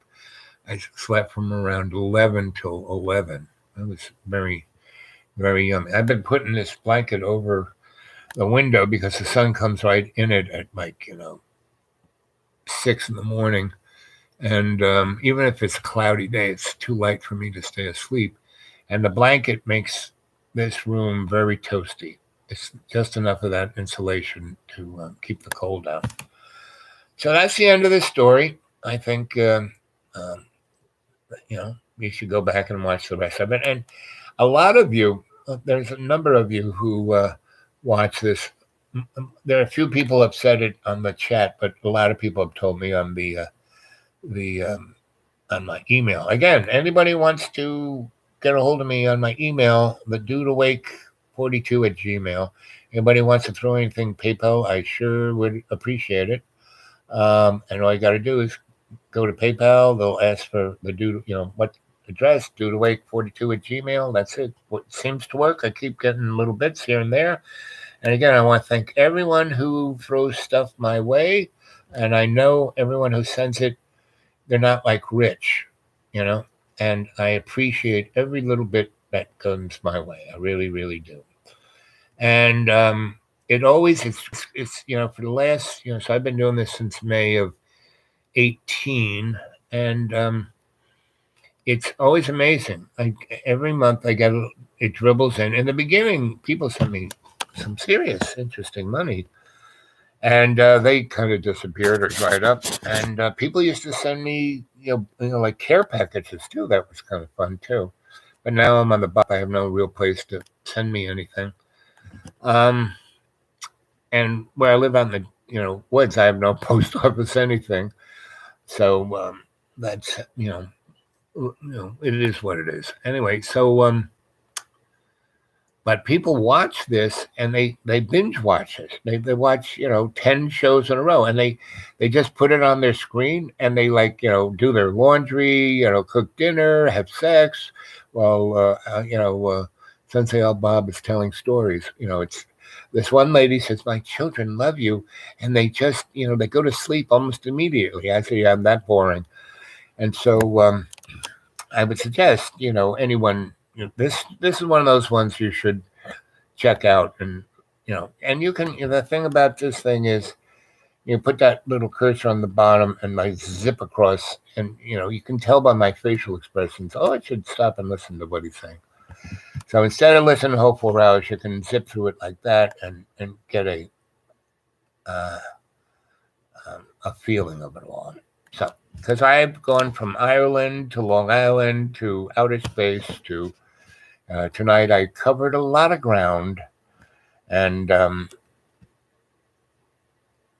I love you all too, and that's why I do it, man. I do it because I love you guys. I don't do it because sure not really making any cash on this one. I mean, John said I only make $80 a month. Man, I wish I'd made $80 a month on this. That would be the icing on the cake. I wouldn't have to. That's right about that little window, that last week and the first week of the last week of the month and the first week of the month is always that little teen. And that's when people, it's amazing. I just pay, and most of my bills are automatic. So I just have to watch what I'm spending. And John was telling me about his ex, Danica. And that girl makes $3,000 a month on her channel. And she is in debt. And her father, she lives right next to her father. Her father bought her house. She has no mortgage. Her father pays all her utilities and this and that and gives her a couple of grand a month. And she's in debt. It's like, you got to be kidding. What is she spending? Buying meth? What is she doing? I mean, I know she's not doing that, but what she's doing is kind of like John. She just goes on Amazon and just buys boxes and boxes and boxes of crap, I mean, when she lived here, and John had a real opportunity for about 3 years to, get some kind of relation going because she lived right here. He kind of was waiting for 3 years, and he never did. He couldn't like hum and I used to for the times that he saw his kids in the year and a half I was here was only because he wanted me to take him someplace. And then when we were driving back, I would go to the house he lived in and pull up, and he go, "What are we doing here?" And I said, "You're going to go see your kids." "Oh, I can't do it. It's too hard." I said, "No, well, get out of my car." You know, the first time this is when I had a walker. I kind of got out of the car and I was hobbling towards the front door because I was so slow. I saw him go for the keys I left in the ignition. He was going to get in the seat of my car and drive over me to get out of there. And I just kind of was close enough to lean in and pull the car keys out and say, "No, you're not." And I went up to her place and knocked on the door, and I had met her once. And I said, "Hey, John's in the car. He wants to see the boys." And she goes, "Please get him out of here. They're driving me crazy." And she handed me that she had a nice, Land Rover or Lexus or something like that. And she goes, "Here's my car. All their toys, all their bikes and everything are in there. Just get them and take John and go to the park down the end of the street and, spend 3 hours there. I just need, I said, "Sure, no problem." The boys came out, they got in the car, and we drove, down the end to where the park was. They got up their bikes. And before we got out, I said, "Okay, everybody, boys, give me your," because they're like John. They always got their cell phone in front of them so "Give me your cell phones." And they said, "Why?" I said, "Because I don't want you to spend your whole freaking time doing what your dad does and just videotaping everything instead of living it." And they said, "Okay." And I put them in my pocket, and they took their bikes out, they took their skateboards out, and they were all over the place. And there was an extra bike and a skateboard. And I said, "John, get the bike, get the skateboard, go play with your kids." And he was like, the little Mikey kid, in the commercial. He was like the little one. I mean, his oldest boy was the alpha dog. The next son was the beta. And, John was the zeta, and he was like, "Ooh." And these kids had a great time because I couldn't walk. I'd like walked over to this bench and they'd be riding around. And I said, "Oh, why don't you hop over that wall with the bike?" And they'd, "Oh, can we?" And John did it because that's what he used to do. Because he told me all these stories when he was a kid. And so I was telling them the things that John told me to do. And John could have had a memory there. He doesn't even remember it. Right? And it was great, And then he said to me, "But you were telling us what to do." And I said, "No, I wasn't. I was giving them a memory and trying to have you remember what it was like." And you refused to do it. So anyway, there's fish. I watched one of John's shows this morning. It was real scary. Yes, you can be really scary, but I've been around him for 7 years, and there's this fine line in trying to help someone. You have to kind of get them out of that place where they're just, it's not a comfort zone. It's just a loop that they're stuck in. You got to cut the tape, right? And anyway, and that's why I'm going to spend the next 3 or 4 months. I'm going to do my best. I'm going to beyond the college try. And if it doesn't work out, if John just stays doing the same thing, well, that's pretty much it. I might send him a Christmas card every now and then, but, that's it. Because he's, I've given him 7 years, in every way I could to try and assist his having a better life. And he just seems to, want to torment himself.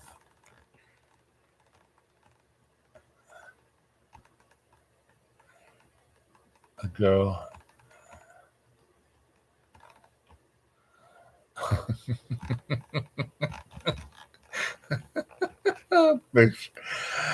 Yes, that's what it is.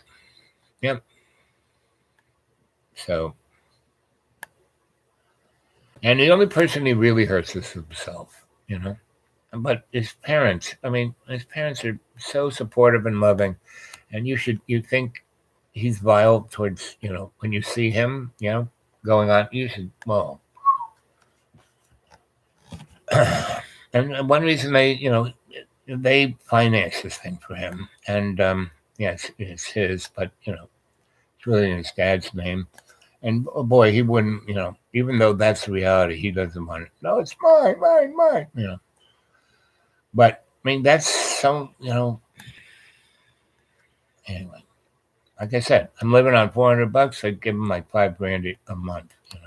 I mean, I don't know how much they give him, but basically, I worry about how to pay my bills. Well, you really, don't worry about it. It's already been taken care of. So yeah, bless him. But again, as the saying goes, God helps those who help themselves. And I keep telling it because he's constantly going, oh God, my family will come back to me because God will make it happen. I said, I don't think that's the way it works, John.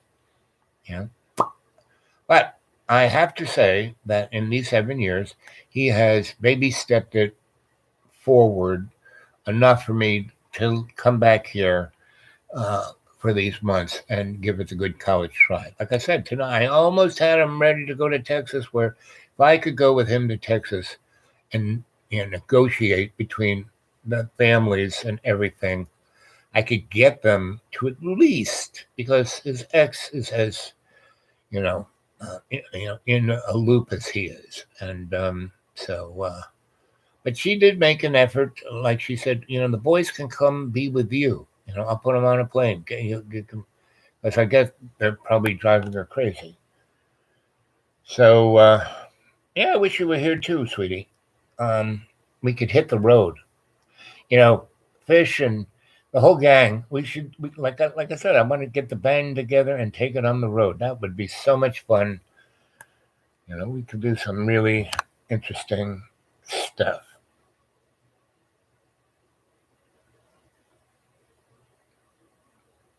Yep, that's it. But yep. Mm-hmm.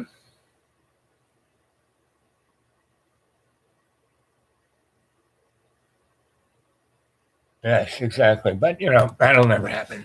But, and I can only put him through the boot camp so much. But man, I made the most. So I've been cooking for him now for a week, and he bought $500 worth of like cookies and caffeine sodas. I'm not drinking coffee. I've given up coffee. It's like, no, the coffee isn't the problem. It's the caffeine, buddy. And, and it's how we eat, meaning, so how I, lose weight and stay pretty trim for my size and age, is that I'll make a big pot of something, vegetables or pasta or chicken or whatever it is.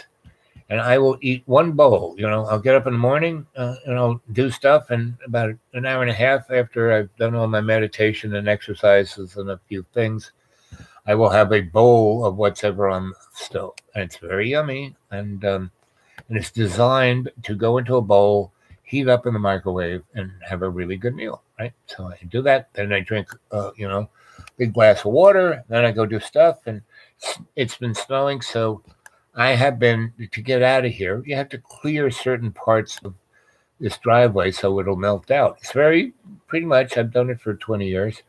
I clear this area, the sun hits it, it turns the rest of the snow into water and it goes away, right? So, because it's 2 miles long.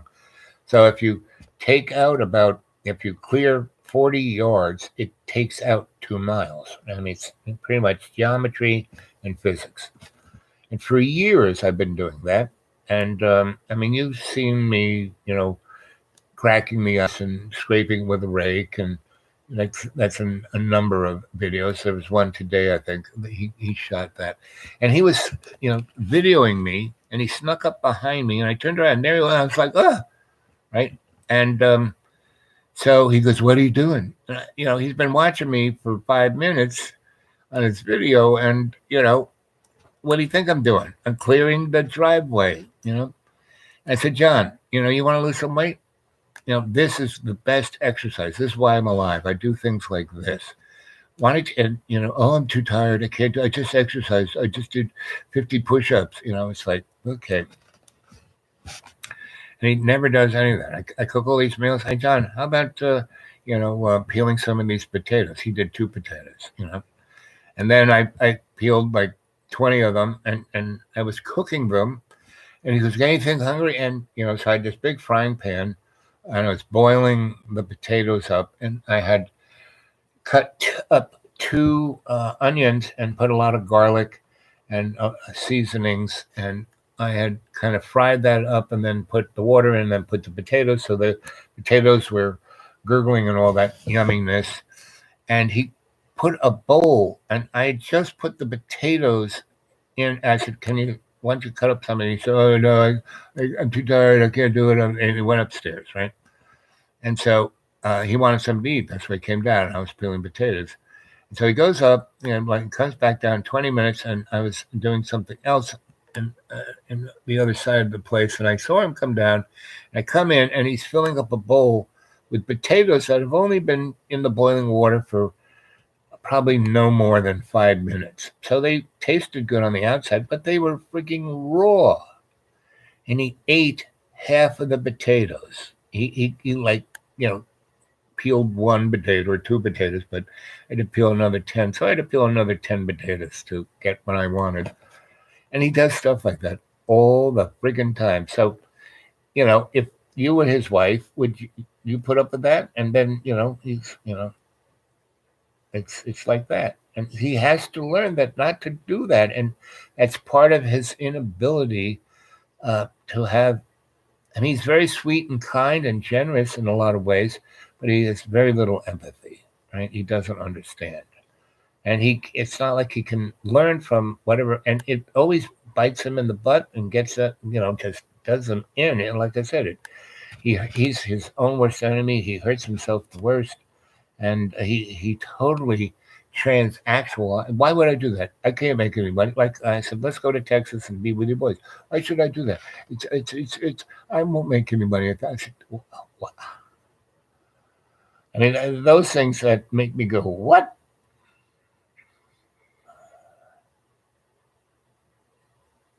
All right. Well, so is it snowing there? They're calling for. I mean, I just cleared. I mean, I could get out now, but they're calling for 6 inches of snow tonight, and then 19 degrees for the next 2 days. It's like, but Sunday it's supposed to be in the 60s and rain, so it should get rid of this. So I don't need to go anywhere. So we have plenty of food. I mean, we're starting to, So I then had, after he bought $500 of stuff I can't even eat, and he shouldn't be eating. He bought, I don't know how many bags of Nestle's chocolate chips. The little chip, like you thought that was candy or something. It's like, no, you bake with that.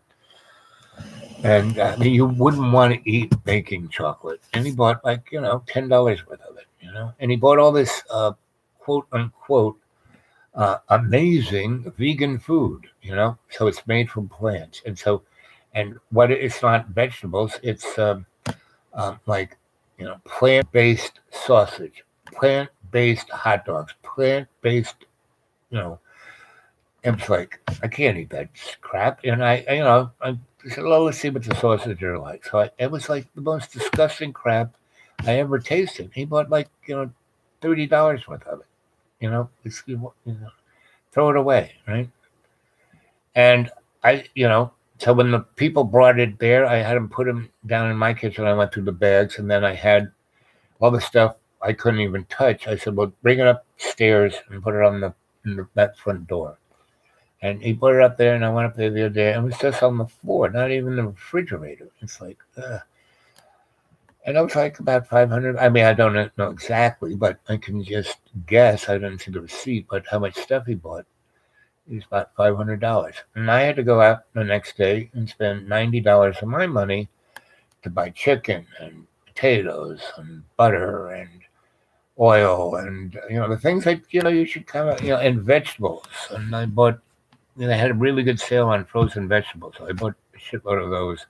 They were 70 cents a bag. Really good ones. So, And frozen vegetables are quite good, especially root vegetables. And I bought lots of onions and some seasonings and what else? I bought some bread. He didn't buy any bread. I bought some good bread. And whole wheat bread is the worst thing for you because the way whole wheat is milled, it's like you're eating little razor blades and it cuts the crap out of your colon. So when people go, oh, whole wheat is, the real best bread is sourdough.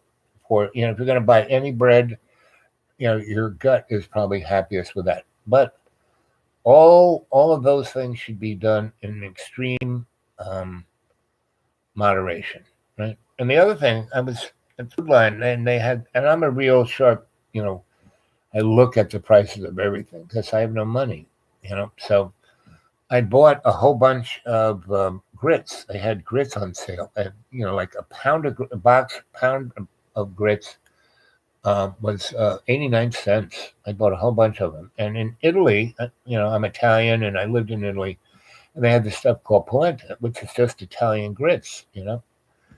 So I was cooking with that and said, "Whoa, this is great," and I must have, cooked 2,000 meals for John in the last 7 years. And every time I cook, I bring him the bowl first, and then I put some in for myself. And I he will not eat it until I take a spoonful because he thinks I shit in it or I poisoned it and this is 7 years later after 2,000 meals. And so as soon as I take a bite, he'll start eating. And then, wow, this is great. And he scoops it all up. So like, as I was cooking all day long, after he ate, in the morning, and that's the worst thing. The first thing in the morning, he was really hungry. I wanted to make him eggs. Oh, I can't have eggs. I was going to make him this. Oh, no, I don't want that. And so he went up, and then he came down, and I was like, shoveling the snow, and I came in, and he was like going upstairs with this bowl of, raw potatoes that had oil and seasonings on them, and had some, onions. I mean, they tasted on the outside good, but eating raw potatoes like that into your gut, oh God. And he does stuff like that. So lunchtime came around, I had this big frying pan full of all kinds of vegetables, really cooked up really nice. And I cut, I had finally got all the potatoes and I got them into this amazing kind of gruel, potato soup I'm going to use. And I was cooking up pasta. And so I said, "You hungry?" So yeah, I'm really hungry. So I made one bowl of this really amazing yum. I said, "This is totally vegan, John. You want it vegan? There's nothing in here but vegetables and oil. There's no cheese, no chicken. There's no meat, no nothing. This is as vegan as you get." Well, is it that magic vegan food? I said, "No, that is poison. Don't do it." Well, it's good, I said, "No, John." And so he ate that. I said, "Oh, this is great." All right. And so then I was going to.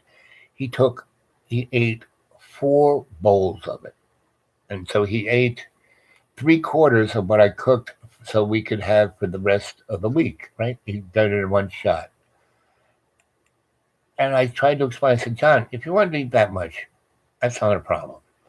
Problem is eating it all at once. If you had one bowl and then went upstairs or walked around outside because it's a beautiful day, or maybe rake some of that snow off the driveway, or edit the film that we did about Little Debbie cakes. Um, he just kind of kept shoveling in his mouth and didn't say anything, and then the 4th bowl he just filled up to the top and ran upstairs with it. Right, and he takes the bowls and the silverware up there, and then there's nothing downstairs. It's like, it'd be one thing if we took it up there and washed it up there and brought it down, but nope, I have to go up there, get it, and wash it, And so if I was his wife, I'd want to shoot him, but he's not my wife. He's my friend, and, I'm sticking it out. It's good training for me. It's, it's not just an exercise. I'm learning a great deal, and I sit down at my journal and, I write 2 or 3 pages of really interesting, insightful stuff. He is like, I keep saying, Anthony calls him the people's saint of truth. And it is. And it's not like the saintliness is this steadfastness of just doing the most crazy shit you ever saw, but it reflects what humanity's doing now in the world, So if you want to know aliens came, all they'd have to do is take John and, take him back home and study him, and they would see, everything about humanity, Wow, we're almost 5 hours. Oh, there's 4 of you here. It says Lana's here, Fish is here. Who else is here? Who else is on the wire? Yes, Lana, you'd like my cooking. I could cook for both of you girls. So Fish has a special way of eating, which I'm totally aware of. I've cooked so I used to take care of people. So I've cooked for lots of different people and who had all different kinds of eating habits. And there are people who don't like, I'm all about them. I'm like a painter. I have a palette and I mix the flavors together to get something different, right? So the thing I made for, it was spinach, kale, onions, carrots, potatoes, mushrooms, and I cooked them all kind of separately because they cook differently. But when you get them to their quintessential best, and then you mix them all together and then bring it to a boil and then turn it off and let it sit for 4 hours, and then you put that in a bowl and put it in a microwave, it is like heaven. But there are a lot of people who can't eat all that stuff, right? They much rather have like 5 bowls, the potatoes in one, the corn in the other, the spinach in one, the mushrooms in one, and they would eat it. I understand that. I've cooked for a lot of people. Part of the story is a lot about Ireland. And so that's why I'm saying you should go back and just kind of zip through it and find these different parts you might like. And I took care of all the kids in this little town I took care of, right? And their mothers were part of it. It was like, I went in there and everyone's on the dole. And none of these people, all these women have 8 kids. Oh, my battery's dying. Oh, I got to go. I'm going to get out of here. Okay, later. Go watch this.